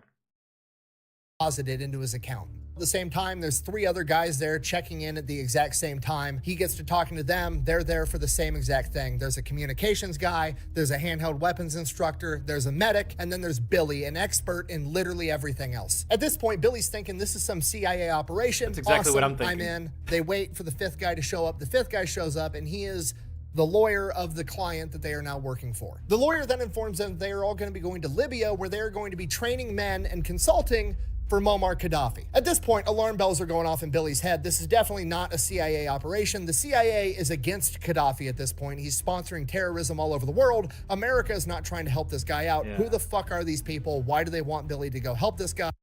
Or maybe this is a ruse. Maybe this is a ruse. You go and help him, make him think that you're none the wiser and that you don't care that he's a ruthless bastard, right? Make friends with him, make him feel comfortable. When you make someone feel comfortable, they're more liable to either divulge or unwillingly expose one of their secrets or how they do things or how they do business or how they deal, right? The closer you get to your enemy, the more you know about them. Maybe it's a ruse. America is not trying to help this guy out. Who the fuck are these people? Why do they want Billy to go help this guy? This is not a state-funded operation. So Billy starts asking questions. He is assured by the lawyer that everything is above board. They're not doing anything illegal. Billy asks who the client is, and the client is Edwin P. Wilson, a former CIA operative. This is nuts. Guy was later put on trial for illegally running guns to Libya and other hostile governments to America. During those trials, multiple key witnesses that were testifying against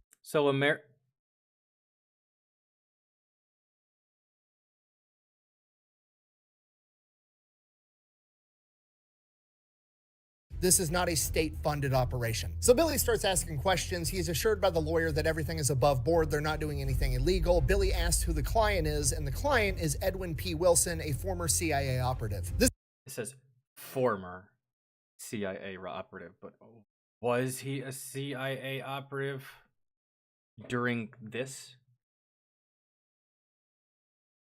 So you have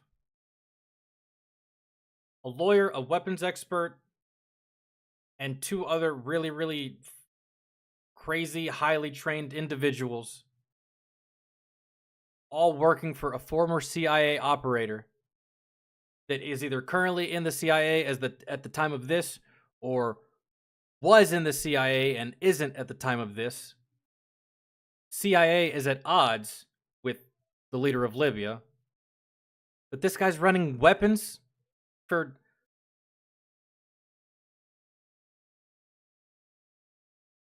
And then you got the lawyer saying, no, it's all good. It's all good. Nothing illegal happening here. Bread just doesn't even smell good. But let's see.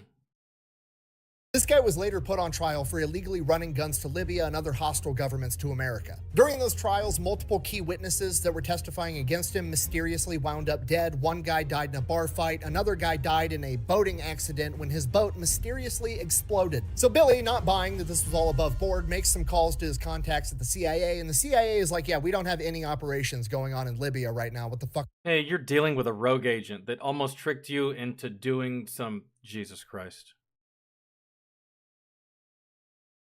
Jesus. I was thinking CIA, but...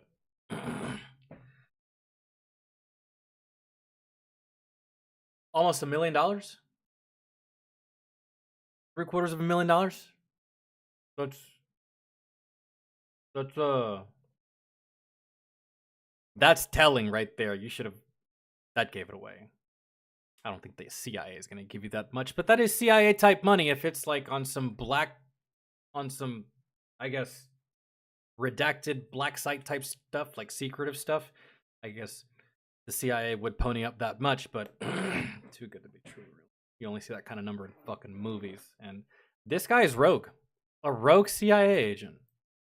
What are you talking about? Then Billy gets a return call from some voice he doesn't recognize, some guy he doesn't know, that asks him to meet up at a restaurant in Arlington, and Billy agrees. He goes there. The guy identifies himself as working for the CIA, shows his badge, shows all his credentials. Billy's satisfied that this guy does in fact work for the CIA. Pat, the CIA guy, then explains the whole situation, that this is not a CIA-funded operation, but the CIA would like Billy to work for them. The CIA is keeping an eye not only on Gaddafi, but on Edwin P. Wilson as well, and they want...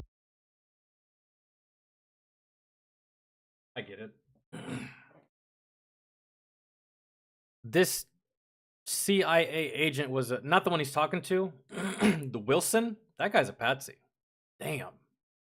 That guy's a patsy. The CIA had to do what they had to do in regards to Libya, but couldn't be seen in the public eye doing it. So they get this Wilson fucker that works for the CIA, and they get Billy to go with them on this non-sanctioned CIA excursion. They do the thing. If caught, disavowed. If questioned, they don't know anything. If America gets asked about these guys, rogue. Enemies of the state. We don't know who the fuck they are. You get disavowed real fast. That seems like the kind of mission this is.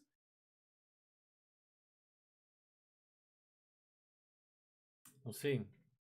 Billy to go in and be their eyes and ears on the ground. He also gives Billy a camera and tells him to take pictures of any sensitive military equipment that he comes across going to all the bases in Libya. Billy then goes and does that for 2 years, constantly reporting back intel and pictures to the CIA, giving them information that would eventually lead up to Edwin P. Wilson getting convicted. The bad news, when your boss gets convicted, you're out of a job, but the good news is Billy is now in good standing.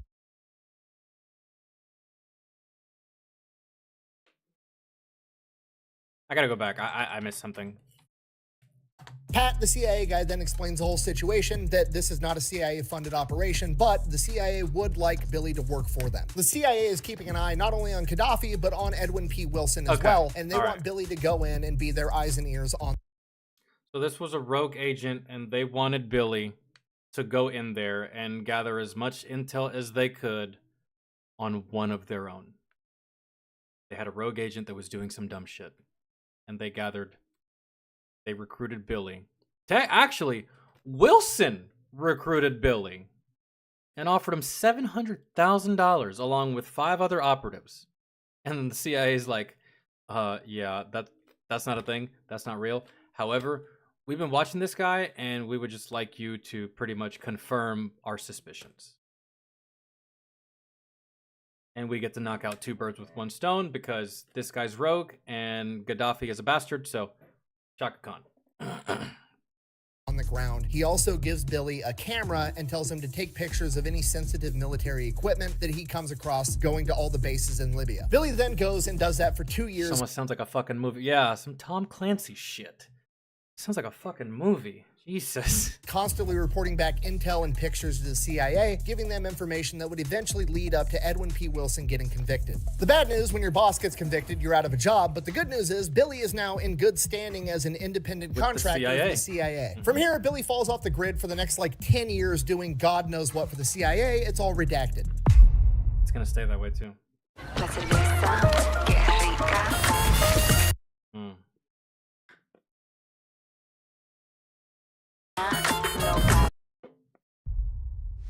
So the next time we know what Billy's actually up to is in 1991, when at the age of 63, he is sent to Khartoum, Sudan, aka K-Town. Now, K-Town in the 1990s is basically Mos Eisley from Star Wars. You will never find a more wretched hive of scum and villainy. Simply put, this is the real-world location where all the Bond villains hang out. And one of the new up-and-comers is a religious fanatic that's forming a new terrorist organization known as Al-Qaeda, and that guy's name is Osama bin Laden. Also worth mentioning, inside the CIA, nobody wants this job working in K-Town because it's in Sudan, it's hot as fuck, it's super dangerous, and if you're a white guy, you stick out like a sore thumb. Joke's on you, I'm into that shit! On top of that, because nobody else wants this job, that means Billy's gonna be hard to replace, meaning he basically is gonna be able to do whatever the fuck he wants, how he wants to do it, and nobody's gonna get too mad at him because they don't wanna have to fire and find somebody else to do this job. Yeah. Which comes into play right away because the CIA wants to know what Billy's plan is, and Billy's just like, what do you mean? I'm just gonna go in there and I'm gonna keep an eye on the guy. But the CIA is like, but how? How are you gonna keep an eye on the guy? And Billy's like, I'm gonna do all the obvious shit. Whenever he leaves in a car, I'm gonna follow him in my car. I'm gonna take pictures of him all the time. I'll find another building that overlooks his building and keep tabs on him. And then every morning and evening, I'm gonna get in athletic wear and I'm gonna jog around his compound and around the general area so everybody just sees me as that old man that's running for his health. And you know, intel shit. I don't fucking understand. Office nerds at the CIA are like, yeah, but you're an elderly white man. You'll stick out like a sore thumb. And he goes, yeah, that's kind of the point. That a lot of people in the Sudan see Americans as doing stupid shit. Yeah. And to them, jogging is stupid shit. Okay, it's Sudan. This is Africa in the 1990s. The white person is unassuming as fuck, and no one's really gonna pay you any attention unless you draw attention to yourself, really. Okay, the notion that Americans eat so much food so often that they then have to go outside and run around for no reason other than to not be fat is so unfathomably dumb to these people. It makes perfect sense, and nobody will bat an eye when they see a white elderly man jogging around. But naturally, the office nerds over at the CIA are like, well, we don't really think that's a good idea. I know that you think that. You're not here, are you? Shut the fuck up. Based on, I don't know, your previous 40 years. You're in an office, right? Shut the fuck up. Is your name Billy? You guessed it. Shut the fuck up. Years of experience of operating, probably been doing it longer than I've been alive, but I don't think that's a good idea. Instead, what you should do is wear a disguise. So the CIA went out. Who the fuck are you again? Exactly. Shut the fuck up. Yeah, I could do this all day. And hired a Hollywood prop house to make Billy a rubber disguise. So they give this mask to Billy. This mask is like from here up so that the neck and face match for skin tone, and he has gloves as well. And since he's in Africa, he is now going to be portraying a black man. And Billy is like blackface. You want me to do blackface while I spy on a terrorist? I don't believe you people. What do you mean, you people? What do you mean, you people? And Billy doesn't really care about that. Like, it's a military operation. We all know the rules. It's not actually blackface if you're working for the U.S. government. Blackface is wrong. It's racist. You cannot do it. Okay? Then you see them Navy SEALs commercials. You're like, all right, well, kind of sometimes you could do it. Right? The whole Navy SEALs commercial is like, look how cool blackface is on a helicopter. The real problem is the mask is absolutely ridiculous. When you put a mask over your head, obviously your head is now disproportionately large. The lips don't actually move. And Billy said a combination between the mask just being disproportionately large for his head and the over-exaggerated features of the mask, the lips of the mask were so You're gonna draw attention to yourself, man. You're just large that when he drove his car, he had to turn his head down so that he could actually see where the fuck he was going. So he's driving around town like this all day. And the worst part, it's Sudan. It's 120 degrees there and nobody has air conditioning. I always like to give the CIA credit because, you know, they're the CIA. They do cool shit, right? It's like, it's the CIA. Everything you know about the CIA, it's the CIA, right? Super duper high speed mega squad. But then y'all have stupid fucking ideas like this, and I just want to take away every single compliment I have ever given you. You know? It's just like, fuck was the point of all those compliments? And you just do some dumb shit like this, really? Fuck is the purpose of people thinking highly of you if you're just gonna do stupid shit like this? Really? A mask, huh? And he's wearing a rubber helmet and rubber gloves 24/7. It fucking sucks. He's sweating his ass off the entire time, and he's a 63-year-old man. But you know what? Again, which brings me to this, and I sound like a broken record. I don't know why we allow people that sit behind a fucking desk to make decisions and have ideas for the people that are actually in the field. Never make any sense to me because you're behind a keyboard and I'm actually in the shit, and you don't know shit and I know all the shit, and you're on a keyboard and I'm me because I'm strong and you're not, hence why you're on a keyboard, and I'm smart enough to be out here, hence why I'm out there and you're on a keyboard. So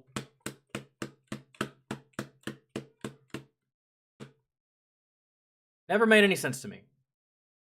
But fuck it. If that's what the CIA wants, that's what the CIA is going to get. Billy does just that. I'm a dude playing a dude disguised as another dude. So this goes on for a little while, and then one of the CIA office nerds comes out to check on Billy. And Billy is like, haha, time to put your mask on, homie. And we've all had this moment, you know, where the boss comes down from his office at work and he's been making everybody do stupid shit, and it's finally his turn to experience how dumb what they're making you do actually is. Yeah. So the CIA office guy gets his rubber mask and his rubber gloves, puts it on, and hops in the car with Billy. And this doesn't feel too good, does it? It's hot. It's sticky. It's sweaty. It's uncomfortable. You can barely see. No one even buys it to begin with. Jackass. Hope you have a fucking stroke for your stupid ass idea. Africa, there's no traffic laws. Billy's weaving in and out of traffic, driving like a bat out of hell. The CIA guy's already getting nervous just from how he's driving. The CIA guy looks down. There's a big ass hole in the floor of the car because Billy's driving some 15-year-old beat up Toyota. They roll up on a military checkpoint that they obviously have to stop at to not get shot. Billy stops the car. Dude walks right up, shoves his AK right into Billy's window. Billy's completely chill. This is just day-to-day shit for him. CIA office guy shitting his pants. And when you get... That's why you're in an office, my friend. Why you get to have ideas? No fucking clue. But look at you. That's why you're in an office. And you dare question us. And you dare question the guys on the ground. And you dare question the ones that actually have to tie boots, not fucking leather dress shoes. Shut the fuck up, man. Ugh. So just useless and pointless, and you get the fuck, go away. Taking up space. Your stupid ass. Stop having the ideas. Good. You need to go back to Quantico. Fucking Langley, bro. You dumbass. within like, I don't know, 6 feet of somebody wearing one of these masks, it's very obvious to everybody that you are in fact wearing a mask. So they're about to get caught. But Billy just like bribes the guy with money and cigarettes per usual, daily thing for him. They let him pass right through. But the CIA... Do you usually have to bribe these guys, Billy? No, I used to just go right on through, but I started wearing this stupid ass mask. Now they think I'm fucking up to something. Now I have to give a fucking donation when I go through the gate. Dumbass! Go back to Virginia. You're pissing me off, making my life harder. And on top of that, they sent the biggest pussy in the office. Guy's like having a panic attack while he's inside of this rubber mask in 120-degree weather, thinking he's gonna get killed in Sudan. Mr. Ford, you all right? I had no idea. All that combined with Billy continuing... And we don't expect you to have an idea. Just keep your ideas away from us. Fuck, man. Jesus. I know what's going on. You been there? No? But, so how do you know? I actually don't. I just wanted to feel cool for a second because y'all are cool and I want to be like you guys, but I'm stuck in this office because I should have gone infantry. I'm just a fucking nerd. Yeah, I know. That sucks for you. Change branches. Restart. To drive like a bat out of hell. He ends up getting his CIA handler to puke inside of this rubber mask. Good. And it's just like, can't take it off, man. We don't want to blow our cover, right? Yeah. So he just lets this dude bake inside this rubber mask with his own vomit in 120-degree desert heat. So Billy continues, shows him everything he needs to see. This dude's just having the worst time of his life, takes him back, drops him off. And yeah, Billy didn't have to wear the mask after that anymore. So now Billy gets to do... Well.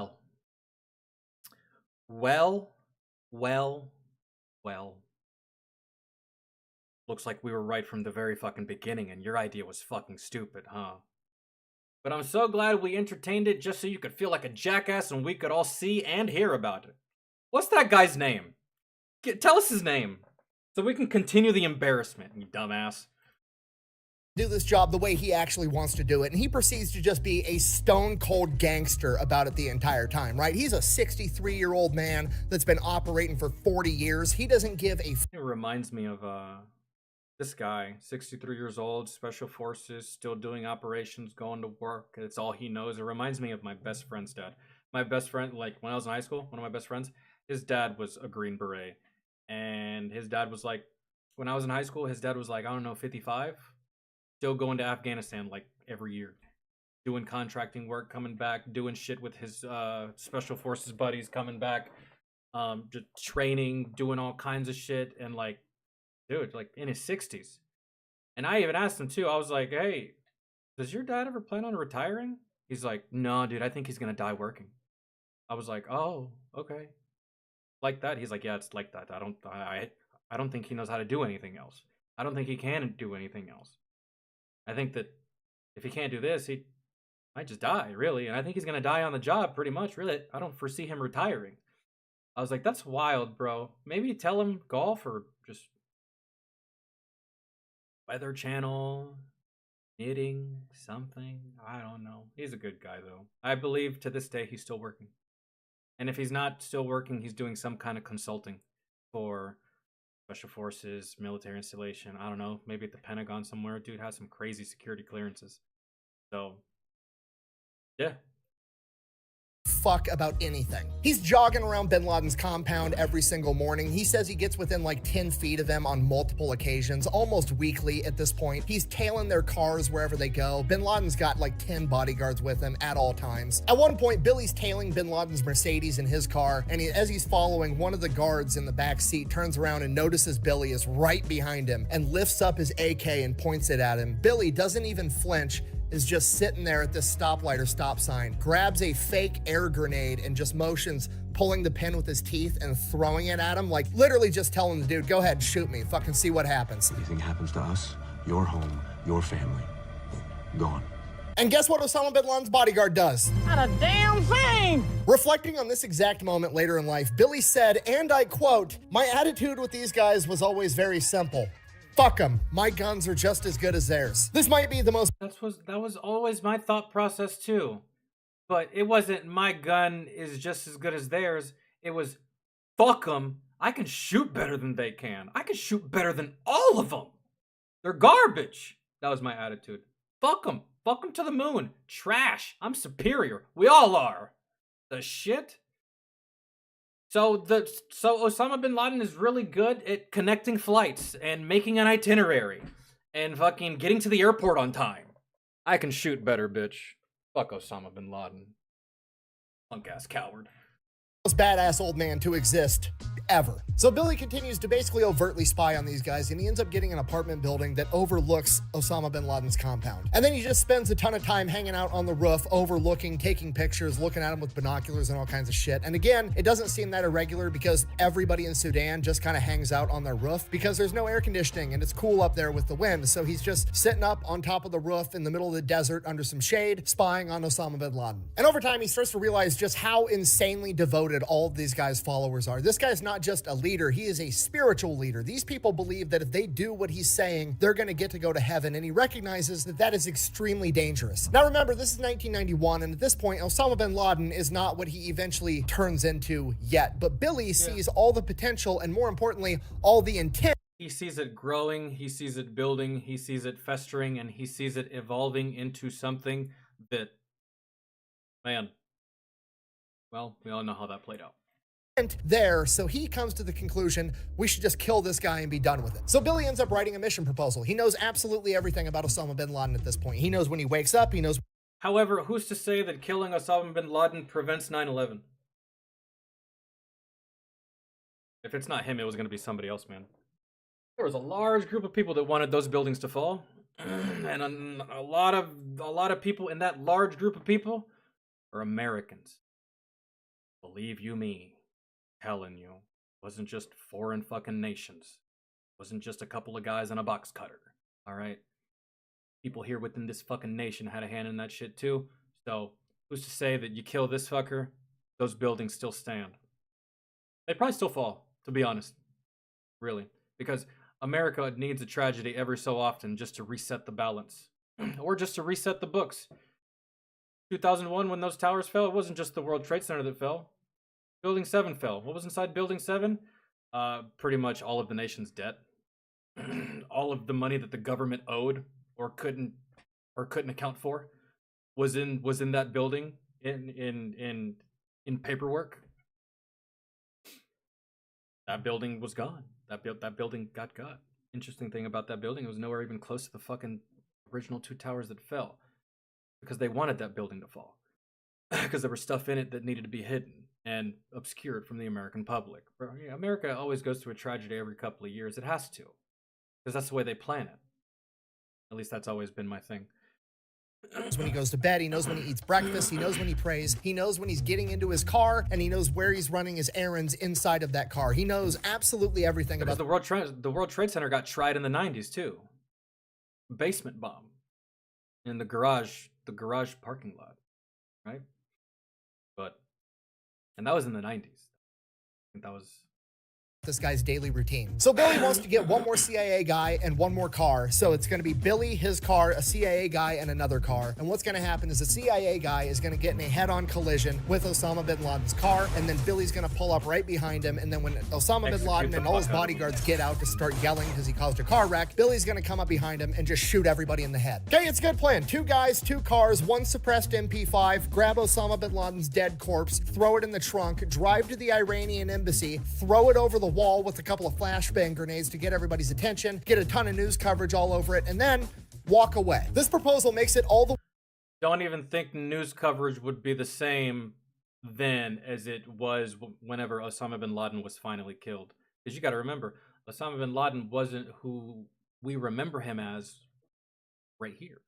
You kill Osama bin Laden, is it massive headlines for the time? Is it? Because he hasn't still become the most wanted world-renowned terrorist that, again, we remember him as, that he eventually became. Here, he's just a guy with a whole bunch of religious followers that has the potential to become dangerous, right? So, mass media coverage, maybe not. I don't know.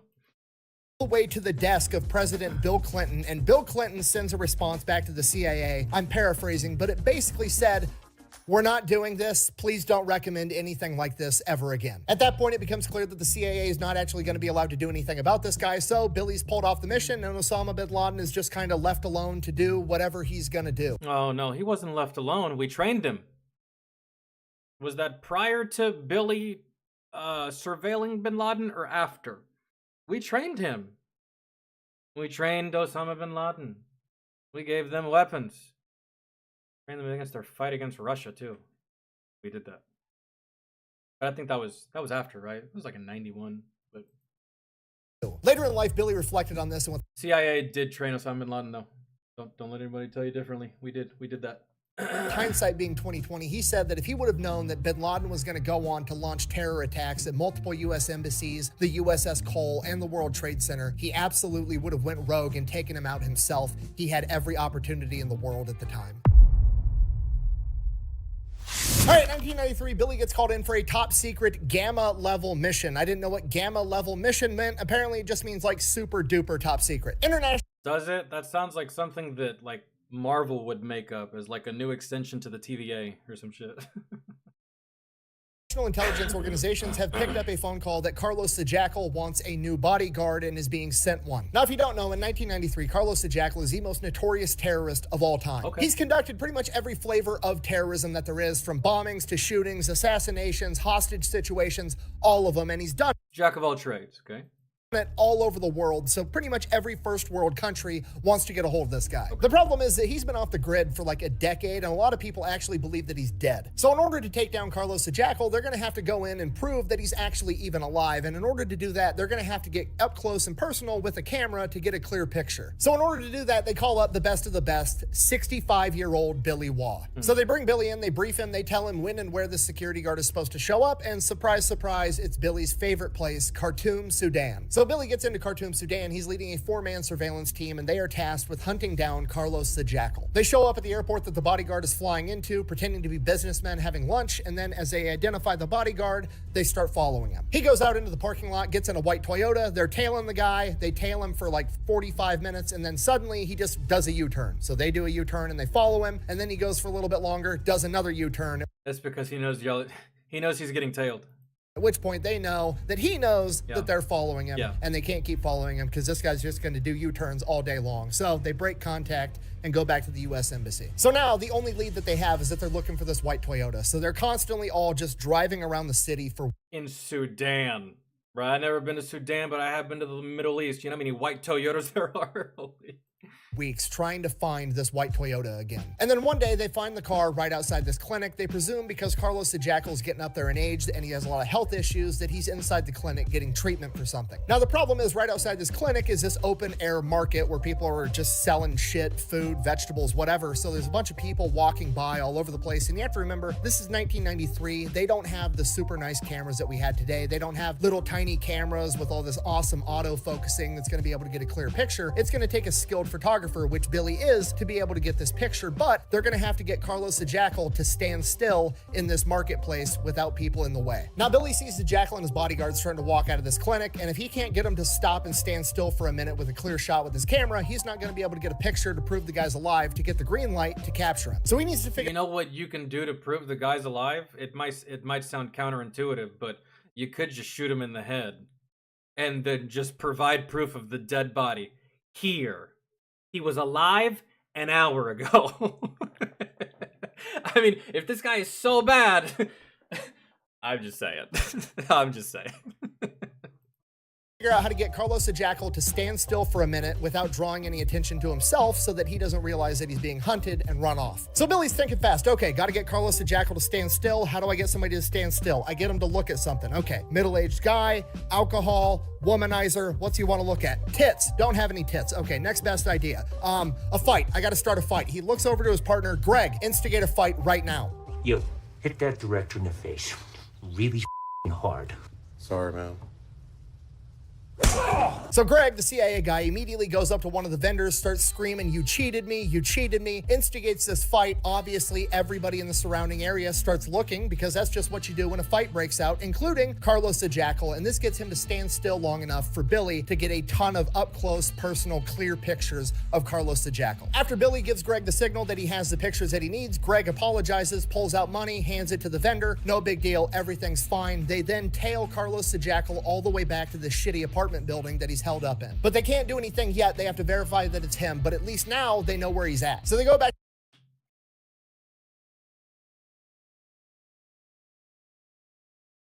to the embassy. Billy develops the pictures, has them sent over to CIA headquarters. CIA says, yeah, that's absolutely him. No shit, really? Because I was like standing 10 feet away from him. I could have just called you. I got him. You sure that's him? Yep, I'm sure. Like, are you sure? Yeah, black hair. Like, are you sure with like the glasses? Yeah, he's got glasses. Like, are you sure? Like the tattoo on the wrist? Yeah, got the tattoo. That's, I'm looking right at him, man. What the fuck you want? I really do feel like it could have been that simple. These are tier 1 operators. You really think they're gonna make a mistake like that?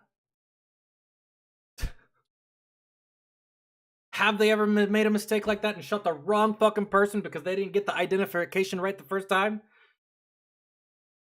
What if he gets away? What if you never get another opportunity? You just let an opportunity go just for verification. Fucked. Gives Billy the green light to go get him. So Billy goes to the apartment. You know, that one thing I could have done because I was like right there. Free shot. No one's paying attention. Easy. Easy money. Done. Hell.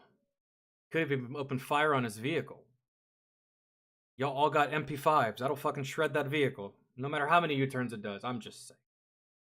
Complex, finds a manager, comes up with some bullshit story that he's working for the US government as like a surveyor for urban development, blah, blah, blah, blah, blah, whatever. The manager immediately knows he's full of shit and basically, you know, cut to the chase. How much money are you going to bribe me? I want like $700 a month US is what he says, which doesn't seem like a lot of money to us for what we're asking. However, in Sudan, the annual income is about $300 a year. So to him, this is a shit ton of money. $1 million.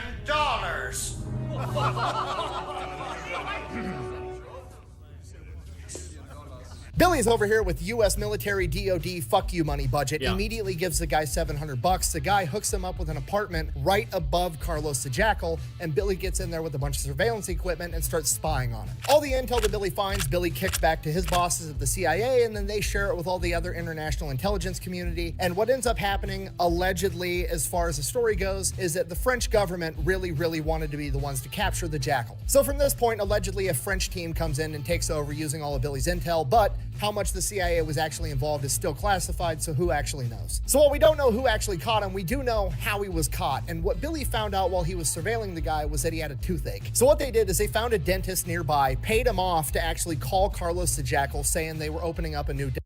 Obviously, this guy's not that dangerous. He's not. You expect me to believe that this man is this dangerous? We see him. Don't take the shot, take a picture. He's right there. Don't take the shot, take a picture. Oh, okay. All right. Well, we got the picture. All right. Cool. Now, follow him. We followed him to his house. We can take the shot now. No! You get an apartment right above his. Do it. We can kill him at any point. Just wait. And then what? The French come in? And then all that work that they just did? The tailing, the surveillance, the photographs, only to let these fuckers make the arrest? Fuck that. He's obviously not that dangerous if we're willing to just be like, oh, do you want to take the arrest? Because we'll take it. Do you want it? You saw him first, so I figure, you know, there's a little bit of courtesy here, I suppose. We'll get the next one. It's okay. Yeah, it's fine. Yeah, we'll get the next one. It's fine. You know, you do your thing and all this stuff. Obviously, he's not that dangerous if we're dilly-dallying, trying to figure out who's going to be the arresting party. This fucker should be dead already. And if I ran it my way, he would have been dead as soon as we would have seen him. He would have been dead in the car. Roll up past him. South Compton style, motherfucker, man. Goddamn. straight out of Sudan up in this bitch. That's what you're getting. But no, you're lucky you actually got him. Because what if he gets away? Huh? Taking your sweet ass time, letting another country do the due diligence. What if he gets away? What if the French don't get there fast enough? Yeah. You know what I'm saying? It's just like, and these are supposed to be the worst people in the world. And look how much time we take to deal with these people. Little baby steps. It's that easy. I don't understand. I don't get it. Clinic, and that they were looking for new customers. I don't get it. I just, someone make it make sense. Are we worried about shooting the wrong person? And if we did, it's just one wrong person. Who cares? There's 7 billion more, okay? In the pursuit of killing a terrorist, if you kill the wrong one, oh fucking well. As long as you get the terrorist. Best out of 2. I don't get it. Just all the dilly-dallying and the taking time and the procrastinating and the fucking this and the goddamn that and the... It's always a good time to be a terrorist. You want to know why? Because they take forever to do anything about you. They take forever. Fucking goddamn 8-step authentication just to goddamn kill a terrorist. Meanwhile, they're just 50 bodies today, 50 bodies tomorrow, 75 bodies the next day. Meanwhile, we're still like, the camera in focus! I know it's him, but we need the picture! Could have killed him already. I fucking hate it. I think it's so stupid. We're gonna continue.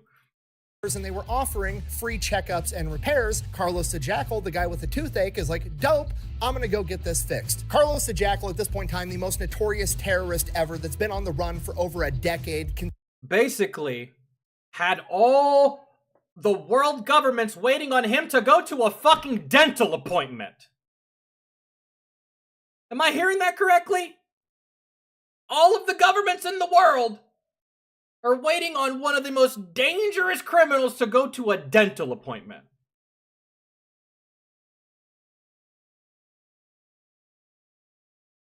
Considered by many to be absolutely dead, Billy Waugh goes in and captures his ass in a matter of weeks in what is probably the cleanest operation ever. After capturing Carlos the Jackal, Billy continues to work for the CIA well into his... For some reason, I feel like that took longer than it should have, but whatever. Bravo, Billy. Bravo, Billy. And you're great. It's just that your bosses and the people that, if only people like Billy could be there and also on the front line at the same time. Wouldn't that be great? Wouldn't it be great if someone like Billy or someone like Terry Allen could be on the front line but also in the office? Wouldn't that be awesome? Amazing here, amazing there. Instead, we have an amazing person here and a whole bunch of jackasses over there. Wouldn't it be great if, like...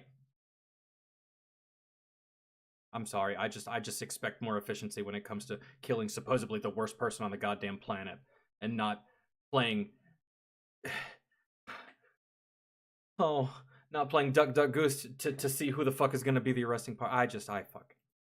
His old age doing God knows what. We don't really know because it's still classified. The next time Billy pops up is in 2001 when he is 71 years old, right after the attack on the World Trade Center. Billy said, and I quote, "On the morning of September 11, I was stunned and angry and determined to place myself in a position to do something about it. I was 71 years old when those towers fell, but I didn't give a good goddamn how old I was. My country was going to war, and for nearly 50 years, that meant only one thing. I needed to get myself involved in this war also." Most people at 71 years old want to avoid staircases, and Billy Waugh at 71 wants to go to war like a complete fucking gangster. So Billy shows up to CIA headquarters ready to go to work, and they're assembling teams to ship out to the Middle East, and Billy is not getting selected. He's told that he's not going to be going, most likely because he's 71 years old. So in an act of protest, he goes out to his car.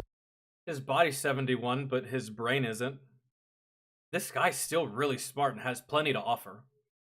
Opens up his trunk and grabs out this shitty folding beach chair and walks right back into CIA headquarters. This whole place is buzzing. It's right after 9/11. Everybody's running around, sharing information, and here's Billy, a 71-year-old man, in a beach chair, sitting in the middle of the office like this. Eventually, Billy's boss comes up. He's like, I ain't fucking leaving until someone gives me a mission. That's it. Don't like it, you're gonna be looking at this pretty face the next week, month. I don't give a good goddamn. I'm 71. I don't have shit else better to do.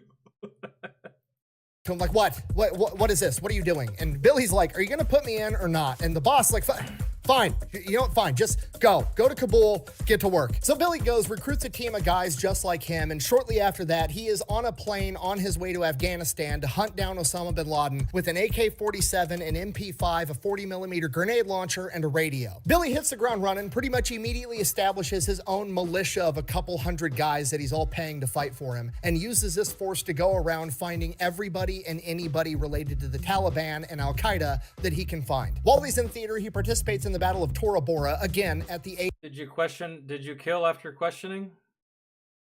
I would have. Like right after 9/11, bro, of course. I mean, I was there, get in trouble. Get away with it though.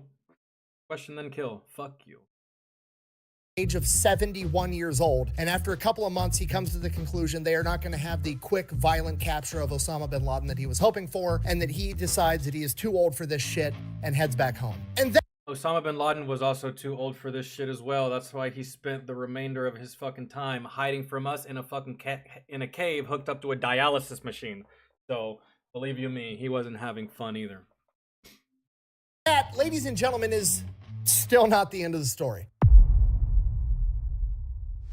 July 2004, Billy is 74 years old when he gets approached by the CIA and offered to go on an extremely dangerous mission where if he is captured, he will more than likely be tortured and then killed, and it is a solo mission that he will have to complete by himself.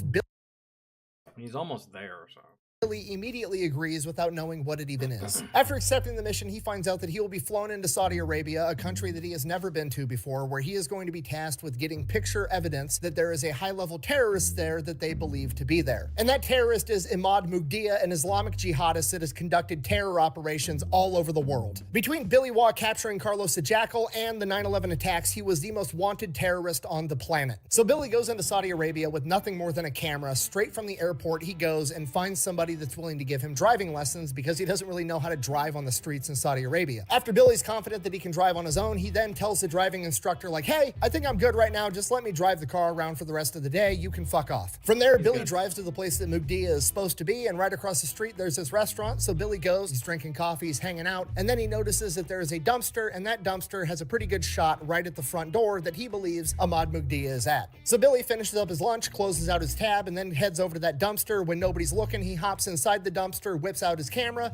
and is just sitting there at the door waiting. After a while, sure enough, a dry cleaner shows up delivering the dry cleaning, and guess who answers the door? Imad Mugdia. Billy snaps a bunch of pictures, waits inside the dumpster, dry cleaner drives off, Imad shuts the door, Billy waits till nobody's around, hops out of the dumpster, gets in his training car, drives back to the airport, and heads back to America. Cool. And let me guess. About 8 to 9 years later, we finally kill him, right? Let's see. Let's see how long this one took. Pictures then get verified it was in fact Mugdia, and that mission gets handed off to the special forces. Billy did his part. When did they get him? What? I guess we're not gonna get an answer to that. Hopefully soon. We didn't take 87 years just to fucking... Billy continues working for the CIA. Again, we don't know what all he does, but in 2017, we do know that he went to Hanoi, Vietnam. And the purpose of that trip was to be a dinner guest for General Giap, the same general that he had attempted to kill all those years ago during the Vietnam War at Oscar 8. The entire interaction takes place through a translator, but the whole thing has this aura of like the two old warriors that made it to the end of the road that fought on opposite sides, and now they're just kind of reminiscing about it together. Yeah. They have a long conversation over the course of hours talking about their perspectives of the war, their tactics, everything that went down. And like, dude, I could have killed you. And the other guy's like, dude, I wanted to kill you. Towards the end of it, Billy informs him that he was on a green light team. He then goes on to explain what that was. He was one of the few people that was qualified to jump in behind enemy lines with a nuclear warhead and detonate it. He then informs them that early on in the war, there was a serious conversation that they were going to have him jump behind enemy lines with that nuclear warhead and blow up a pass in the Ho Chi Minh Trail with a ground detonation that would not only blow up the trail itself, collapsing it in, but it would also irradiate the earth, making it not passable for thousands, tens of thousands, millions of years. Shutting down the Ho Chi Minh Trail would have drastically changed the entire war if it even happened after that. And the whole landscape of that area. Translator General Giap Sun said surely there was no way America was seriously considering using nuclear weapons on Vietnam, to which Billy replied, yeah, we were. I was on the team. The only reason America didn't go through with it is because it's basically opening Pandora's box. There's been... Yeah, we already used it on Japan, and then you use it in Vietnam, and then it's a slippery slope, and then you're just like, well, we used it on Japan, we used it on Vietnam, now we're at war with Iraq, let's use it on Iraq. We used it on Iraq, let's use it on Afghanistan, and then other countries start to chime. That's... Vietnam definitely didn't need any nuclear weapons, but Japan left a motherfucker with no choice, so...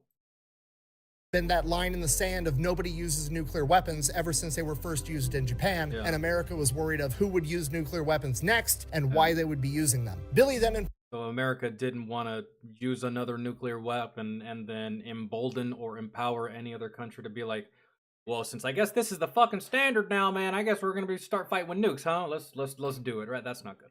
So...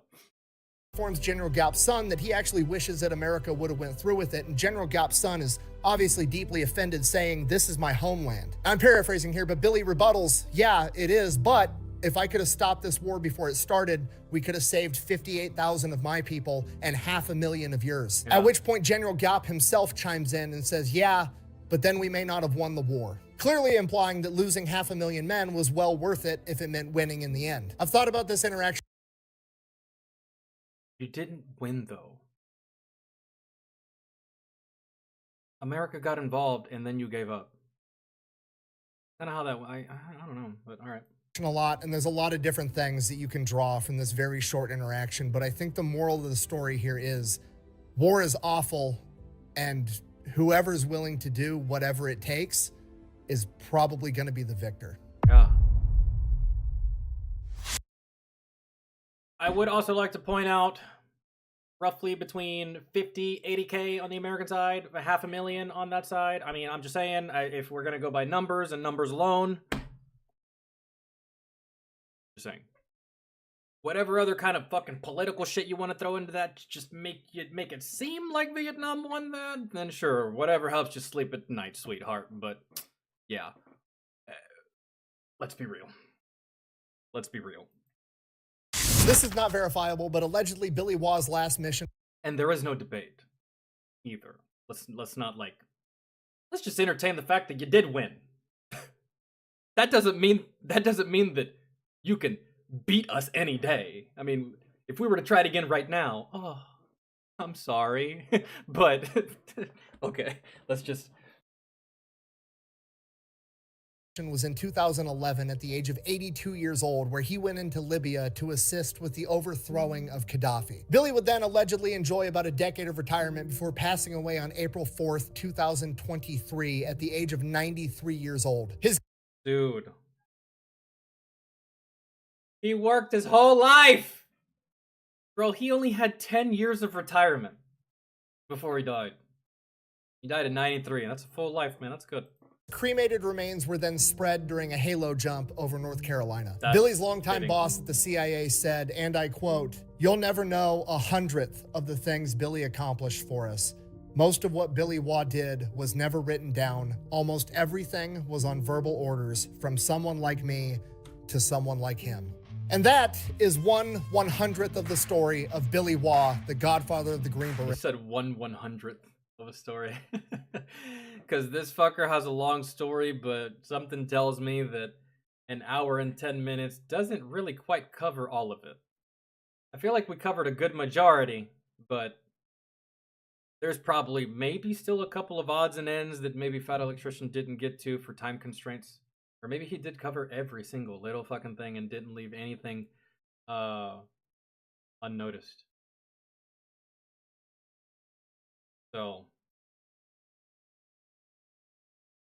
yeah, that guy was great. I don't think I have much else to say. I think I said everything I needed to say during. So, there's that. I'm fucking starving. Jesus Christ. Oh, let's see.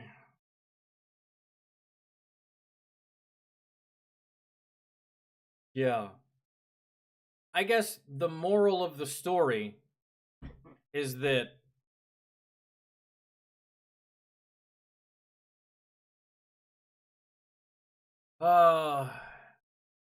if you're part of the chess team, stop telling the fucking varsity athletes how to play the sport that they play. You know what I'm saying? Like the jackasses that wanted to make Billy wear a fucking mask while he's doing surveillance on Osama bin Laden. You know what I'm saying? The athletes don't come to the nerds and tell the nerds how to do the fucking homework. Nerds, don't go to the athletes and tell us how to play the game. So all you motherfuckers sitting inside offices and cubicles at CIA, please, man, there's a reason why you're in that office. You're not a field agent. There's a reason why they haven't put you towards one. Or they haven't pushed you in that direction. Or maybe you don't want to go in that direction because it's not for you. Your ideas should also, I don't know, represent that. You know what I'm saying? Just tell me how to get faster internet, nerd. Don't tell me how to operate. You know what I'm saying? That's annoying. That is highly annoying. Someone that either isn't there, doesn't do the job, isn't qualified to do the job, is telling you how to do the job. Suck my dick. And Billy wasn't even all that much of a dick to that guy. I mean, yeah, he took him through the ringer, made him puke, made him eat his own words and puke, but I'd have been more of a dick, really. Like, bro, shut the fuck up. There's a reason I'm here and you're there. I'm me, you're you, right? Can't with those people.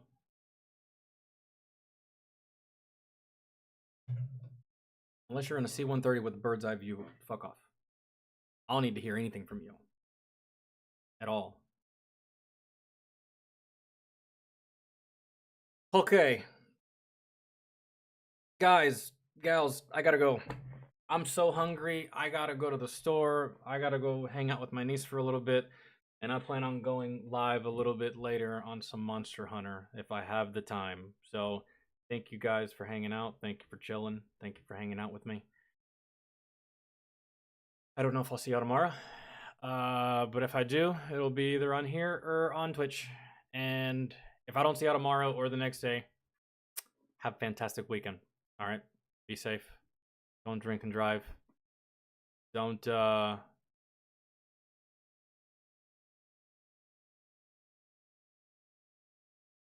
yeah. Anyways, yeah. Love y'all. We'll see you later. Bye, guys.